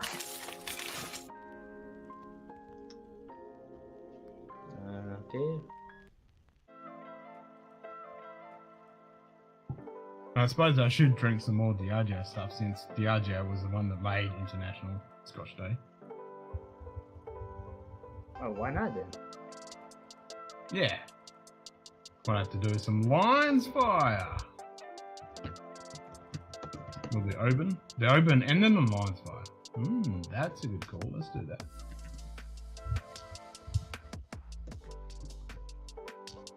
Oh, FMC. You had to use these military analogies.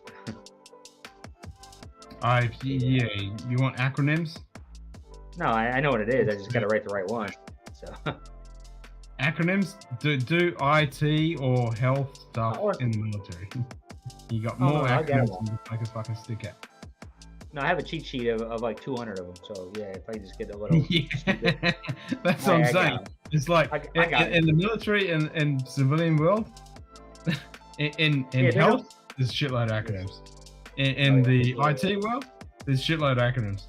In the military, there's a shitload of acronyms. So you add IT to military or health to military. And the acronyms are just like millions.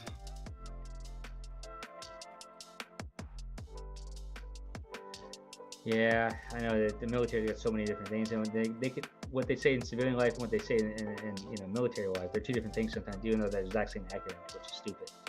Yep. Okay. Yep. And I don't like it. So, oh well.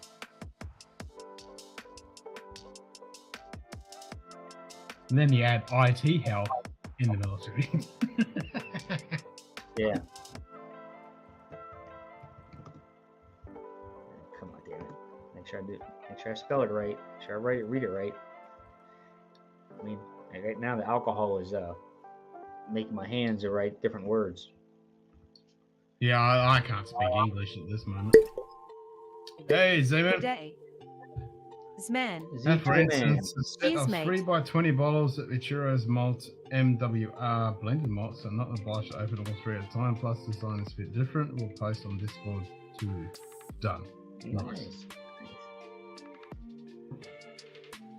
Hey, Ken, you got the It's a good but that not a 14-year-old. masterpiece, a mixture of Chibutu and Ainu. Did you open up that 14-year-old Loch Lomond I sent you? That small bottle. That Peter. Yes. Okay. Oh, no, that one. No, I haven't. No. I just put that on. I just put that on my Instagram. Yeah. No, I don't think I've opened it yet. No, I haven't. I haven't brought myself to open it yet. It's peated though. Make sure that should be like at the end or something, or when you want peat. How about that? Don't mix it up with different flavors, because that's one thing I did the other day, and I like everything's sweet, and I had the peat. It's fuck me all up at the end of the day. I said, yeah, I should have peat first and then sweets. Well, wait, if you go Pete, then you always go Shirley Bomb. That cuts through. Yeah, it is. This is so sexy. I just haven't brought myself to open it yet. I mean, I can't find any more of those bottles. I've been trying to find some more of those. I just don't know anything about it. I mean, I know about it because I had one, but I'm just saying, I don't know about like how to get more of them. Yeah. I mean, Loch And Lomond, that's the- 46%. And that's the old labeling too. That's the old labeling, Yeah, which is even it's harder. fucking sexy. Because, you know, the blue. Oh, it's I mean- sexy blue. But that's why I bought it, because it said, oh, I like anything blue, so that's why I bought it. And then I saw, oh, it's Loch Lomond. Yeah, 14. you and me both. We love the blue. So, you know, you go, look at that. Yeah. Oh, 100%. It's Go just blue mode. sexy. Pops. Sexy as fuck. Sexy. Yep. Oozes. Yes, that's a beautiful. That's just everything about it. It's the same thing with the Gun Scotia 1832, the sexy bottle with all the blue on it. Meow. Cost me the same as full 70 CL bottles. I like the leaf on those, Greg. I like the leaf design on those bottles. Yeah, that looks awesome. Actually, that glass. I've got a few of those glasses. There's the way.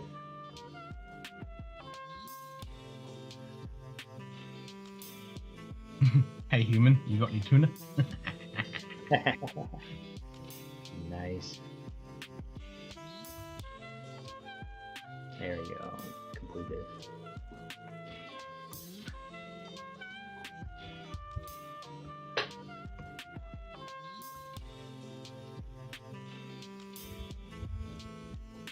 David's back. I'm on the Armagnac, David. 1975, 45-year-old Armagnac. Cheers. Yeah.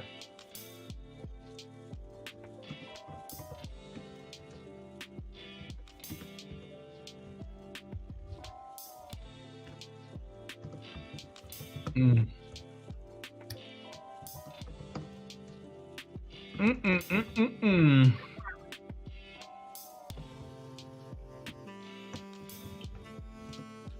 That is good. Ooh, hello. Uh-huh. Yep.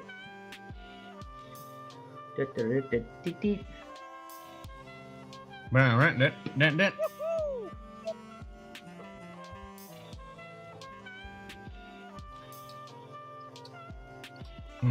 Fuck me dead, that's good. I thought that was all gone by now. You better conservatively. Yes, I've been a little conservative with that bottle. Yes, Fuck sir. me dead, it's so good though. I'm trying to think of something else, and I was gonna click on something. And I'm going back to this. Like, holy shit, it's still going. It's still going.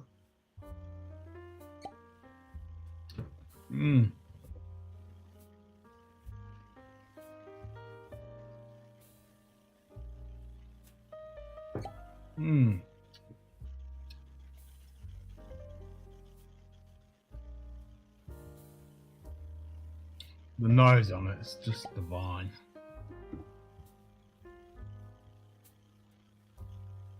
It's like I want to bath in this shit and just sink into it and disappear.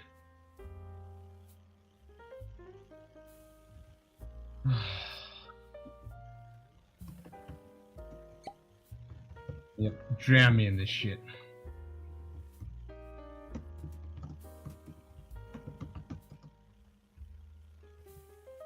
I'd be a happy man. It's a good punch to the face. Oh, that's crazy, man. I mean, that's a good armagnac that you have. But like I said, I haven't seen that one around here.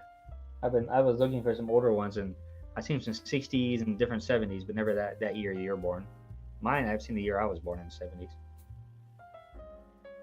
So cool to have his vintage in a bottle, right? Ken? Yeah, exactly, Greg. I mean, this is so good to have a 1975. Good day. Hagen AZ. Cheers, mate. Why don't you go flush yourself down a toilet, you cunt?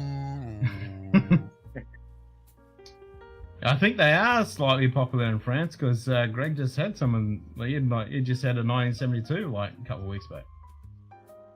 Yeah. Well, I went to the liquor store here, like all the Armagnacs are pretty much like were sold out, like for New Year's. Like they like literally went through all of them. The only ones that were left were like the 1965 and 67 was still on the shelf. That was it because of course they were expensive. All the other ones are gone. What's up, Hangin'? High fives, Hangin' AZ. Hangin' AZ.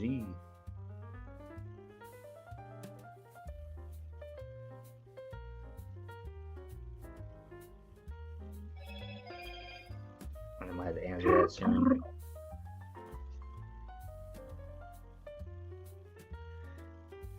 None of the Japanese and Canadian box stuff sent to Japan. Finished and rebottled. That said, they're now putting out their own true distillate. Nice. Yeah, I've got that nicker from the barrel on its way.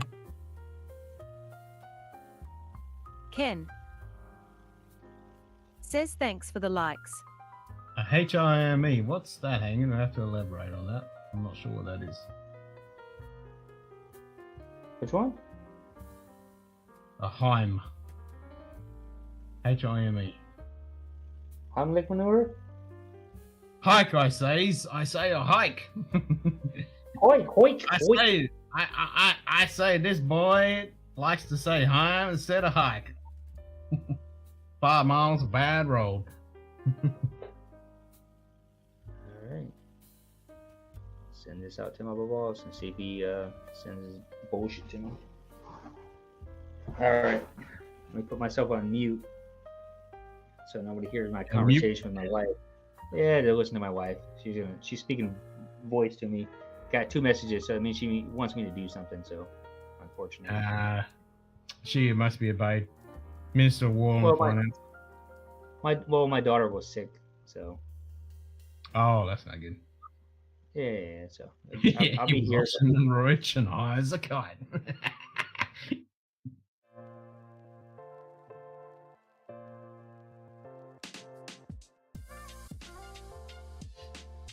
Yeah, everyone, if you're interested in Japanese whiskey, go subscribe to Max at Campai Planet. Great fucking content. He knows his shit.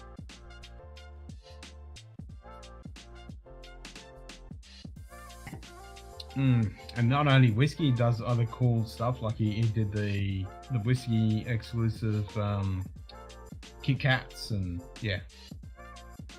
Mostly trail ran today. It was brutal. Didn't feel good though. Good day. Was a lot of info and great Fifth quarter editing. Yeah, tailgate. fucking oath, great. Cheers, mate. Hey Scott, how you going, brother? Happy International Scotch Day. Pour a dram. Just ignore that I'm drinking Armagnac. We're going back to Scotch in a second.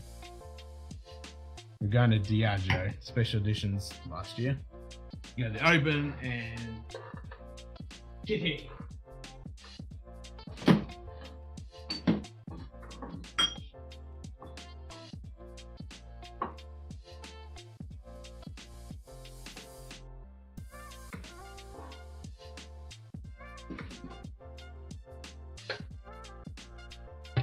We're gonna go straight up, fucking open, and Lion's Fire. In a second, as soon as I finish this Armagnac. Yeah, look at that. Gizmo! Oh hell, the Gizmo. Doing great, 68 here today, so about to head out and play ball with a pup and smoke the pipe, not the green kind, but some bourbon flavoured tobacco. Ooh, Gizmo. What does TNT smell, Mr. Leghorn? Boom, son, it smells boom, I say.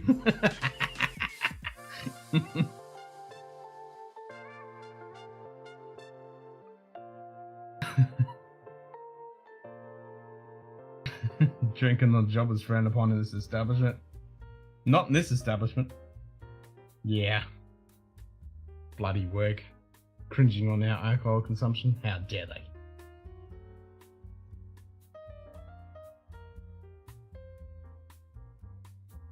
Yeah, I'd love to get into the old pipe tobacco, but fucking hell. I can't afford fucking cigars. So I can't afford the tobacco for the pipe. I gotta stick with the vape, even though it's fucking illegal and expensive. Well, relatively it's not expensive, but hard to get.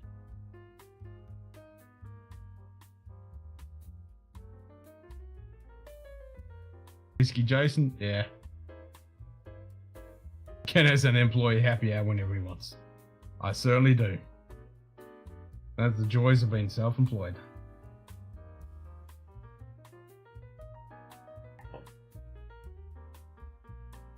Hey Scott, type Gizmo. Do it.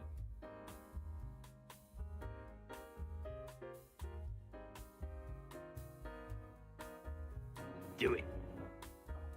Do it. Oh, Shikity 110k. Woohoo!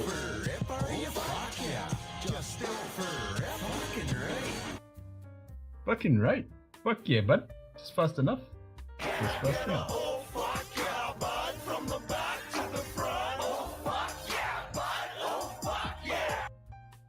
Type the word Gizmo. Bourbon flavour is my second favourite behind the cherry. Cherry takes me back to what my grandfather smoked. Nice. Yeah, that's got to be fucking epic when you get to smoke something like that your grandfather had.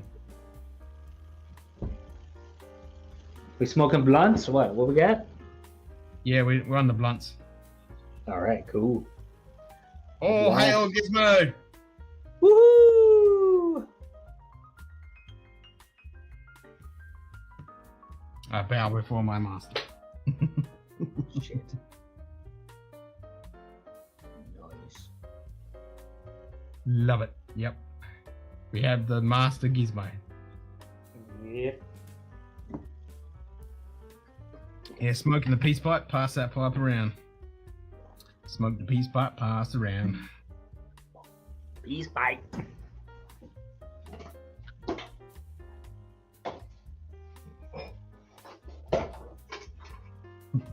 Overlords are well pleased.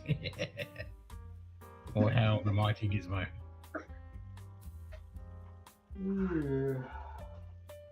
What do I want, Ken? You want Scotch, mofo. Scotch. Scotchy, Scotch. I thought Scotch was Irish. My bad. No Irish. International Scotch Day. Scotchy, Scotch. I hate to smoke the combustible flower. I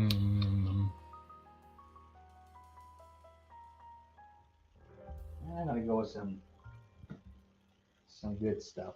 Where's my Glen? Yeah. Some Scotchy Scotch.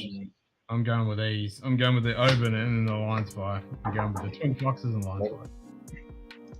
Never had one of those at all. The distillery. Yeah, this Lion's Fire is a little bit empty. Oh, Abelur. Gummo. Sitting here in my office looking busy so nobody bothers me. That's pretty much what I do for 10 hours a day. Hey, if you can get paid for it, there you go, fucking hell yes. Jesus Christ, you just put some fucking... You just went out to some random truck on the side of the road and drained the fucking sump. You're lying to me. That ain't whiskey. That's sump oil. One baby, one Scotch, one beer. The best $50 in the world right there.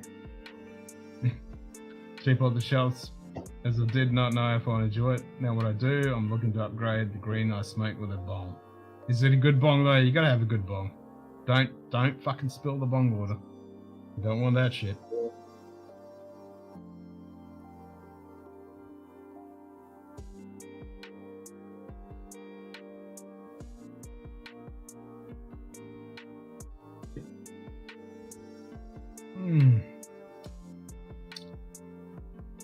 Yeah, it's not whiskey.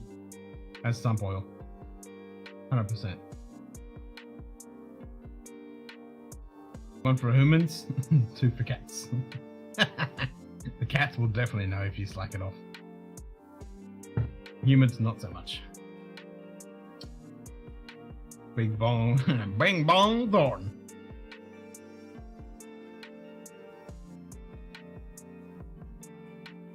Oh, you gonna uncork that 185? No, hello. Nightbot. 5 fingers high fives 5th quarter tailgate. Scotch.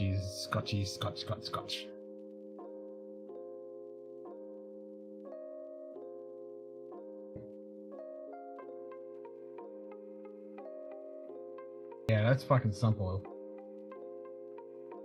Nightbot. You lying. 5 fingers high fives 5th quarter tailgate. It smells like sweet molasses. Oh. Sweet molasses sump oil. Oh, it's definitely molasses. Almost pour like molasses.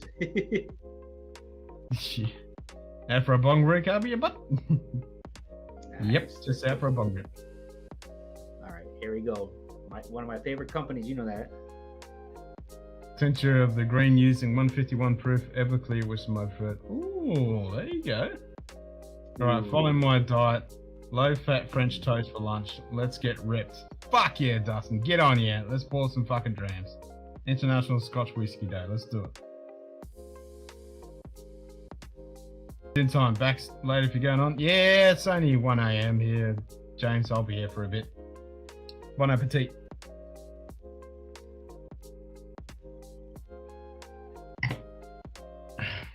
And Billy Bong is the beachcombing stoner.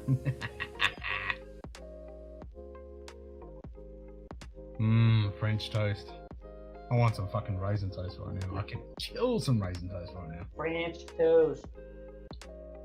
Can I speak at a conference at a beach resort in Texas in October? I got a couple. The only thing I have is a couple noodles here.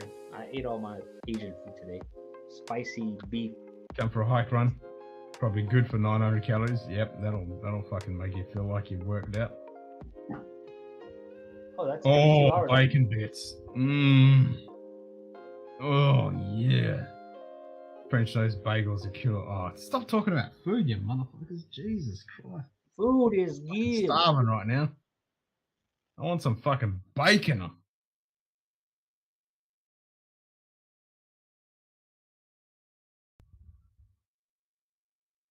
I need fucking Will and Sarah's fucking bacon container.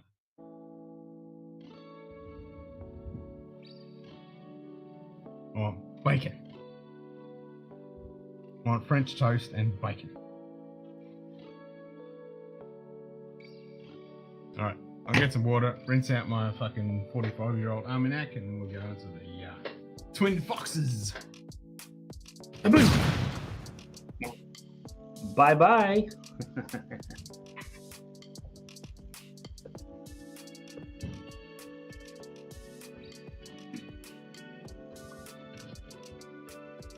I showed my son the Kaboom. He fucking loved it. Kaboom!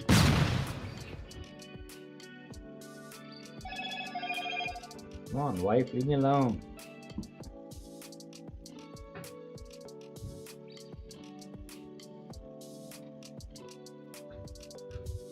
The number you are calling is now disconnected. Exactly, it's for sure. Mrs. When else I Butterworth's quit drinking for sugar-free her? syrup is... Oh, it's 1 a.m. Just that Ooh, one. I'm just a scared one. if I stop all at once, the cumulative hangover will literally kill me. Sugar-free? Yeah, I don't know why I'm gonna go sugar-free. I want that fucking sugar. Eggs expensive international right now. I don't think eggs here in Oz are that crazy. I know you guys in the US are getting fucked up. Ken got so ripped he's spontaneous he can bust. Fuck yeah, bud. Fuck yeah. As a maple syrup maker, that's an abomination. I have to agree with you, Kitty. Maple syrup has to be 100% fucking sugar.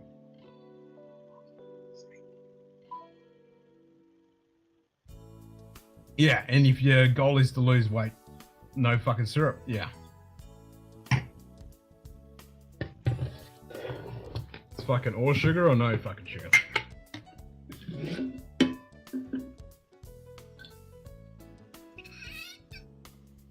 Diageo squeaky. Whoop. Good day. Tipsy! Sup, brother? Cheers, mate. Happy mate. International Scotch Day. Was an Armagnac day. Now it's Scotch day. Whiskey day. I had one little Armagnac. I've been drinking nothing but Scotch. I've been drinking just the a little whole. Armagnac. Hey Dustin, I got your package. I showed everybody else the blue package. I have all the bottle samples ready to rock. I was gonna send out I today. fucking like the look of that blue package. That blue package is good.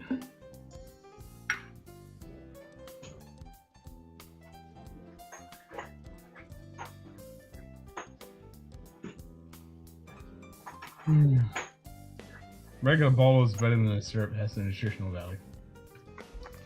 Yeah. One of There the you go, best diet Dustin. foods out there, high protein low. Yeah, look at that. And they're all 50 milliliter samples. Fuck yeah, bud.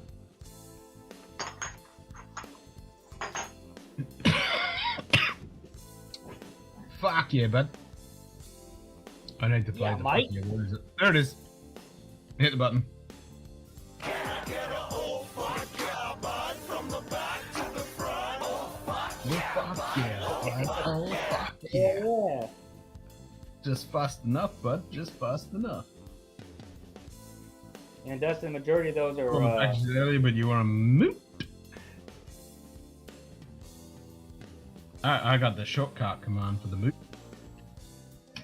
Yeah, and, I think I told you what they were, but You the do? majority of those are exclusive to Lithuania and Poland. So they're like low limited bottles, editions, and everything else. And a couple are Glen Scotias, of course. Got to send you some of the festival stuff and the Polish limited release. Mhm. So something different. I know Episode you going out can't today get. or tomorrow for the tipsy. Nice. Ooh, hell yeah. Donna Pass Whiskey's Good in the day. house. Coffee time with Ken Donna and friends. Pass Whiskey. Happy International Cheers, mate. Scotch Day. Cheers, mate.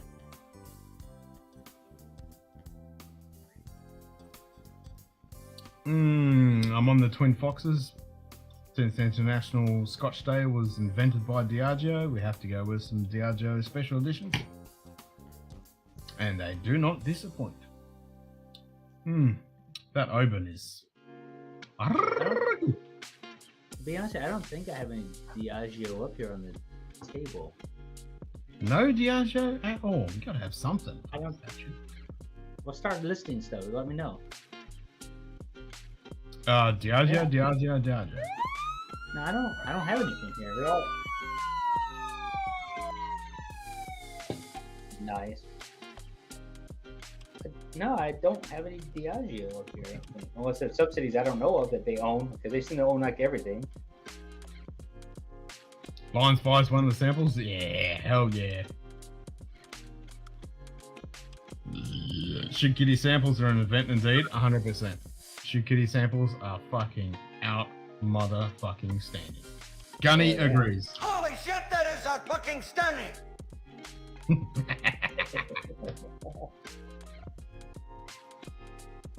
I just tell everybody else, my shit's all weird samples. They're different and they're local to the region. Most of it. Still good shit. Fucking good shit. I don't mind, because I know that everybody hooks everybody else up. Oh, that's work. I have everything attached to my phone. Dope. You know, when you're the boss, you know. When you're the boss, you're the man. 2, 4. Gotta make those minions. Make those minions do the shit. Yeah, well, when you're the big boss and run everything, it's, you know, that's how I can afford my my bad habit. I mean, my good habit of drinking scotch.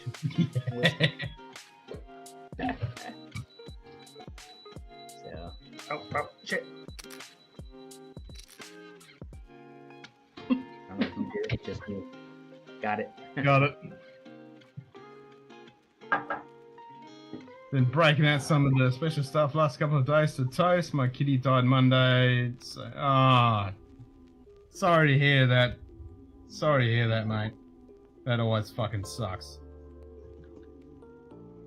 Slancha, my kitty be in the best fucking tuna fish infested world they could ever be. Cheers.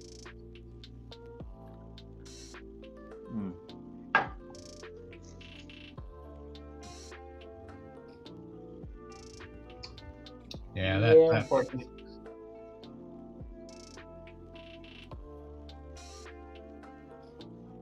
Oh, Hagen, I'm with you. The driftless, the Mash and Journey driftless Glen picks that Shit Kitty just sent me, out fucking standing.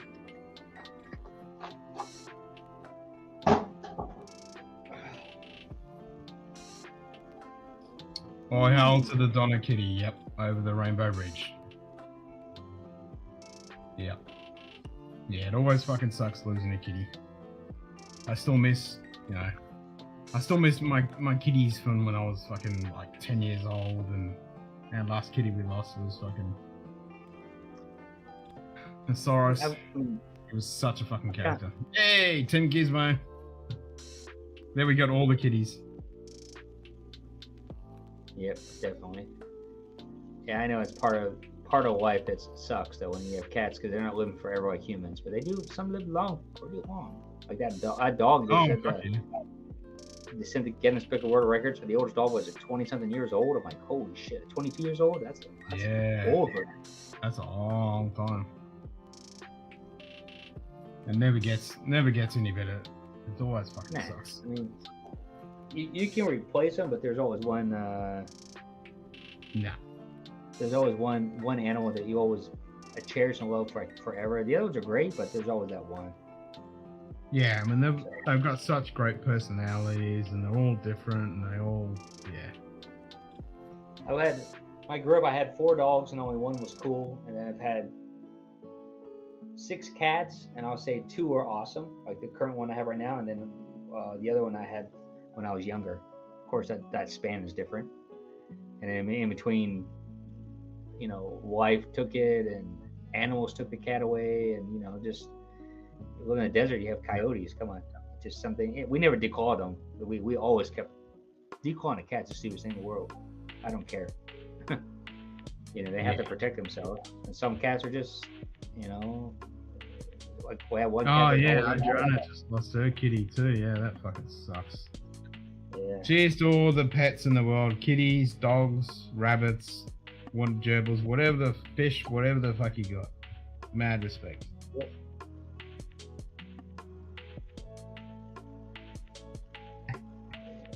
Man, I've come to the Could be part worse of if we being didn't have cats, but this part sucks. It fucking always sucks, man. It fucking sucks, the big one. I mean, I can't come. I've become numb to the death of animals, but it's no matter what you do, it's like they're part of the family. They're cool as shit. Yeah, it's a huge fucking just hole that just gets left open. I'd be right. Yep, cheers to pets, 100%. One for sure, Sugar was 90 when I got kitty cat cancer. Yeah, fuck cancer. Had a cattle dog that lived to 16. Rip Sheila. Yep. It fucking sucks.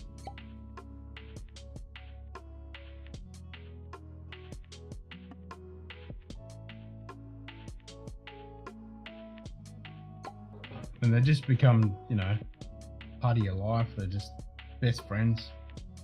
New Blood Oathen out. Blend of 3 bourbon. 16-year-old, 12-year-old with a 7-year-old. Oh, damn. How much are they fucking asking for that? That sounds pretty fucking good. Oof.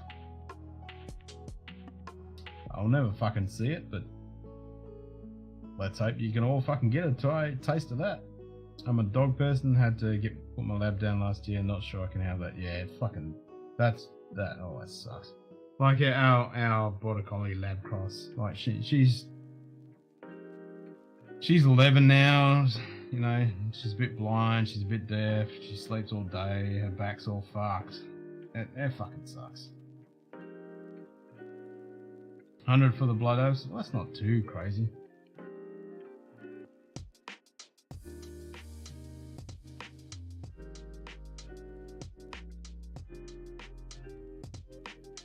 $180. Oof. Yeah, that's getting a bit rich. But with those specs, 16, 12, and 7. Is that the price? Fullgate needs to go away. Never seen it under 200. Oh, there you go. We're now up to 200. Yeah. Blood oath? Hell no. Too pricey for me. No way retail is 200. Yeah. It's definitely outside the retail. I don't like paying the past 350 bucks max, but 200 for something I'm not sure of, yeah, I kind of hold back on that. Yeah, it's got to be good before you drop that kind of coin. Yeah, well, anything like, for me, like 150, if like someone says, oh, this is an epic bottle, and not just one person I'm tasting, like there's many people saying that this bottle is like, they'll pay up to 300 and I can get it, then I'll get it. Like when Dustin said the Boonhaven 12 cast ring. And then I have multiple people from different, I'm like, okay, this must be really good. They're all saying it. So I'll be getting it and say, oh, hell yeah, this shit is good. And yeah. I looked at my bottle. It's already, I just got it, in December, and half of it's gone already. Mm-hmm. I mean, it's good. But I can get it, like here in California, they still have it for 75 bucks. So I had bought another bottle, and then I bought a backup in Poland. So I have 2 more. And this one right here is, I'm not buying any more here because I drink it too fast. It's good. I mean, you got a bottle coming in the sample, so try the sample and. Right about guns. Let's need to make money on them. Fucking expensive whiskey. Yeah. Well, Guns and whiskey. Sounds pretty fucking good to me. Sign me up. well, if you stay single, you don't have to worry about spending extra money because you can buy all you want. Well, that's true. If you're fucking single, no fucking pets and cats and fucking kids and If you wife like- and shit. The simplest person in the world, and you work hard, make good money, you have no woman. I'll just say no woman because you have a wife or no woman. You have no kids, no pets. You can buy all the guns and alcohol you want, cigars and travel and just have a fun time. And if you need a woman, go to those countries that's legal. You're not gonna get in trouble and pick what you want. You know? Yeah, yep, 100%. That's what top shelf Dustin's living the life. Yeah. And luckily, my wife likes my bad habits, so that's the one bonus I got. Yeah, Crazy, man. well, my missus is the same. She likes the whiskey. Well, my wife likes it because she benefits from it because she can. No she woman, can no drink. cry. Yeah. Damn straight. 100%. Well, my wife told me a compliment today, and, which is good. She knows her place in our relationship, so it's like, she's like, I'm glad I have a cool husband. I was like, what the hell are you talking about? You have a cool husband. She's like, she said, there's no other man that would just deal with my stupid shit. I said, I just block you out. and she said, I go, okay, it's simple. I just block you out when you're stupid to me. Why would I want to listen to that? I'm just, yeah, tell me what you want to hear, and I'm just gonna tell you, yeah, it sounds great, whatever, and leave. Of course, when she asks me for money, I say, I'm not a yes sir or yes ma'am. And then she's like, she likes her independence, so she's like, there's no other husband that she would have that would let her have her independence. So I go, yeah. I said, I don't want to be next to you all the time to see your ears, making my ears bleed all the time. Fuck, it'd be annoying. I'd be divorced like 20 times from you. Yeah. I told her, when women start talking to me, they make my ears bleed. I don't want that. I'm done with that. I'm not doing it no more. Get back in the kitchen. Make me a sandwich. That's one thing about my wife is that she's got that Polish mentality, that Eastern European bloc. When I'm home, she caters to my needs without me. I don't ask for this. She'll bring my beer, my alcohol. No, everything is on a silver platter. Yeah. No, she gives everything to me. She's just like, wow, you're my husband. She goes, you're here. I'm going to do everything for you. That's just the way it should be. I was like, well, most women don't say that nowadays. That woke bullshit's going on. She's like, you're my husband. You do everything for me. And when you're home, I should appreciate you and do everything for you because I only have a short period of time with you. I said, I know. So she knows that. So she knows her place. Yeah. If I want to get drunk, this and that. Now we have an unwritten rule. Like if we go out with a party or friends or restaurant, and she always tells me that she wants to drink alcohol, and if she does, I don't drink. Because I'm going to be the driver. I let her drink because she knows that I can drink when I get home anyway. I have a few bottles I can pick from the shelf. Not a problem. And I like drinking at home anyway. I don't like drinking out in restaurants. Never have. I've never liked it. It's fucking expensive. Yeah.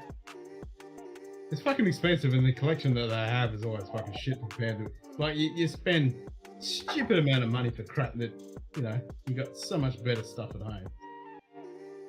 Oh yeah, I mean, but still, sometimes if you with good family and friends and stuff, it's good to have something every now and then at a restaurant or get together. Well, what I do is like, if I go out and I know the friends, the common ones, like them already, like, hey, after you're having a restaurant, hey, come over to our house so we can drink wine. I always bring my alcohol and I put it in the back of the car. It's always in a car when I go to their house because I know they're gonna do that, and I don't want to be buying their shit and drinking it because I don't like their stuff they give. It's cheap shit. It's not good. So I'm gonna pull out my bottle that I want to drink anyway, and I want to get rid of. It still tastes good and it's reliable, it's reasonable priced, and I don't mind sharing. And they always say, "Oh, you have the best bottles, even though they're cheap." I'm like, "You could buy it. Why don't you ask me next time?" Yeah. It's yeah, like cheers, beer, Greg. like, Yeah, let us know, mate. Let us know. Don't dive in too much, but let us know what your impressions are. Yeah, let me know about everything. Yeah, Z-Man, when the wife said, "Are you listening?" I go, "What?"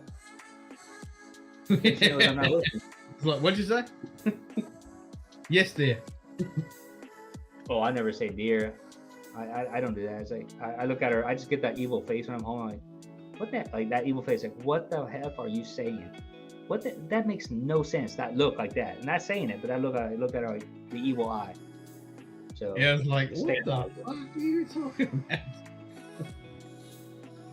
Like right now, we're going to that trip into like these low income carriers, which is unfortunate. That's the only thing that flies there and back where we live because we're going to a different airport.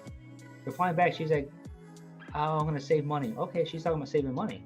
Of course, she wants to spend it there, like for the extra baggage. So it's $55 for the baggage underneath the airplane because that's how they get you now when you fly. Oh, everything's great. Oh, you have to buy baggage now. Anywhere from $40 to $75 to $100 depending on what airline. And so she's like, "Yeah, we're just me and the daughter, we're gonna put everything in one bag, and then you can have your bag." Which that basically means she's gonna share my bag because I don't have shit. As a man, I'm simple. Half the bag is empty anyway when I travel.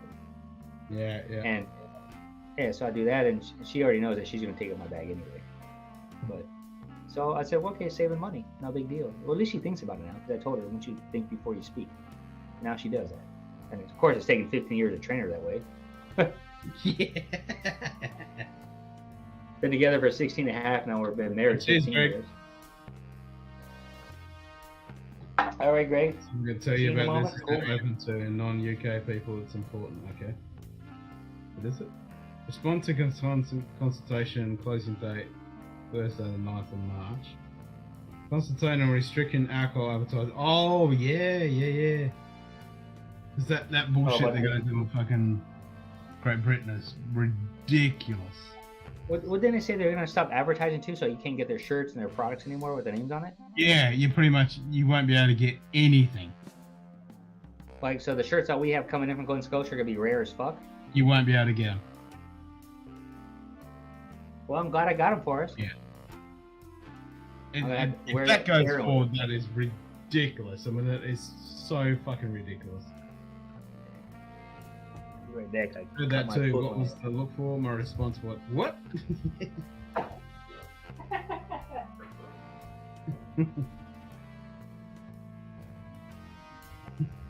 Yeah. That's always a good thing. The good response. What?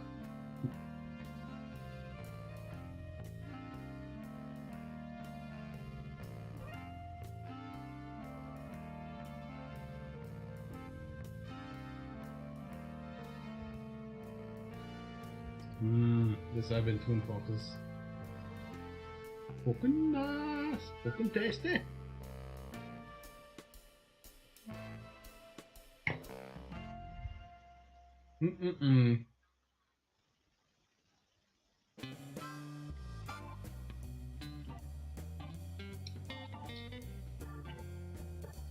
I wish I had a backup bottle.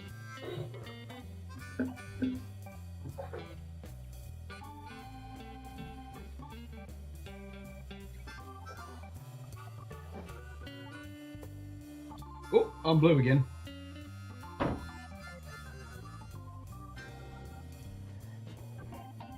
What's up?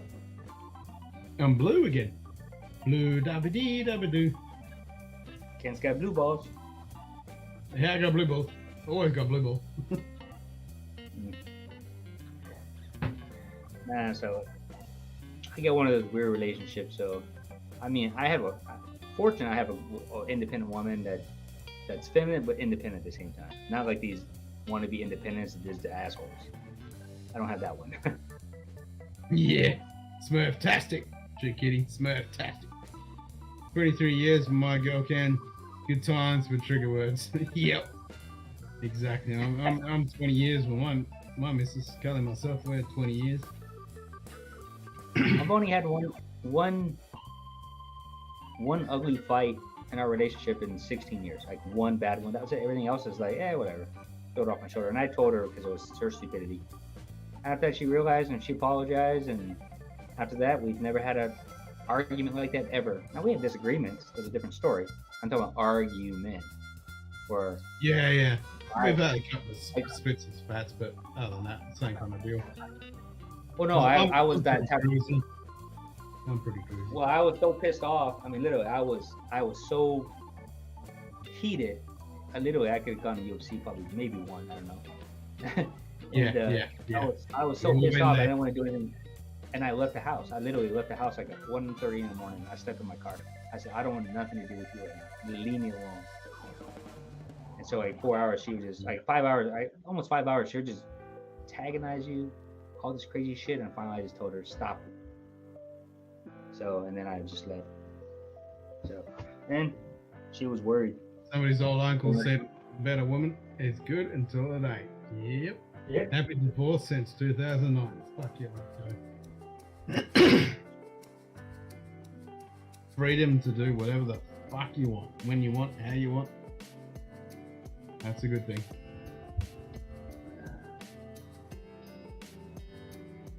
Yeah, freedom is always good. I like it. That's why I'm overseas. Got all the freedom I want to drink. Yep. Yeah, I'm pretty happy to be 1:23 in the morning, munted, still happily drinking away. And the missus is all good with that. Well, my wife's she's a night person, so for me, I'm an early person, so our hours of sleeping are the opposite, so that kind of sucks. Yeah, we're the complete opposite of you guys. I'm nocturnal. She's a early riser, early Good day. early down. 4-leaf whiskey. Cheers, mate. Hey, 4-leaf whiskey, how you doing? Is that Stacy, Orange right? whiskey day's coming up, Stacy. You got Yeah. any special bottles coming? I saw her Instagram account. She had one special bottle that's coming out. Plus, I think she's getting that Powers Rye. Nice. Yeah, I got the bottle we don't talk about coming. Hopefully I don't get hit with fucking customs. Your bottle isn't I've counting. been missing, work has been nuts. Yeah, no, don't have to apologise. Totally understand that bullshit.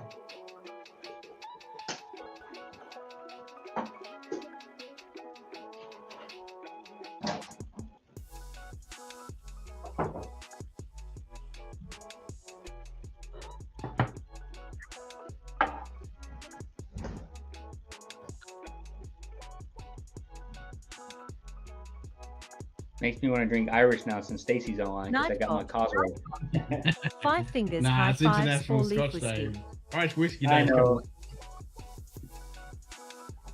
But that tequila Power. Causeway finish is so good. Yeah, those Tealings are those causeways. Yeah. Well, Jim already got it. They released it already in Massachusetts. Yeah, he's already got the fucking Powers right. He's already got it. Got the new Dingle Brew on the way and the new 2 stacks. Ooh, hello. Oh, the two stacks Irish cream. I saw that. I picked it up. I shipped it to my house in Poland. So I did get that. 2 stacks is good stuff. I was shocked. And they have it on clearance right now in California. The regular blend and the cash strain. I bought the cash strain. It was like $40 or $40ish, and then the blended is like $20-something. So I know they're good deals. Yeah, fuck yeah. Irish is growing on me. I hate it because I got the 16-year-old Bushmills on my desk right here. I got the Teeling 15-year-old cask right here, private cask for Lithuania, and then I have the Causeway. And the Pearson 12. So I got 4 on my desk right now, and I'm not even an Irish drinker.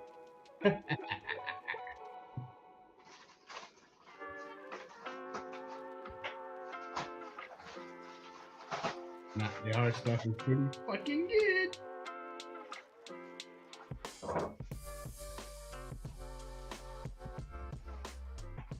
Two sacks is a bargain for the crew. Yeah. Bit fucking unicorn farts and tears here.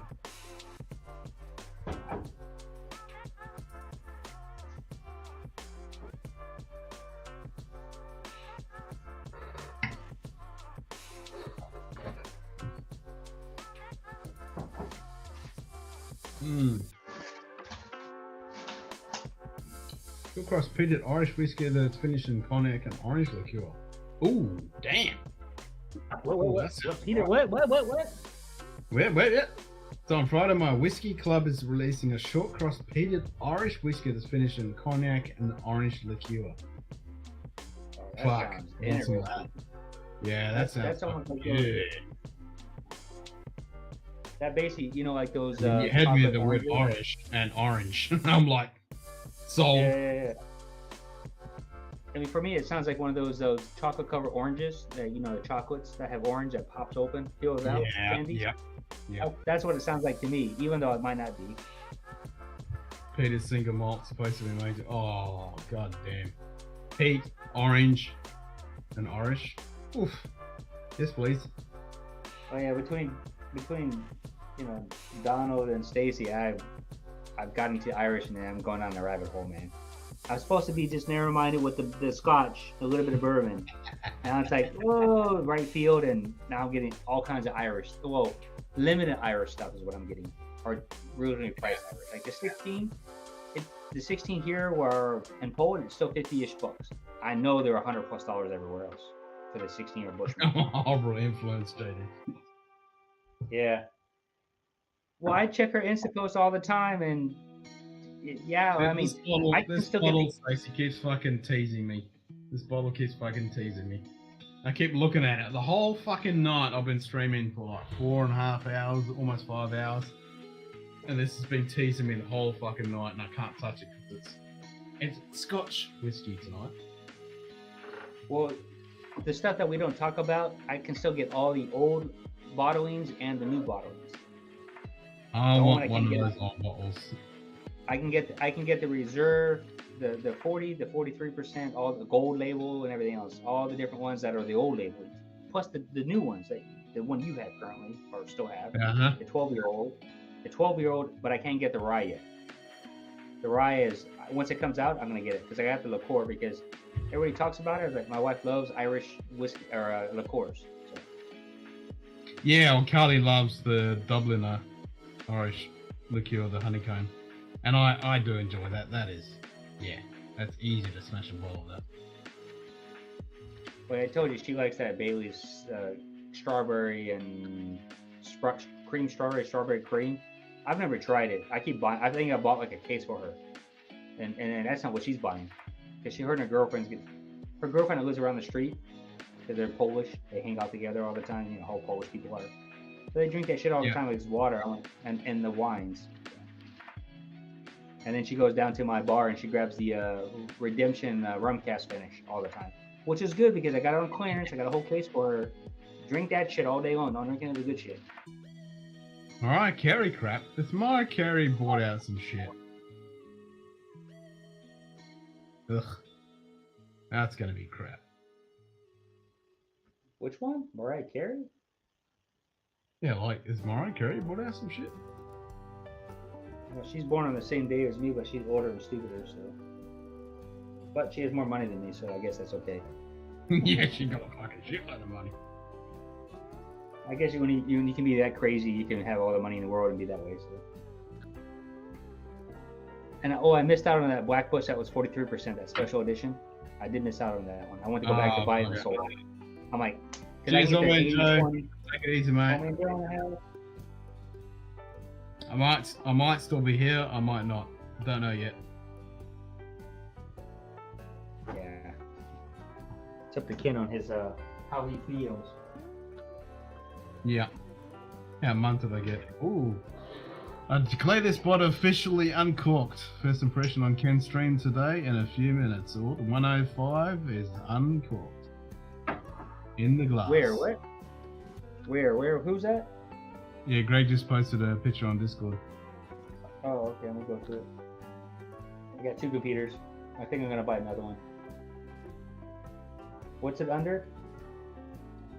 On the whiskey porn. Yeah, a whiskey porn. Come back in a minute. I'm officially uncorked. Thank God, folks. Evidence in Discord. We'll give my first impression in a few minutes if you're still on. Yes. Wait and bated breath. Greg. We're just talking about the picture just then. Yeah, Jock. He just posted that the powers I can get. That's the old label. An exclusivity for my friend and Ken and Juice. Cheers, Greg. Nice job. Yeah, hell yeah, Greg. That bottle's sexy. 185 is so cool looking. Yeah, fuck yeah. And it's a cool premise, being all fucking a bottle from each decade. I'm eating the equivalent to a couple noodles in my cup. Literally, it's in a coffee cup, mug. Only thing I can get that's spicy. Waiting impatiently for the powers rye to hit IO.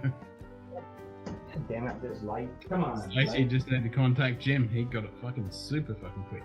Yeah, It's quite yeah, golden, so not overly sherry cast in there, but I heard that it doesn't matter to me if it's well done. Exactly, who cares what the fuck? As long as it tastes good.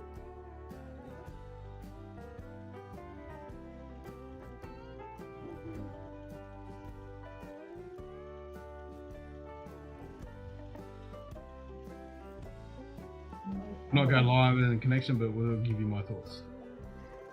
I'm gonna go back to the space side. I like this space side. He got it before fucking everybody, Stacey. He got it before fucking everybody. And like you said, you thinking that store might have dropped it when they shouldn't have dropped it. I don't think it's supposed to be released, but like I checked everywhere for that when I saw the previews for that, and I'm like, I'm gonna buy one of those because I like rye, but gone, terrible, man. Yeah, I like the good fucking rye. So yeah, that Powers rye is definitely. I'm definitely keen to give it a stunt. Don't know whether I'll ever see it here, or if I do, it'll be fucking stupidly priced.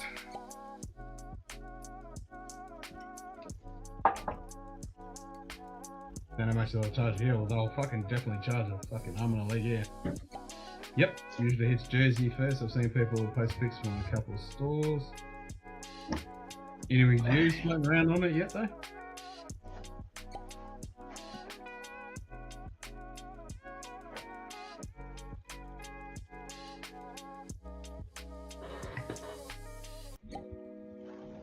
Yeah, I like rye because I sent Anthony all those samples of weird different bottles from California ryes or store picks of companies that usually don't normally he drinks. You know, and he liked most of them. Okay. The Corbin Cab. Can't wait to try that Glen Clarkers. Let's have a first sniff. Yeah, get the nose in there. Only isn't getting past right until end of the month. What? So US has got it way before fucking. Fuck's sake. That's crazy. Wow. So Jim got it super early then. Yeah, he got it super fucking early.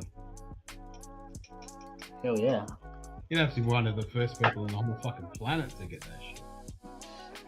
Or unless they released it accidentally at his shop and said, I don't give a shit, we're selling. Yeah, well, that's what he was saying. Which I ain't mad at him. I would have done the same thing. I bought a few. Yeah, if you get somebody who didn't fucking know, stock comes in, you put it on the fucking shelf, put the price on it. Well, I've done that a few times. Expect on shelves.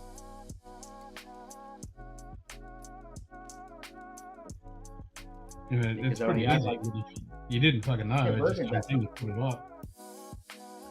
Yeah, the bourbons I found in California were actually on the shelves 2 weeks in advance, and they made a mistake. But they said, "Well, since you already have it in your car and you're ready to rock, there was a mistake. So go ahead." I'm like, "All right, cool." Yep. So it was their mistake, and then they put it on the shelf.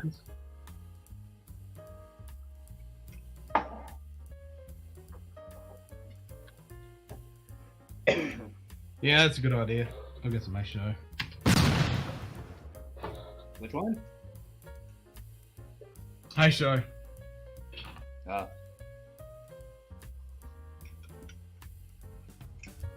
mean, a couple of those. Yeah, that Corbin Cash I like. It's totally different, but it's from California. I like it. It's just the entry level one, that fancy bottle. They have a store pick right now in California. Northern California, I might buy that. So,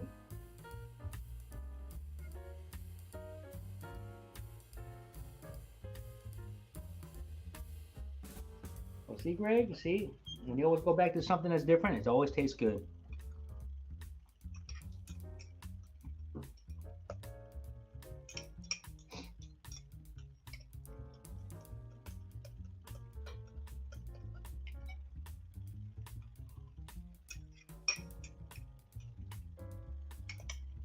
Spicy.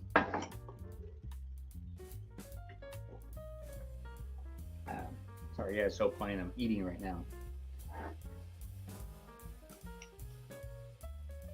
Oh, big number, Stacy. Game 1-500.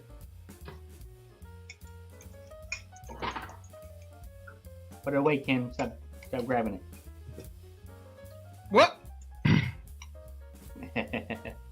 It's got a couple of those sugar plums that Carly was having earlier that turned her face inside out.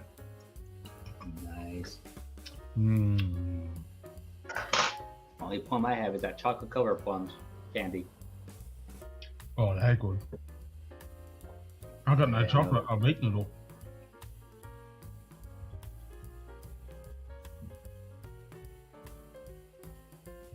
We poured the 15 quarter ounces of Catalytic. Once nice and I remember, bottle from 2011, mind you.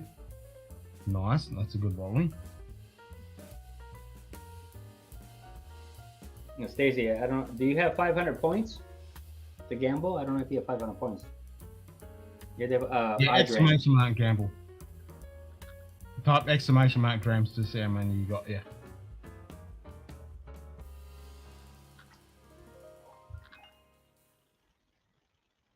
I mean, I don't even know how many. I gotta probably post it.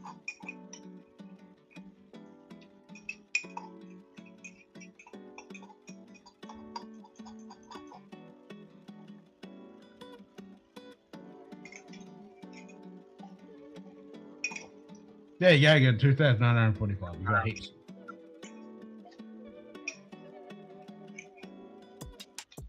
Couple of noodles. It's a spicy thing yeah. I can get all Lithuania, unfortunately. It's spicy as heck, but that's it. No other restaurants or nothing say, oh, it's spicy. Give me extra spicy. It's sweet. Yeah.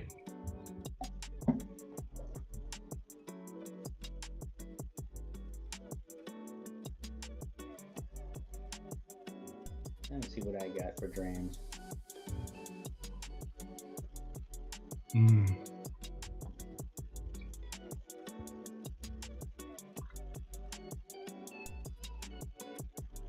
$19,485. Not bad. That was I gamble instead of I gamble before.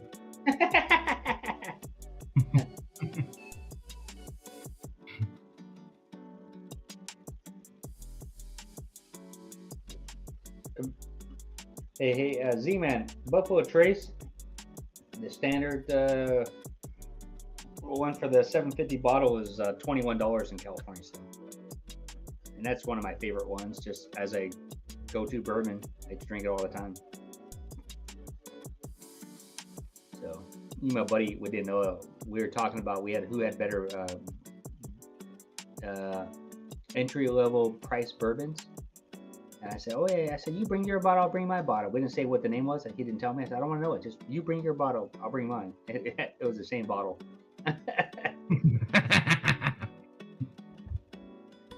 And it was Buffalo Trace, because we were looking like, we were talking about Jack Daniels, Jim Beam. We were talking about all kinds of different names, but we didn't say what our favorite was. So we had a competition. And I said, bring your bottle, I'll bring my economy, great tasting bottle. And that's something that you can get every single day in California. I said, I can walk in and grab a bottle somewhere. And we did, and it was a cool bottle. Like an everyday bottle.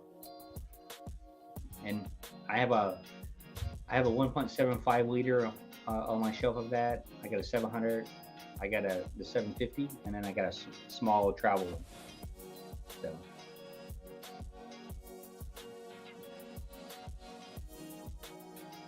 $25. Fucking hell, that's cheap. For $25, I mean, with the way they say that in the future with the distribution, with them going to different companies, it should go down in price a little bit. But in California, it's still $21. Usually I pay $23 in California, but it went down to 21. So. Of course, that's not including taxes. So very balanced snack. Get some beautiful wood notes, some precious wood in the background, flowers, complex fruitness. Okay. So it needs a bit more time. Nice.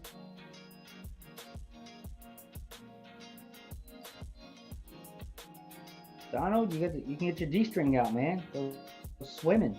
It's pretty warm there. Yeah, 6 degrees. That's speedo weather. Hell yeah.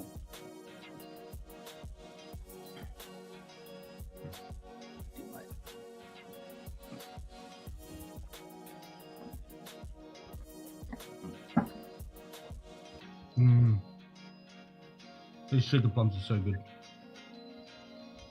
was funny earlier when Carly's face turned inside out when she had a couple of them.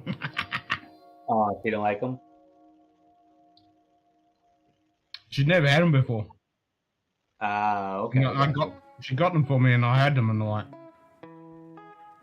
nah, I'm not sure if they're the right ones. And then she had them and she was like, oh, I'm like, okay, that must be the right one.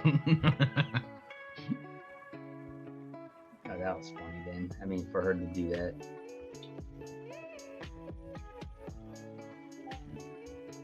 Come on. I'm trying to I gotta do my timesheet online. Alright. Being the boss, I gotta make sure I lead by example. You know. Mm-hmm. So the Minions have done. Yeah. Oh, you paid $19? Nah, it's always been 20-ish, 22 to 25 bucks in California usually. I mean, I've seen it high as 33, 35, which I thought I don't buy it. Screw that shit. Gizmo, meow.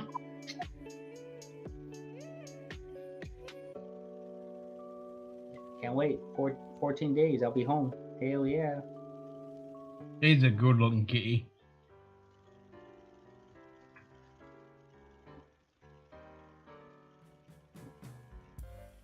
Got that extra fur color there on his nose. Yeah.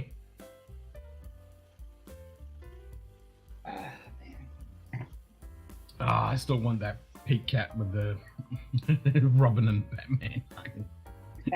It'd be so fucking funny with them going up and they both look over. Yeah. The cat's just fucking staring at their face.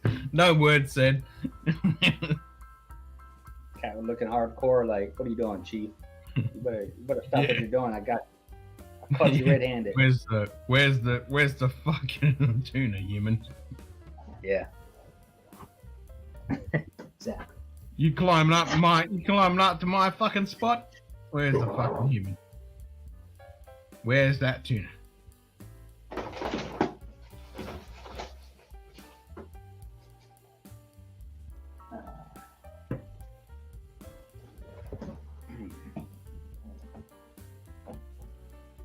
All right, last bit of the twin foxes open. Okay. And then we'll go with the Lion's Fire. I've never had those special releases, so I'm still tempted to buy the Talistar in that one. Okay, now getting some nice rancia notes between those older casks in the mix. Some of the typical herbal green notes and opening Glenfarclas old style. Still needs time in the glass. Yeah, I mean, new pop. Yeah. And I'm assuming you haven't had any water, Greg. Channel looks good. Congrats on the weekend IT fixes. Cheers, man. Yep. I've still got heaps of work to do on trying to get the trivia thing to record the stuff and display it. Right. Correct top to the lowest, but oh fuck, that smells good. It will come very soon when I get around to it. Well, take your time. I did found a bot built completely in Sammy that's pretty damn good. I might be able to steal some inspiration from. They're using any files and arrays in the combination. I'm sending me shit. Alright, guys. No bills. Just no water yet, Jan, and be cautious regarding the 6 decades cast. Yes. Sorry, I understand that, but yeah. After you've, had a few sniffs and a few sips, add a drop of water and see how it opens up. Being a new cook pot. Yeah, when I add water sometimes to my scotch, I'll say, for me personally, 80% of the drams taste worse than before. So. Oh, really? Yeah, I have a very strong palate when it comes to water because I drink so much of it. So I focus on the water, not the dram. So it blends out. How much water are you adding though? I've gone to a little bit to more to find out what I've gone to where I take one baseline and then I pour another one in there and I try to go from little and keep going up and to see how it changes. And from a little bit of drop, like tiny little eyedropper, all the way up to the end of the cap sometimes, depending on how strong it is, and each one is different. Typically, when I add water, it's like literally 2 drops, 3 drops. Yeah, I use like an eyedropper for it. So yeah, it's not much. And then I've noticed that it does change it. Don't get me wrong. Sometimes the oil is really heavy, comes out. It's real oily, and then sometimes it just. I just like it the way it is out of the bottle. I've always been that neat guy that's out of the bottle. I don't add shit to it. I just like it. Now, the only way I like to do it is like, if I don't like it, I'll let it sit for 30, 40 minutes, maybe an hour, and then come back to it like a week later or something and try it again. And it totally changes a little bit, for me at least. Yeah. It's almost And then- the same kind of thing. Almost. Yeah. But that's just me. I mean, everybody's different. I'm really I have my moments when I just like everything's hitting. There's other days when it's like, yeah, today's not a good day to drink. It's just not good. Everything tastes bad. I've had those days. I'm not in the mood for it probably. So I just stop and don't want to waste a good scotch. Yeah.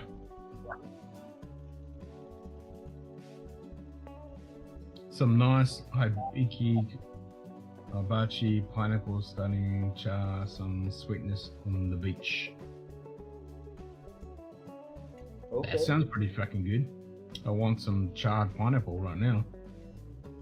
Ooh.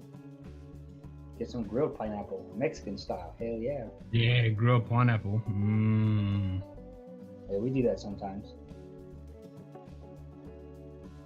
Then the slow breeze of the sea spray starts to roll in like fog off the ocean. Oh, that sounds pretty fucking good. Those are the kind of prompts I should be typing into the AI to bring out some images. I've been dabbling with the AI image generators in the last couple of days.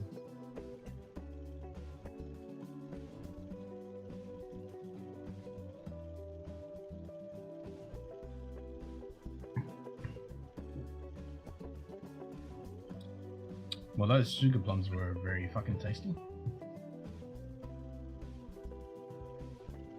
They look pretty cool. I mean, I like how they looked. I probably like some of that. Yeah, they're fucking good. And it's all my hourglass of kind of beasts. I have no idea what that is. Oh, David's here. We gotta quit, man. David's here. Oh, We're out. Goodbye.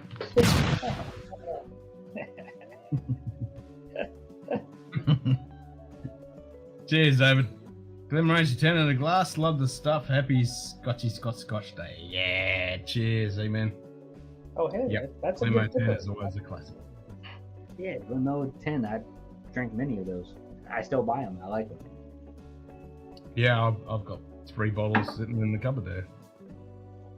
It's a good, cheap, good sipper. I like that. Look at David. First pellet, 185. Okay, still needs time, I guess. Everything so far is quite melted, and it's definitely not a sherry monster, but very old style Glenfarclas. Quite leafy for now. Lots of refill pass. Okay. Okay. Yeah. That sounds like it's a bit tight. Toy. A bit tight like a tiger, a bit closed. Hey, Dave, when's the next time you're gonna come on Ken's stream?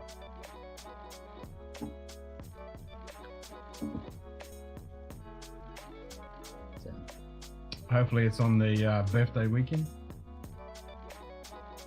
for 3-year birthday for Scotch Down Under on this weekend. Saturday? No, I'll do it Sunday night. The fuck is this? Probably Saturday or Friday if there's one then. Yeah, I'll probably do a little short one on Saturday. I'm not sure about Friday because I'm going to be up stupid hour on Saturday. Daddy duty, but yeah, Sunday will definitely be 3-year celebration dream. 3 years on the crazy whiskey tube. That's actually a pretty long time. I think, how long have I known you for? Almost 2 years? 2.5 years, I'd say. Yeah. I mean, you didn't have you were like, I think 500 or 600 people when I met you. Yeah, about that. But give or take. I mean, I don't know the exact number because I didn't pay attention to it. Nah, I don't either. I don't even know how many I- subs I've got now. I know it's 1,200 something. Yeah, last time I checked, it was like 1,200 or something. I don't know exactly. I was like, oh, okay, it's slowly moving up, but it's, you're in a different time zone. I don't expect miracles. Like for me personally. Yeah, I I'm in the arse end of the world time zone wise. Yeah. Well, I told everybody else, me being American, I'm still screwed because everybody goes on screen when I'm going to sleep or I'm getting up. But Yeah. when I get up, I have to drive 1 hour, so I miss everybody. It's like if I work here locally, I'll at least get some of them. So like, I used to watch Bourbon Junkies a little bit, but I kind of deterred from them. I mean, they're okay people, guys. And then the only one I can really catch right now is Big Vic, and sometimes Anthony now when he has those streams at a few hours. I can catch Anthony's, Big Vic, sometimes Cheech's. His Cheech sometimes goes long, sometimes he doesn't, so I miss it because he's on the East Coast. And then after that, I can't get anybody else. I can never see Stacy because she's on way too. It's like 1, 2 o'clock in the morning. There's no way hell I can get up for that. Well, it's I was on vacation. It's like 7 o'clock in the morning for me. I just can't do it. I mean, I can't get up at dinner. So I'm screwed. So I could do it We when I were get making home. Tuesday, Wednesday, and Thursday my dry days. Work tends to be the most strenuous those days. Fair enough. Yep. That sounds Okay, like spread a on second sip. Open air a bit. Some typical space otters, even a bit Glenfiddich. Those 1970 casts. Honeysuckle, very nice. Oak now, ripe fruit, forest moss, mushrooms. Nice. Okay, cool. Hey, Sounding hang on, good. AZ, the Ancient Age. Shit, that's a good cheap bottle, man. I've drank a few of those. I have no problem with Ancient Age. Cheap, just a good easy sipper. Man, I look for. Trust me, I'm one of those guys that look for the bang for my buck. So don't get me wrong. I'll drink the cheapest shit in the world to the most expensive shit I can afford. Like the most expensive one I afford is it's not the Black Art, which is all gone now. Which I drink that shit too quick. But it's one of my more expensive bottles. But I enjoyed it. That was worth every penny of it, and I enjoyed that. Yeah. I don't. Yeah, and yeah, it's kind of pricey. Well, for most people, it's very pricey. It's not Dustin. Yeah, pricey, that one's getting up there. I mean, the Black Art series is definitely pricey. Oh, well, the new 10 is like $400 to $600 now. 4 is like the low end, and 6, 7, $800 I've seen them as for the 10 series. Black Art. Yeah, they're very not a grand here. For sure. Dude, that shit. Water brings it to its edge. Not sure if it's a good idea, but I did develop nicely a bit of heady flowers, which I love. Okay, so it sounds like there's a bit of stuff going on in there. Me, liver processing power is the main reason for restraint when buying stuff. Yeah. Yeah. Well, I just do the 30-day detox. So this month is about being an alcoholic for the next 2 months because I got my anniversary coming up, and then I got my birthday coming up. I just detoxed for January, what just happened to fall in, detox as January, which my cycle, which I'll probably do it. Probably another detox for at least 2 weeks in April, and then probably June and July another 2 weeks. So instead of doing the whole month, I just do 2 weeks on, 2 weeks off, 2 weeks on, 2 weeks off. Man, if I wasn't doing a whiskey juice channel, I'd probably go out with weeks. Well, I just know that I just drink too much. Not alcohol whatsoever, but having a whiskey juice channel, it's a bit difficult to do that. Well, yeah, No, I have. I don't go crazy. I mean, I'm not No. falling over the fucking floor or any crazy shit like that. But, and I never wake up with a crazy hangover. Sometimes I wake up and I was like, oh yeah. If I mix my drinks, I've had wine, beer, and Right. gin. No, I and honestly like. scotch. I've had a few moments where I'm like, okay, the next day it feels kind of heavy, but I'm still there. I've had Yeah, a few yeah, moments where exactly. I was I've like, had a little too much.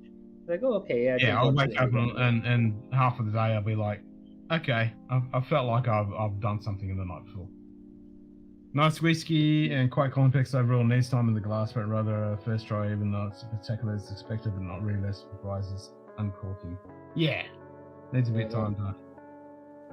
It was like the breathe. first day drinking back on the first. Remember, I told you I need the next day off, and yeah, I was heavy the next day. Trust me, I drank pretty lot Yeah. in the that first day though.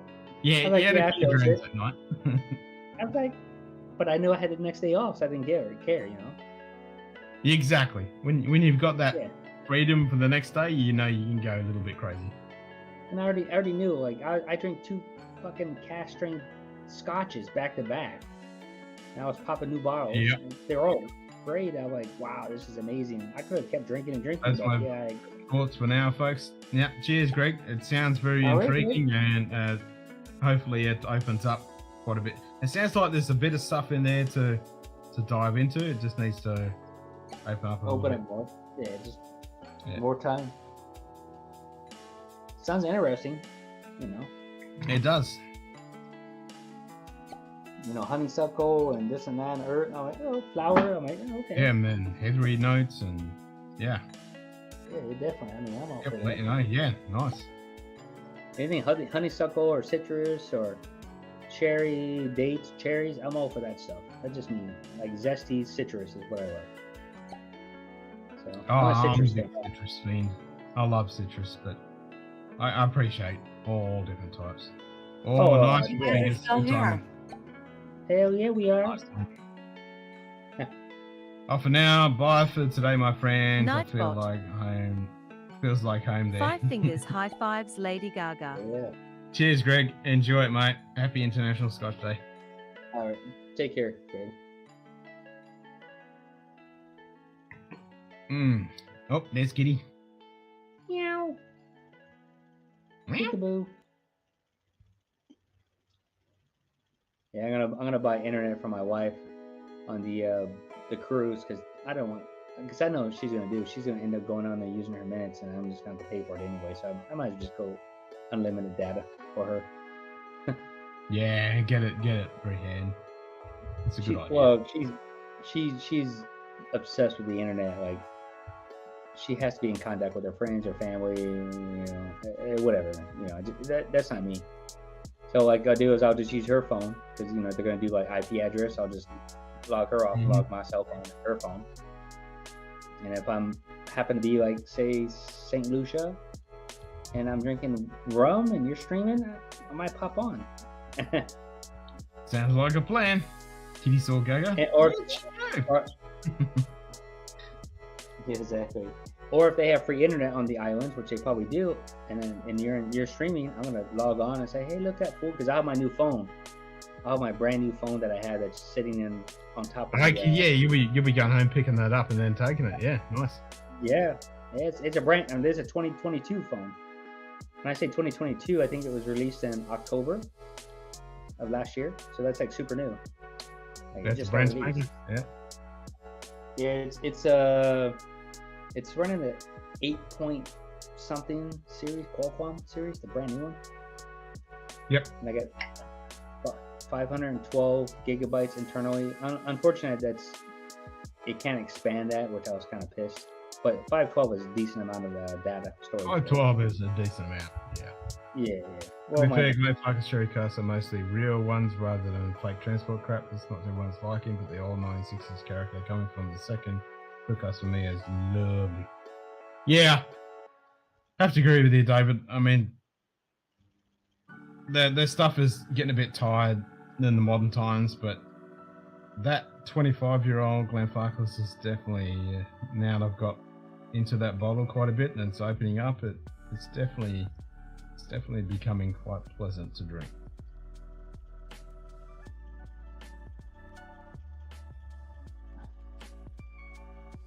It's not apple dust on all phones these days. You can't just pull the fucking thing out and expand it. I'm anti-Apple, so no, I have an Android, but I broke my good phone that was expandable. I shattered the shit out of it, and I went back to like 2000 and fucking probably 9 phone. It's goddamn, it takes forever to do anything on it. I mean, it's great probably back then, but it's, you know. And then I bought a new one because it was on sale. So yeah, it's running 16 RAM in it, 512, 8 something processor by Qualcomm, the newest, I guess one of the newest ones, and it's got a lot of new software and everything else. I'm like, okay, and it was cheap, and it's got 50 pixels in the back, or 60, whatever it is, and 30 or 40 in the front. I can't remember. It's 4K, so it's 4K recording too. I was like, all right, yep, why not? I'll try it. You know, I don't usually buy expensive phones. This is the most expensive one, but it's still under $500. It was like half price. Samsung has great features. Make fun of Apple for not having them. Proceed to drop said features. Yeah. They're all into making money. Samsung has the ability to expand memory. I mean, well, yeah. When you say memory, you're talking about random access memory, or you're talking about hard drive space? Because those are two different things. I'm presuming you're talking about hard drive space. Well, the expandable memory, I think, is where you can expand into the micro SD cards. So yeah, like on my put the own SSD and then go from and then the onboard to the SSD. Yeah. Well, that's what my old Motorola had. I'm a Motorola fan, so I mean, mine does the same. I've got an SD card on there. Yeah, it is. So the micro SD card, my daughter can, for her Samsung, she can expand it to like whatever the size they have out there if I want to pay for it, of course. Correct. But right now she's got what 200 gigabytes in there plus a 128, so she's got plenty of data in there. And my not wife sure has a where you Sony. need more RAM in a phone. I'm not doing video editing. Well, if you're playing games and shit, you need more RAM. Well, it gave No, me the. Apple does not allow any fucking shit like that. Nope. Gone are the days of Apple phones when you put fucking expandable SSDs and upgrade the batteries or replace the batteries. I like when you can take the batteries out and replace them with new batteries. Now you can't do that shit anymore. Now that fuse them. No, you can't do that shit. It's fucked now. It's fucked. I used to do phone and tablet repairs, and now I'm just giving up. I'm like, no, I'm not dealing with that shit. Because now in our house, we have the battle of the phones. So my daughter is a Samsung phone, my wife is a Sony, and I'm a Motorola fan. So all three of us have different phones, and I won't change until the company goes out of business. I know it's been taken over so many times, but I was like, Samsung and whatever happens to them. I have Motorola, which has been multiple different companies in the past, from Google to whatever else.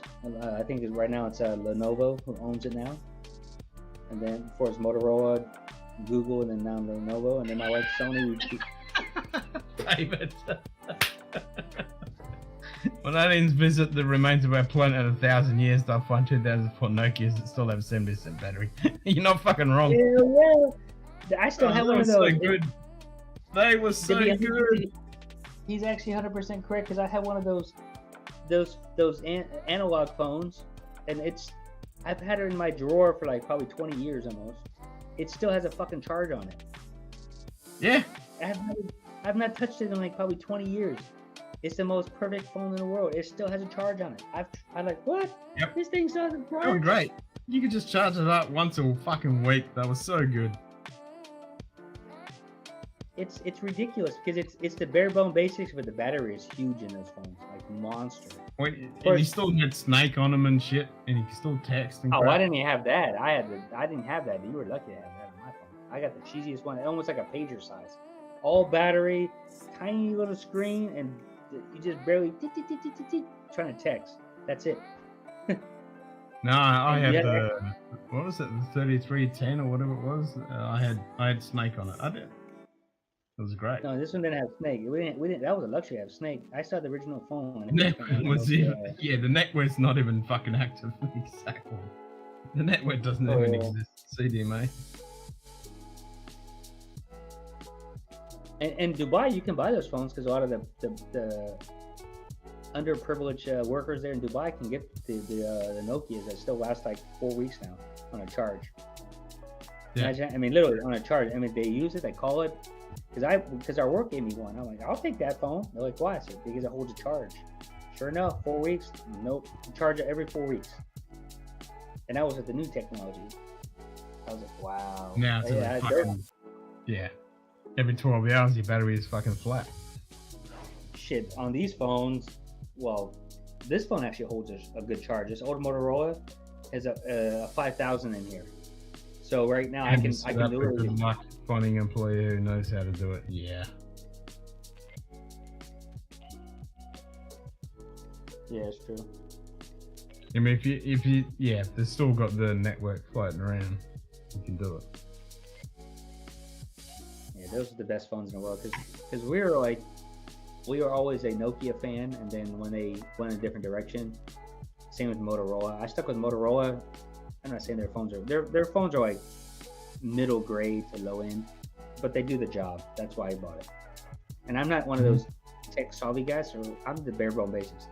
Give me your internet, let me do some texting, email, and that's basically it. I don't watch anything on it. I don't do YouTube. I don't do anything. I do Instagram now on this. Yeah, I don't do any of that crap. I don't do anything on it. I've been in the Nokia brick phone, whatever it was officially called, and the silver Motorola flip phones are the two best phones ever made for the time. I mean, look at the Motorola Razr, best phone in the world. Motorola Razr.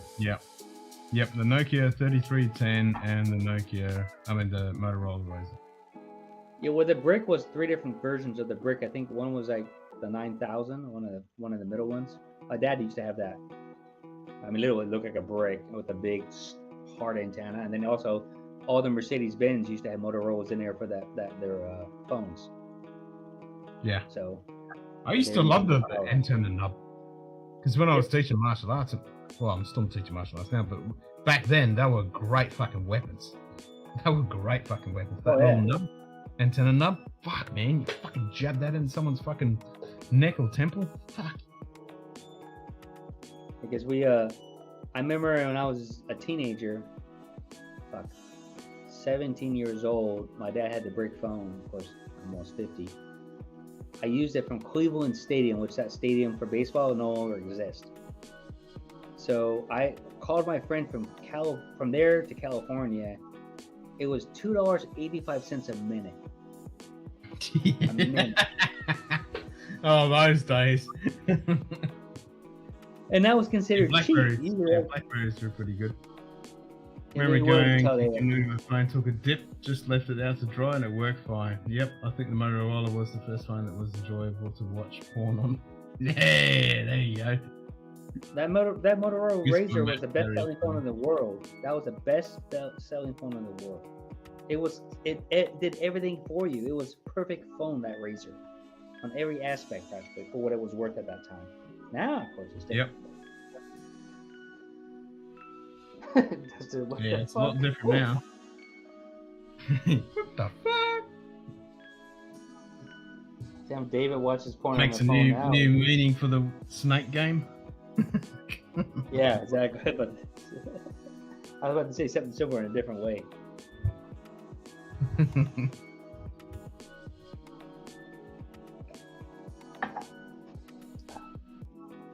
Now, phones are, I'll say internet was one of the best inventions.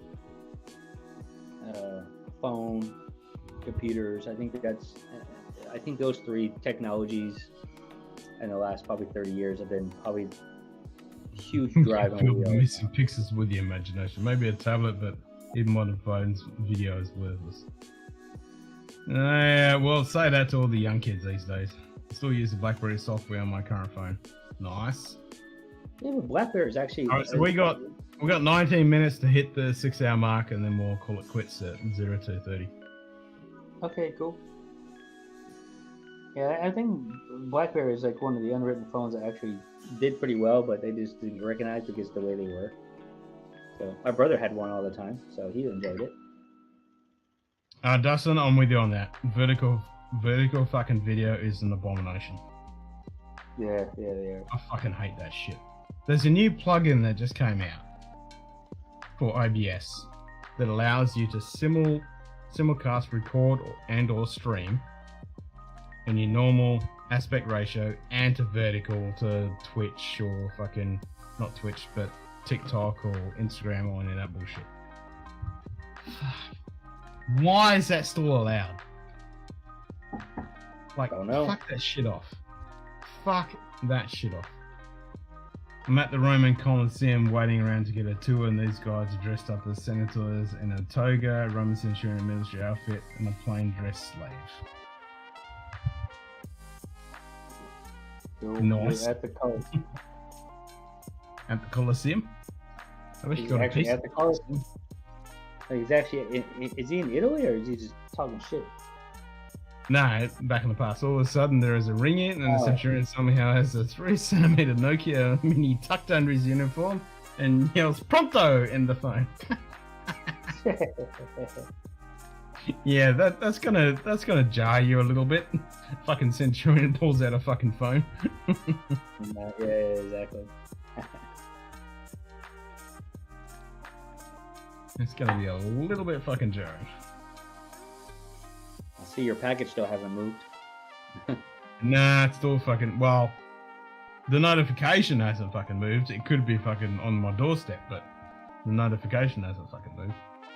Yeah, if you're like say whenever you're in that direction, you can always check it out. But, Yeah, I'm always going swinging past there and every now and then ducking to see if it's there.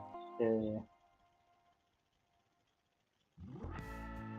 That's like me. I have this. Yeah, it's always the long haul coming from the east to the west. A bunch of people also took pictures of the Roman outfit with the words in his cell phone. Oh shit. Nice.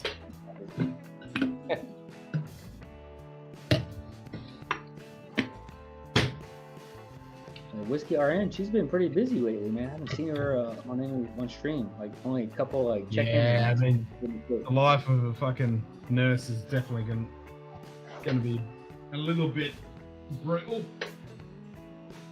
I mean, nurse. I mean, that's a long job requirement. I think they should get paid more than what they do. Oh, fucking oath. Nurses, doctors, first responder ambos and stuff like that. They are.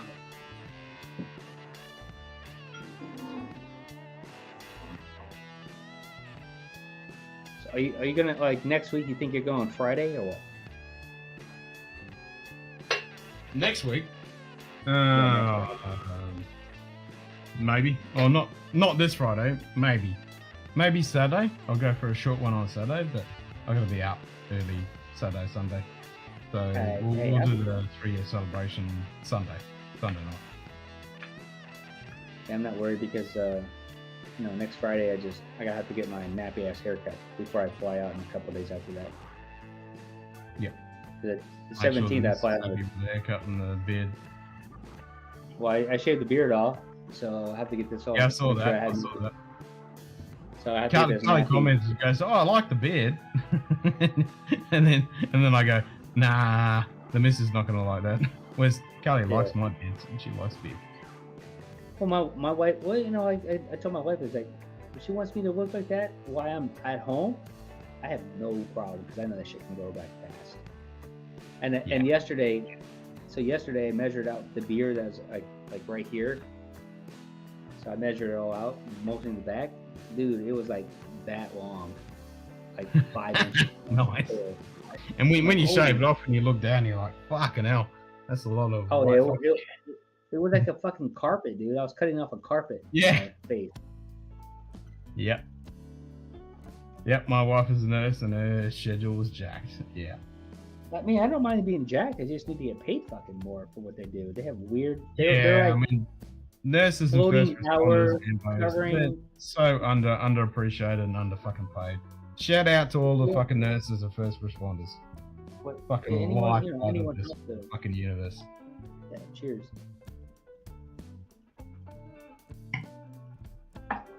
It's because you'll work like 12 They're the hours. heroes. They're the true fucking heroes. None of these fucking stupid actors and bullshit. They're the true fucking heroes. Well, the biggest thing I always had is like you never know when they're going to extend it. Like what if there's emergency that comes in? They just did 12-hour shift and now they're about to leave and then say some adds emergency. Now they're working like another. Some shit goes hours. down. Just think of all the fucking poor people that are going on with Turkey and shit right now. Well, that's Turkey's fault for being stupid for having that standards for living in a earthquake zone and building the right material like they do in California. I'm just saying. But I feel sad about the people who displaced and the people who died. But if they had the government intervene and say, hey, you have to have standards for the earthquake, you should do it. Yeah. True.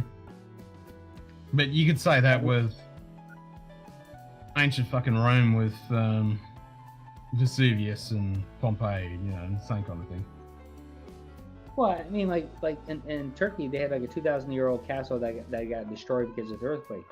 I expect that because there's nothing in it. It's brick. There's no rebar. So these countries that half-ass it with these rebars, and these countries like say Haiti, all the earthquake zones like Pakistan and Nepal and everything else, is like, you guys are building shit without fucking rebar, and then when they have an earthquake, which you already know they have earthquakes, this shit's gonna kill people. Just build it the right way the first time. But I know it's expensive for them. That's the problem. Yeah. No, you're right. If you know you're in a fucking place where that shit's gonna happen, yeah. Kind of makes that's why sense to be able to rebuild that shit. Second daughter is being a nurse degree and a minor in sports medicine, first year in college. Nice. But sports if she's in sports medicine and she can work for like a football or a sports team, she can make pretty damn good money. Nephew's now an orthopedic surgeon, thankless job. Yeah, it's just such a fucking... Yeah, it's fucking crazy. Just remember though, you can be a cop at 6 months. You can be a cop at 6 months, and that's it. But anything else, you have to work on it. Remember, you can make good money at being a cop, also be an asshole, but you can be a cop at 6 months compared to these people who have years and years. Yep. Turkey has a higher dollar GDP per capita than in many European countries. The response from the government has been outrageously bad and will probably doom Erdogan's chances of unrigged re-election. Mm-hmm. Yeah. Well, when you don't take care of your citizens first, and you basically just let everything like a blind eye, so exactly what happened. You know, you know. And that ain't one fuck. It's just crap. You know, nobody. You know, these countries that in these regions nobody cares about. That's the problem. So it's like they turn a blind eye because they have nothing really to offer except the basics. It's not like a era where that's just like wow. Hey, Aaron. Aaron Hardiman. Cheers, mate. We only have a few more minutes before King calls it quits. Like 10 more minutes about. Yeah, we got 10 minutes. So we got to decide on the last round, so let's spin the fucking wheel. Water. Oh, there's always water. We'll do the water. They better not be cash drains or whatever, because I'll be pissed. Bourbon cast. Oh, we already had a bourbon cast. Ken. I had that too. Which one you The like? wheel says A drink little bourbon bit. cask. But it's still International Scotch Day, Aaron. It's all good. I've started it. You can continue it. Everyone else in those time zones, we can. Oh, there we go. Pete. Oh. Well, I'm drinking fucking Lagavulin right Ken. now. The wheel says drink Pete. I'm not I doing might it because I just lean haven't. over here without even looking and just pick up this bottle right here that happens to be a Port Charlotte MCO1 and have some of that. It's another Pete. Pete? Who the fuck is Pete? They get it for the ground, then they dig it up. Cheers, Ryan. You dig it up, you throw it in a drink, and you're wondering why it's barking Why a it's shite. fucking a shite. I have like, I'm enjoying it. Gizmo say, see you later. No. Cheers, Brian. Say hi to See you Gizmo for us. That's gin, Ken. No, it's not gin. It's not gin. The gin's down the other side. David. The gin's holding the good stuff. The gin's fucking empty. The only one I have is like I have light peated products from Glen Scotia, and then the other one's heavy peated from the Three Ships, which is I think it's pretty good. And this bottle might be a gin bottle, but it's definitely not gin. I mean, look at that. Do you know of any gin that looks like that? Hell no. I don't. Hell no. No, this is MCO1. And David So will I'm be taking talking. Yeah. I decided to take some of my scotches back to the U.S., so I'm going to take that old Loch Lomond bottling, that Tomatin Legacy, that old bottling, of course the bottle for Anthony, and 2 bottles of Belarus port beer, and that's pretty much in some samples. Take back for Anthony and whiskey or something, because I have the gin bottle. Hopefully I can find it. Hopefully I can put my foot in my mouth right now because I can't find that gin I sent you. I've gone to 7 different stores. Oh, really? Yeah, I don't know what's going on. There's nothing in stores. And I can't get one. I told mad that I was sending it to him. I can't get it. I'm like getting nervous. Damn. Yeah. Carly's super excited for that. It's a weird for the ABV that it has, which is 46%. Would you think it would be a little punch for gin? It's not. So that's the problem. You can continue. You probably can drink that like it's water, and it's like it tastes pretty damn good with tonic, and it's like, and then it hits you like, whoa, okay, it's got some proof to it. Yeah, before you know it, your legs have decided to leave. Yep. Yeah. And at 46%, that's no joke for gin. He's just like 40% or below, or 40% or 43 max. Yeah. So, but yeah, I enjoy it. That bottle is close in color. Really? So that? Which one? What do you say? 4 Pillars, bloody.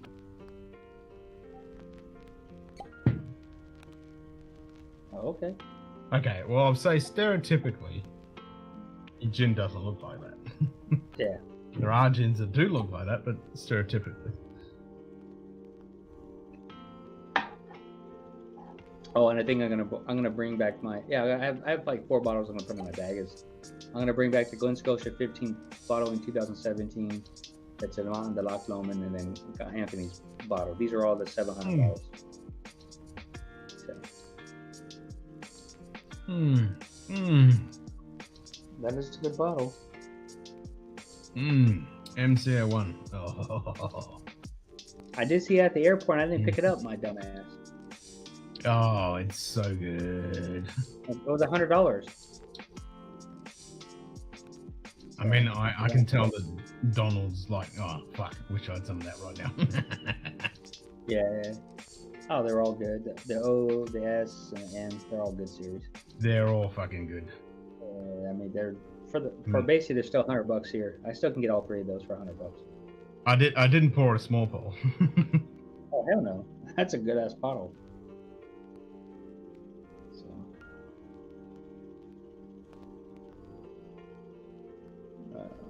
So we might be going for another 10 minutes while I sip on that. You don't have to get up tomorrow early for anything, or what? Nah, not anything crazy. Oh, okay, cool. So we have legs, producer of Aberdeen Glen, which has 56 ABV Armada version rest and Roger Good cast. day. Ooh, hello. Prescription bourbon. Damn it! It's on Scotch Day struck up in me again. I should put it on my calendar. Cheers. That's what I do. I stick it on the calendar. Oh yeah. Cheers, mate. Cheers, my man. It's only the start for International Scotch Day for you guys, so you can carry on the you can carry on the homage. Oh hell yeah.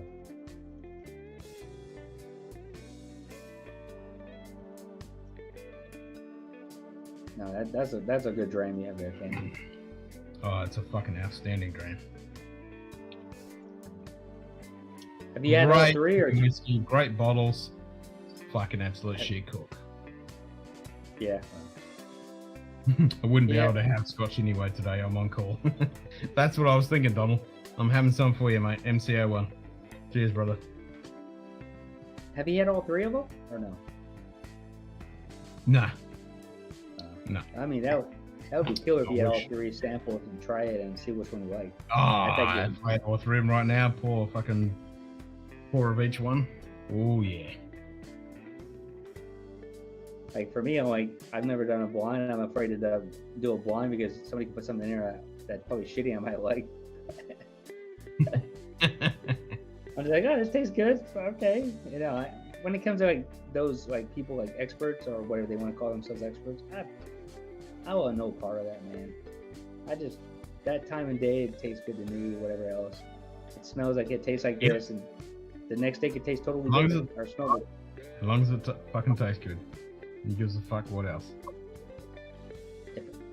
Like I said, there's only 1 bottle of my left that I poured down the drain, which is that German one. Everything else, I can power through it and wait and give it time, but only 1 bottle of my left I poured down the drain. That was that. Whew. Yeah, no, there's a couple bottles there that I couldn't drink that. I don't want to pour them down the drain. I want to do something with them. like mature them in a cask that I've Right. seasoned and port and stuff like that. That's what I'm keeping them for. But yeah, I'm not drinking them as they are.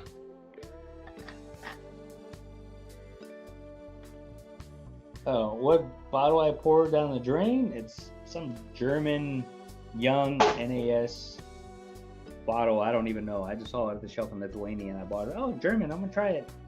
The bottle looked cool. I'll give it a try. It was 25 euros. That's all they had. They were advertising it was good. It's like, okay, I'll pick it up. Yeah, I don't know who was doing that saying it was good. I tried it. Which one was it, Aaron? Because I know there's some good shit out there from Deutschland, but I don't know which one. There's a few. There's one of my that starts favorites. with S. It's meant to be really fucking good. Yeah, Slager, S-L-K-Y. Yeah, something like that. Yeah.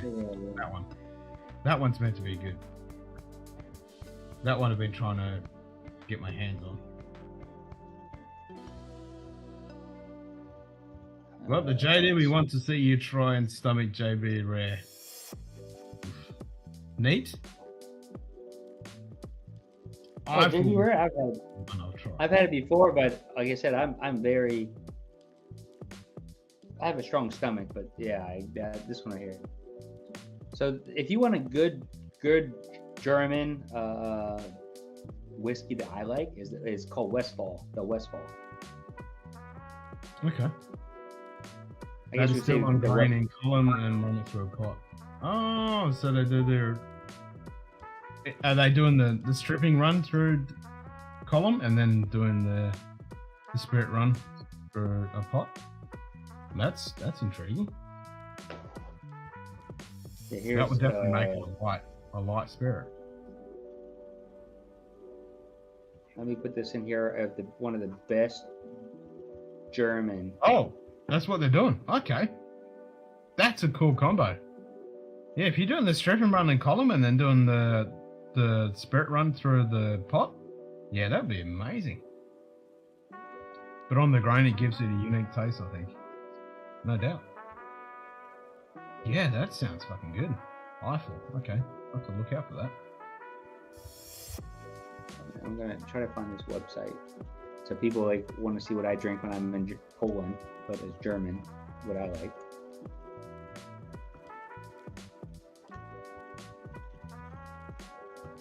This is one of the best distilleries in there. It's young, but it tastes really good.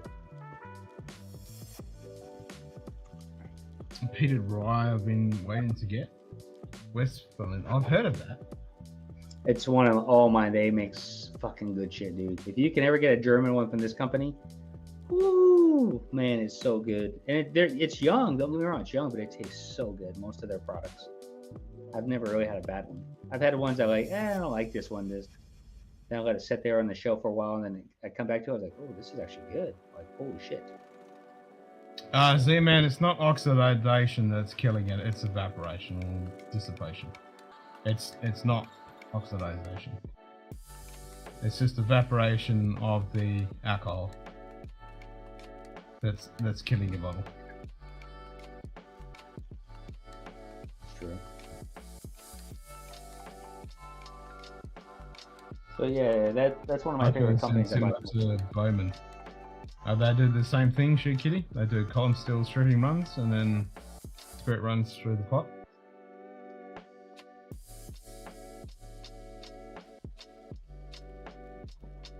I mean, yeah, I can imagine it's going to be, because you can do it with pot stills with your stripping and then your spirit run, but you have to really close down the cuts. But yeah, if you do it with a column, it's going to be light and very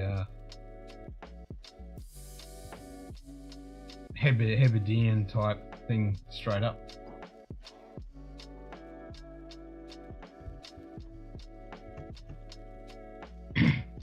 So I mean, if your bottle gets below a third and you want to sit on for a little while, decant that shit. Don't worry about doing any of the gassing or any of that bullshit. Just pour it into a smaller bottle. Otherwise, all that headspace, all your alcohol is evaporating into the headspace, and as soon as you pop the cork, well, that's gone. The reason German whiskey is getting good is because most German producers who make whiskey were good brewers who were doing it as a side product. Now actual full-time distillers are coming. Yes, very true, very true. Yeah, so if anyone can get that West of the beer for the distiller is good shit. Yeah, but I can get one of those bottles because usually they're in small batches, the Westfalens. If I can get a few of those samples, I'll send them out to people because they're just hard to get. They just don't really ship anywhere. So if I can get some of those, No, about 70. I've heard of them, but I've never seen them, and I've heard that they're actually decent. But yeah. Yeah. I mean, but they're young. Trying to find Deutschland whiskey here is, oh my god, it's a nightmare. For a young distillery, they're pretty damn good. I mean, it's a young distillery. You know, it's not. I mean, it's a little 10 or 15 years old, but their whiskeys are like 4 to 6 years old max. So they're real young. Yep. But they're good. I enjoy them. So the Rise and so on. So. Put me in the line for that, JD. Yeah, I'm with you, Aaron. Yeah, put me in the line for that. I'll have some of that. Oh, hell yeah. Because I'm going to get some more of those because I had some of their Rise and some of their special batches, and I'm like, holy shit, it's like apricots and figs with the high ABV, cask strain, only 400 bottles per batch, 350. And then it finishes off like a zesty wine, like a lemon meringue pie finish. It's so fucking tasty. Yeah, that sounds delicious. It was so good. And then I had a different one that was like every honeysuckle, every sugary thing that you could think of and like ever known to man that just was sugary. Like, yep. It was the finish. It was so good. Like, holy shit, this is so good. Yep, I got a sweet tooth on that. Yep, yeah, it was just like amazing. And then of course I had other ones that taste like the normal profile whiskey, like bourbon, finished cask, and sherry, which are good. I had one from them that tastes like a velvet cake. The finish was like a velvet cake. It was so like wow. Ooh, I don't mind velvet cake. Yeah, I was like, holy shit, this is good. Okay, so I'm on duty calls. Cheers, David. All right, David.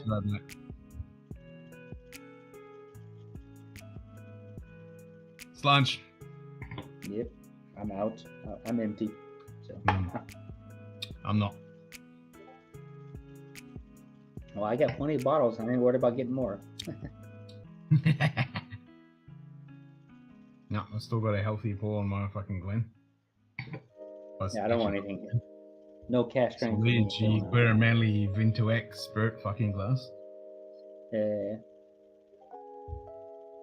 People in Discord making all that noise over there. My other computer. Mine goes on mute automatically. As soon as I turn on OBS, it mutes. Well, it goes into stream mode OBS, so I don't get the notifications. But it's only when the computer's open that makes sounds, and then I have it on there because like some people talk to me, and then I look for the little symbol if it turns red where that left message is. So yeah, and I don't mind. It gives me like something to do because Discord's it's kind of chaotic, but it works. I'm not a fan of it. I reckon it's a great platform. It's a great platform. Yeah, it does what it needs to do. Yeah, it's like a spruced up version of the old IQ days. IRC. Yeah, not IRC. Not IRQ. Yeah, IRQ. That was it. Because when I first got it, I was like, "Oh, what's this?" It's like fucking Android, like to me. I'm like, then I start monkeying around with it, checking it out. I was like, "Okay, I get it.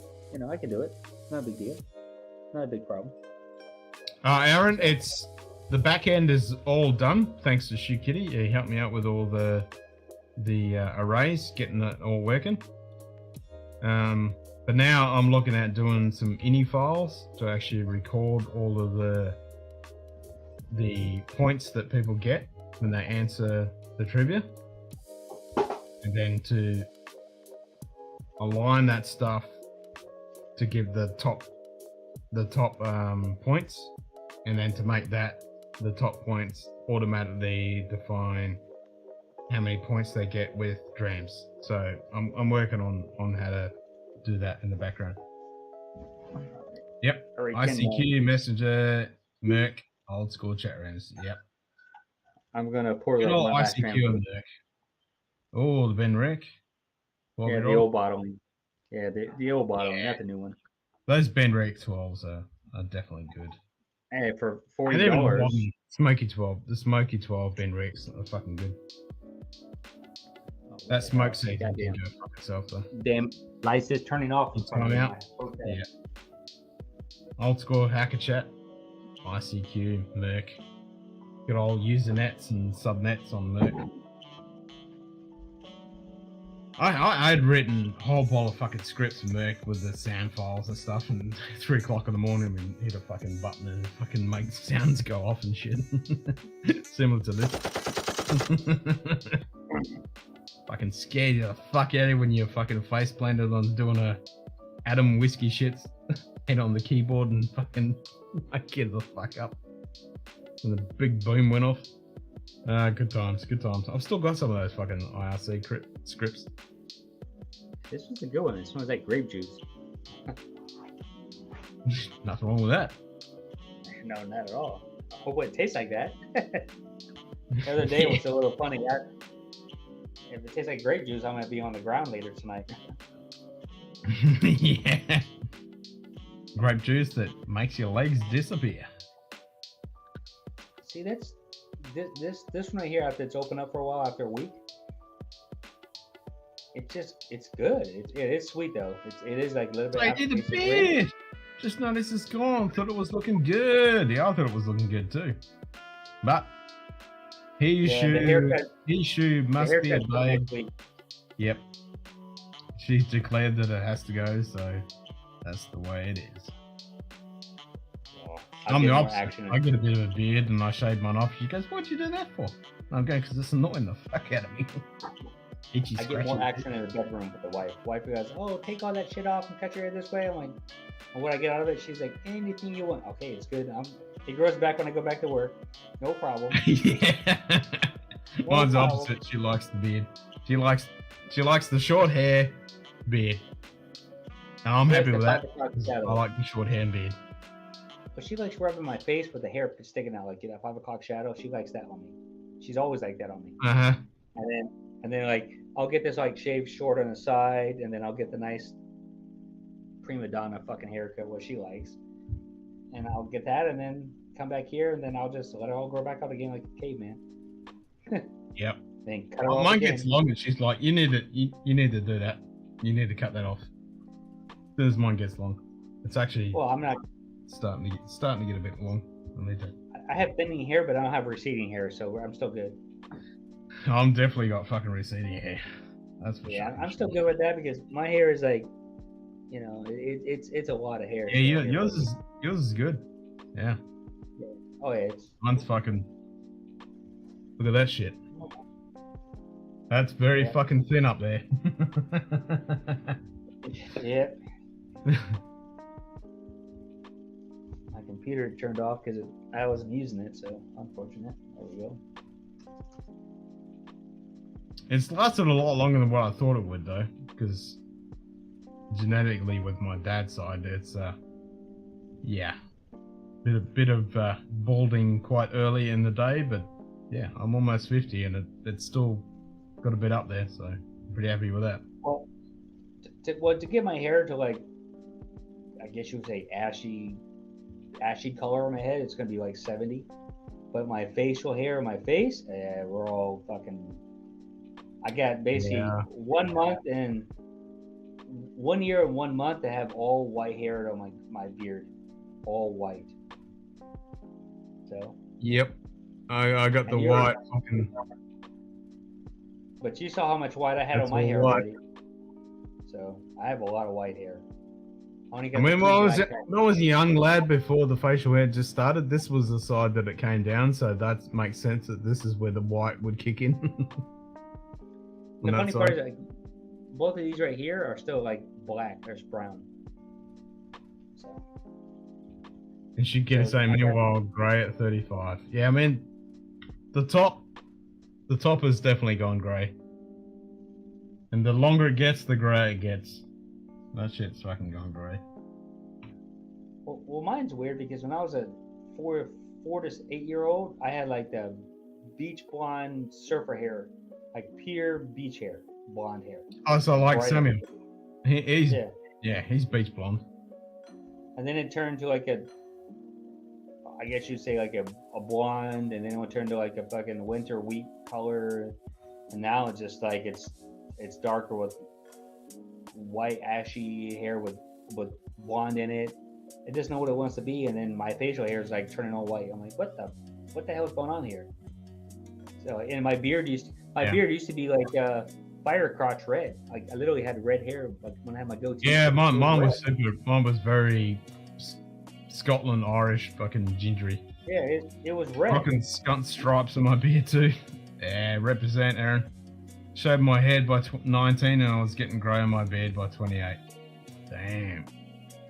Yeah. Yeah, mine's gone a little bit longer than that. I mean, I was getting grey at 28 in the sides, but hadn't gone to the beard yet. It's only been the last 2 years that the beard has gone grey. Or going grey. Well, my problem is that everywhere you look in your body, you have different hair colors. Like my legs are still fucking blonde. There's no white in them. All my leg hairs are fucking blonde. Like it's always been. My arm hair is blonde. There's no color change. There's no white, gray, whatever. It's still blonde. My back, it's still like not a blonde, but it's in a darker, I guess brownish blonde, I guess you would call it. I don't know, whatever it is, fall blonde, or whatever it's called, winter wheat.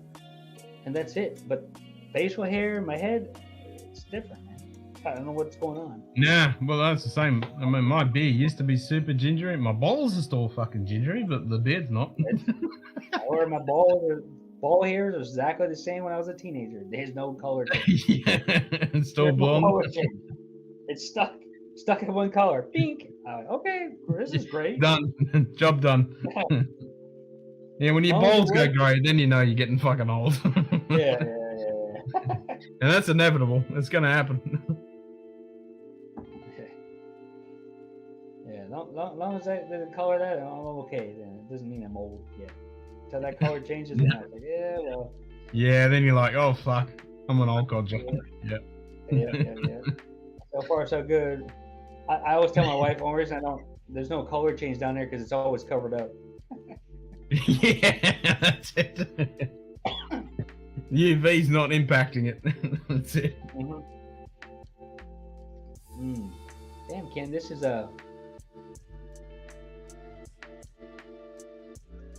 I'll say it's like grape juice that somebody put alcohol in.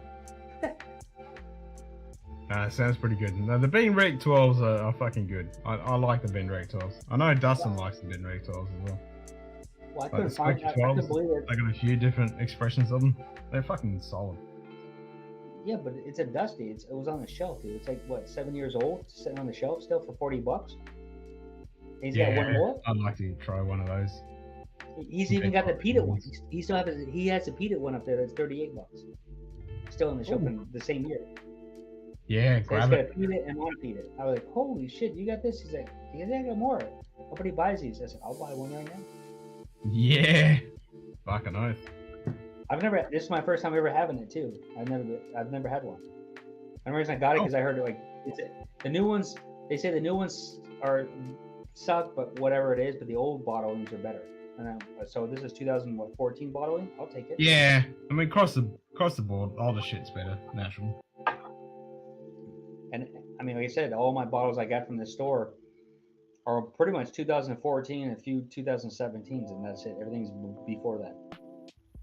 So yeah, I think the 2017 is that's when shit started changing. That was the end of the good shit. Well, I have the old Tomatin Legacy on here, which I know that's an entry level Tomatin. But I saw it because it was dust on it, and it's the old bottling with the old black label. I'm like, okay, I've never seen one of these. I've seen the new bottling, but I've never seen the old bottling. Then I saw the Loch Lomond.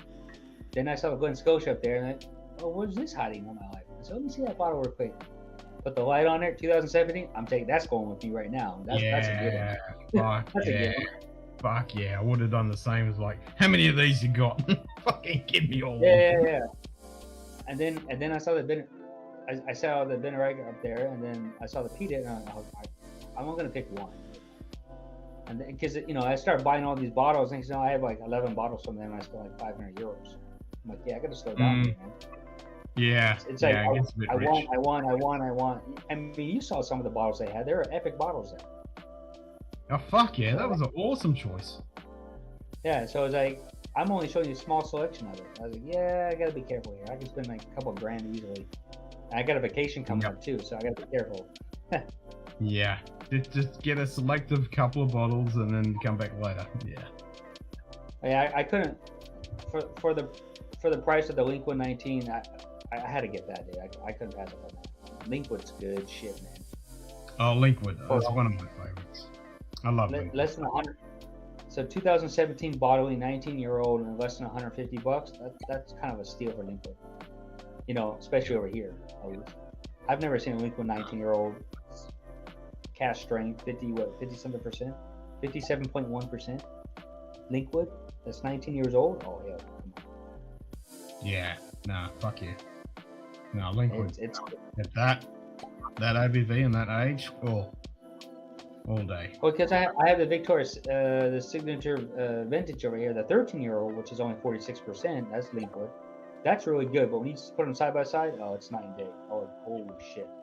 That 19 crushes it in every which way possible.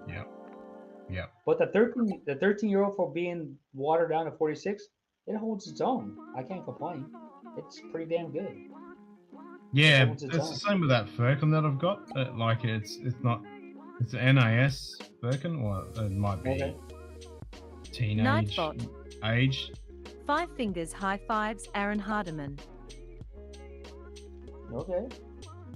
Oh, cartoon's coming again. Is that the third time 5 fingers? Or maybe you did it twice and Zen put it. Oh no.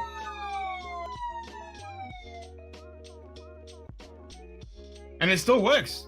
Like, we're into February now, and Snapchat has been ended. Oh, well, hey, you might have made it work. The bonus.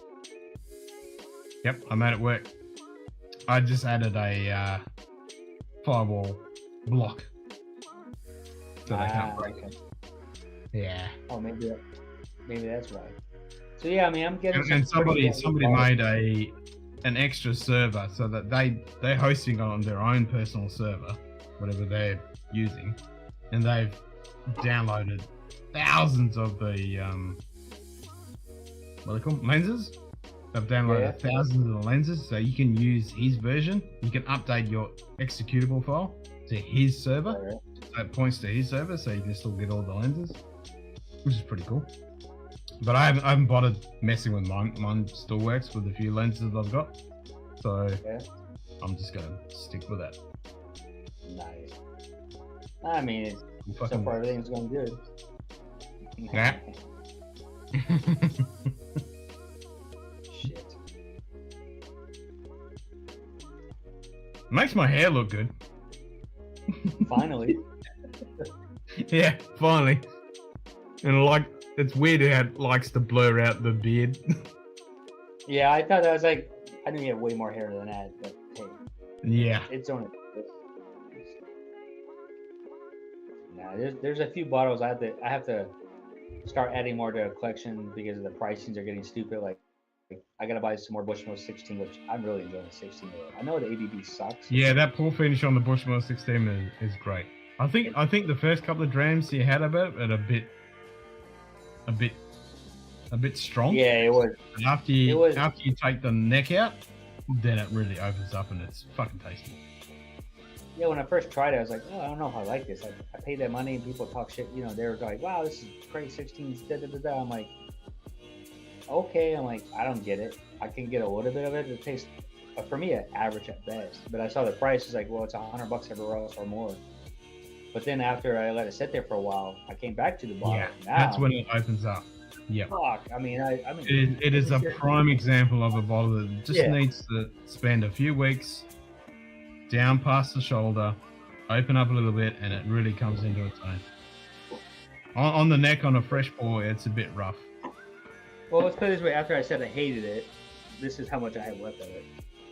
Yeah, that's what happens. Yeah, once you get down to that shoulder, it opens up, and you're like, "Damn, this is tasty." Yep. Oh, it just opened up. I'm like, holy shit, this is good. This is like, woo. And it's. Yep. I know Donald is a big fan of the 16, and I'm a big fan of the 16. You just got to let that first couple of drams out, and then it really comes into its own. I mean, I enjoyed it with the first time, but then it was like, okay, it's good, it has all these flavors, this and that, and then I was like, okay, but it wasn't like overwhelming, like, wow, I have to buy another bottle. Worthy. Now, yeah, I can buy a couple more of these. Yeah. Easily. Every time I buy a new bottle of it, because I love it, and every time I buy a new bottle and I have those first few drams out of it, half the time I'm like, ugh, what? Because it's got this weird aftertaste that I just don't like. Yeah. And then it's almost like a metallic. And then flavor other to times it. you're like, oh, this is okay, this is decent. And then when you let it open up and just breathe a little bit, it really gets tasty. Oh, I've been drinking it. Like I had to put it away because it just I kept getting in my way of my hand. I kept pouring it, so I was like, yeah, I gotta put that off to the side. Hide it. It's just, I mean, the Irishes are almost all gone here, so I have to like. It's just not easy to get these because I know that the 16 anywhere else is about $100. The 2 and 15-year-old, that's $100. So that's basically between, if you do the math, what it's selling for when I bought it for, two different things. So you have a $100 bottle almost, another $100 bottle. Yeah, Bushmill 16s, man. Yeah. So if you get a bottle of it, just let it open up a little bit, and it really becomes. Bushmill 16 in the US is fucking ridiculous. It's so expensive. It's super expensive. Is it? It's super expensive, this Bushmill 16. I was like shocked. Well, I mean, what I read online, maybe there's a few shops that have them pretty reasonably priced, but what I saw online, I'm like, hell no, I'm not buying a Bushmill. I could buy almost 2 or 3 of these here in Poland and ship them to here, still cheaper. Screw that shit. Oh, hey, cheers, Good Greg. day. Cheers, gentlemen. We'll jump on with you, but being on Greg the phone with the McDonald. console after, and still have a couple more calls. Cheers, so mate. Had to pause the Freud quartercast. Yeah, nice. We did that on the last stream. That's all good, Greg. I was meant to end the stream 20 minutes ago, so yeah, we're just dribbling crap. Happy International Scotch Day, mate. We're talking about Irish whiskey, but we're drinking Scotch. Don't worry. Yeah, we're just talking about the Bushmill 16. How it disappoints at the first neck pour, and then it opens up to be like fucking jam that you want. Yeah, once you get past the neck and then it opens up a little bit, it really comes in. I still got to get that fucking goddamn Prohibition, the Peaky Blinders. Oh, I turned that down so many times. I haven't seen it here. Oh, Nowhere. I mean, I can't get any not more because shipping it's not on anything I see anymore. So I should have bought it. I saw it so many times. Peaky Blinders Irish whiskey. I was like, it's like $30-ish. I'm like, I'll get it next time. Now I can't find it. Fuck it. It was sitting on the shelves. Nobody said nothing about it to me. And when you guys said something about I getting just it, wanted to have it. Peaky fucking Blinders. I love that series. That's a good ass series. Yeah, I fucking love that series. Peaky fucking Blinders. My Pearson 12-year-old is almost fucking gone. Oh man. But at least it's cheaper here than the 7-year-old, so I can't complain. And it's not their own stuff, so it's probably Cooley or something. I don't know. I don't know who makes the 12. The Pearson 12. And then so like the Teeling 15, that's almost gone. Yeah, all my Irishes are fucking empty. I'm damn Irish alcoholic. Nah, I got a few brothers. Over you saw here, no tax. Peaky fucking I just can't fucking get the bastard. $30. Well, Ken, why don't you buy it and ship it to my house in California, and I'll bring it back with me and I'll ship it out with the box. That could work. I'll make my last pour of your stream with a Springbank 10. Oh yeah. Oh, that's good. There you go. So Ken, if they have it, I think the Bushmill Prohibition recipe is actually for the U.S. market. Because a few other people said they can get it all day long. So when I'm in the U.S., let me go to my 19 billion different stores in California, which were alcoholics there. Thank God their taxes are still good. I will, if you're online, I'll stream from the liquor store, which is Total Wines, which you always hear about, or my other local ones. If they have that there, I'll go ahead and pick that up for you and bring it back for you. Oh, I'd love that. I'd appreciate that. Yeah, that'd be amazing. Yeah, I mean, I'm gonna be in California. And I'm like, well, if they have it, because I have other stuff I'm gonna be sending to you anyway. I'll just put that in one of the boxes I ship to you. Send some MREs like I normally do. that in there, and maybe a couple other bottles or samples and candies and whatever else, and then we'll go back to that. Yeah, well, Carly's super can't wait for the MREs. I didn't even know that she was, cause she's watching some shit on Instagram or some crap that does reviews of MREs, and I've been watching, being ex-military and watching Stephen 1988 or what 89 with his fucking MRE reviews and a few other guys, and she's the worst scenario, super keen to try the MREs. Because I have my military ID and I'm entitled to MREs. I can get a box. I mean, it'd be expensive to ship it. I can send you a whole box of them, like a case of them. Oh, that'd be amazing. I don't know what's in it. I don't know what. Amazing. And they're all U.S. ones, but I can get a box. I'm entitled to that for my work. I everything that military is, I'm entitled to that. So I can get MREs. I can go to the PX, BX, whatever the British one, American one, which doesn't really have good ones here where I'm at. But I'm entitled to cases of MREs. I can get them anytime I want. I can get 4 a month, cases, boxes. Something flying around my head. And I know there's different batches too. Yeah, so I can check that out. I'll talk to my mayor cell here and can I use this and that? Because I'm his delivery guy. We use the forklift. I support the forklift of downloading all the MREs, so I'm entitled to it. So I can get UGRs, which are the rations, which are the big boxes. Because the UGRs, I like that chocolate cake they have in there. If anyone is military, if you're online, if you get a UGR chocolate cake, oh fuck, that shit is so good. It is so good. Oh, it's really good for I didn't know about that. Oh, cheers, Aaron. Happy International Scotch Day, mate. Sláinte. Cheers.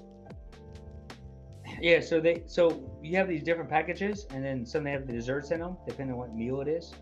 A, B, and there's all different scenarios and breakfasts and everything else. But they have a dessert one that's the chocolate cake. It's actually like a brownie with chocolate layered icing on top. It is so fucking good. I mean, it's for prepackaged and lasts probably fucking 10 years. It tastes really good, and it's still moist inside it too, which is shocking. Nice. So that's not your individual man. No, this is for, that's like your squad. Yeah, exactly. Yeah. We had something similar back in the day when I was in. It was the individual rations, and then you'd have your squad rations, which was a different set. Yeah, the squad rations are basically you can have your meal, and then you have MREs, which is individual packages. You go pick up what you want, like the macaroni, the cheese macaroni.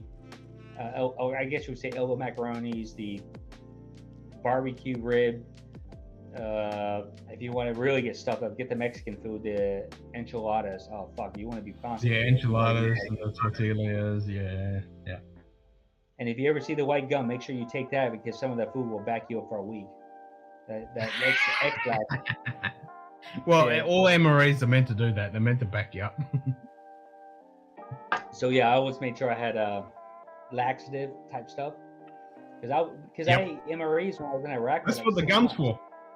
That's why the gum. That's why you have gum in MRE, because you fucking eat the MRE, you get backed up, and then you have the gum to fucking. But soldiers don't know that. Like the young soldiers now don't know that. I said, you know that gum in there you're eating, or you don't eat? They're like, yeah, I don't like the taste of it. I said, that's a laxative. It's to help you to make number 2. They're like, why? I said, MREs are making you stuff you up. You'll be packed for a that will block you the fuck up. Yeah. Yep. And you'll be blocking the fucking. You'll be shitting a brick in like 2 weeks. Well, I told them that MREs, each MRE is about anywhere from 2,000 to 4,000 calories, depending on which one it is. That's not good unless you're training. If you're doing hardcore training, okay, that's fine. You're not doing shit. You're fucking on PlayStation playing games or Xbox. You're not doing no exercise.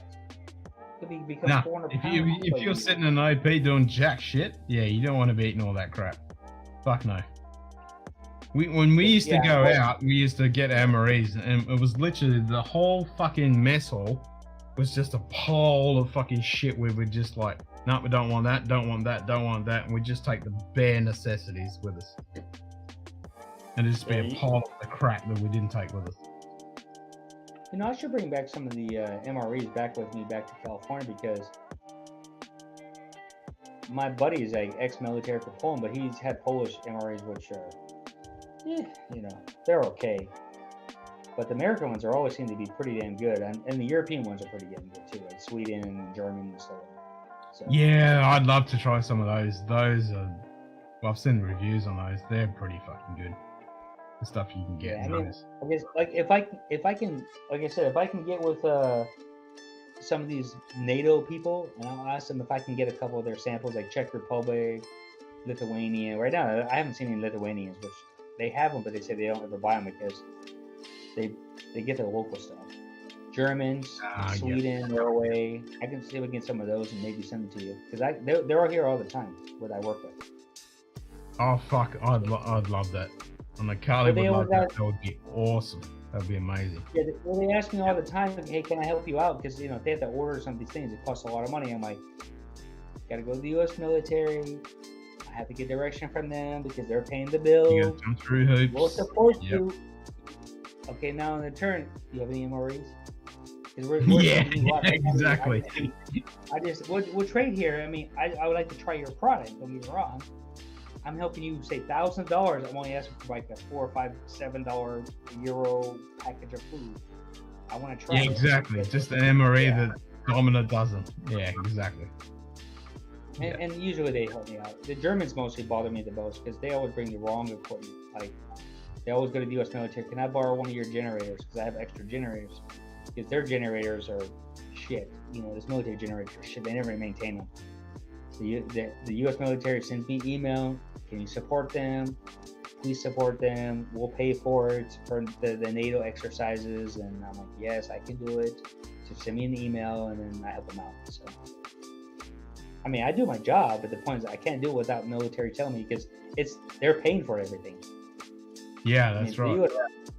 I can't just go over there and say, you're going to do it. No, you have to go to the military. And then when the military says, do this, I go do it. You can do it. I don't mind doing it. Yeah, I can do anything you want. And so that's what people don't realize. I mean, that's being a good boss. I told the military, I'll do anything you want. You just got to put it in writing. And if it's on your contract, I can't do it outside of the scope of work. So if you tell me, hey, go do this, it's not part of the contract, I can't do it. Yeah, like, sorry, nope, can't do that. Yep, exactly. Yeah, you got to cover your ass, 100%. Oh, I'm not gonna get fired. I get paid good money. I gotta buy my scotch. Exactly. Don't want to get fucked up. I gotta do something stupid to get myself fired or written up. Screw that shit. Yeah. All right, gentlemen. We shall conclude this International Scotch Whisky Day, and we'll see you on the weekend to celebrate 3 years of Scotch Down Under in the Munter Pub. Until next time, Slanchava. Have a great dram, and we'll see you all soon. Cheers. Peace.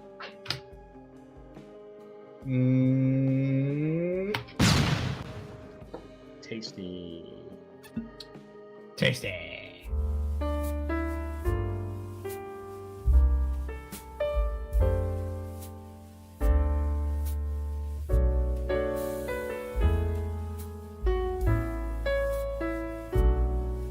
Over the 15 with different releases. Yep. Oh, we just missed Gizmo. Oh shit. I just read your thing there, Greg. I lied. I haven't had the Springback 10 in a while, and the dram was so tasty. I will end your stream with 2 pours of the Springback 10. Fuck yeah, brother. Fuck yeah. That's a good dram. Let's get Gizmo for the last time. We'll get Gizmo. There he is. All right, now we're out. Cheers, everyone. Cheers.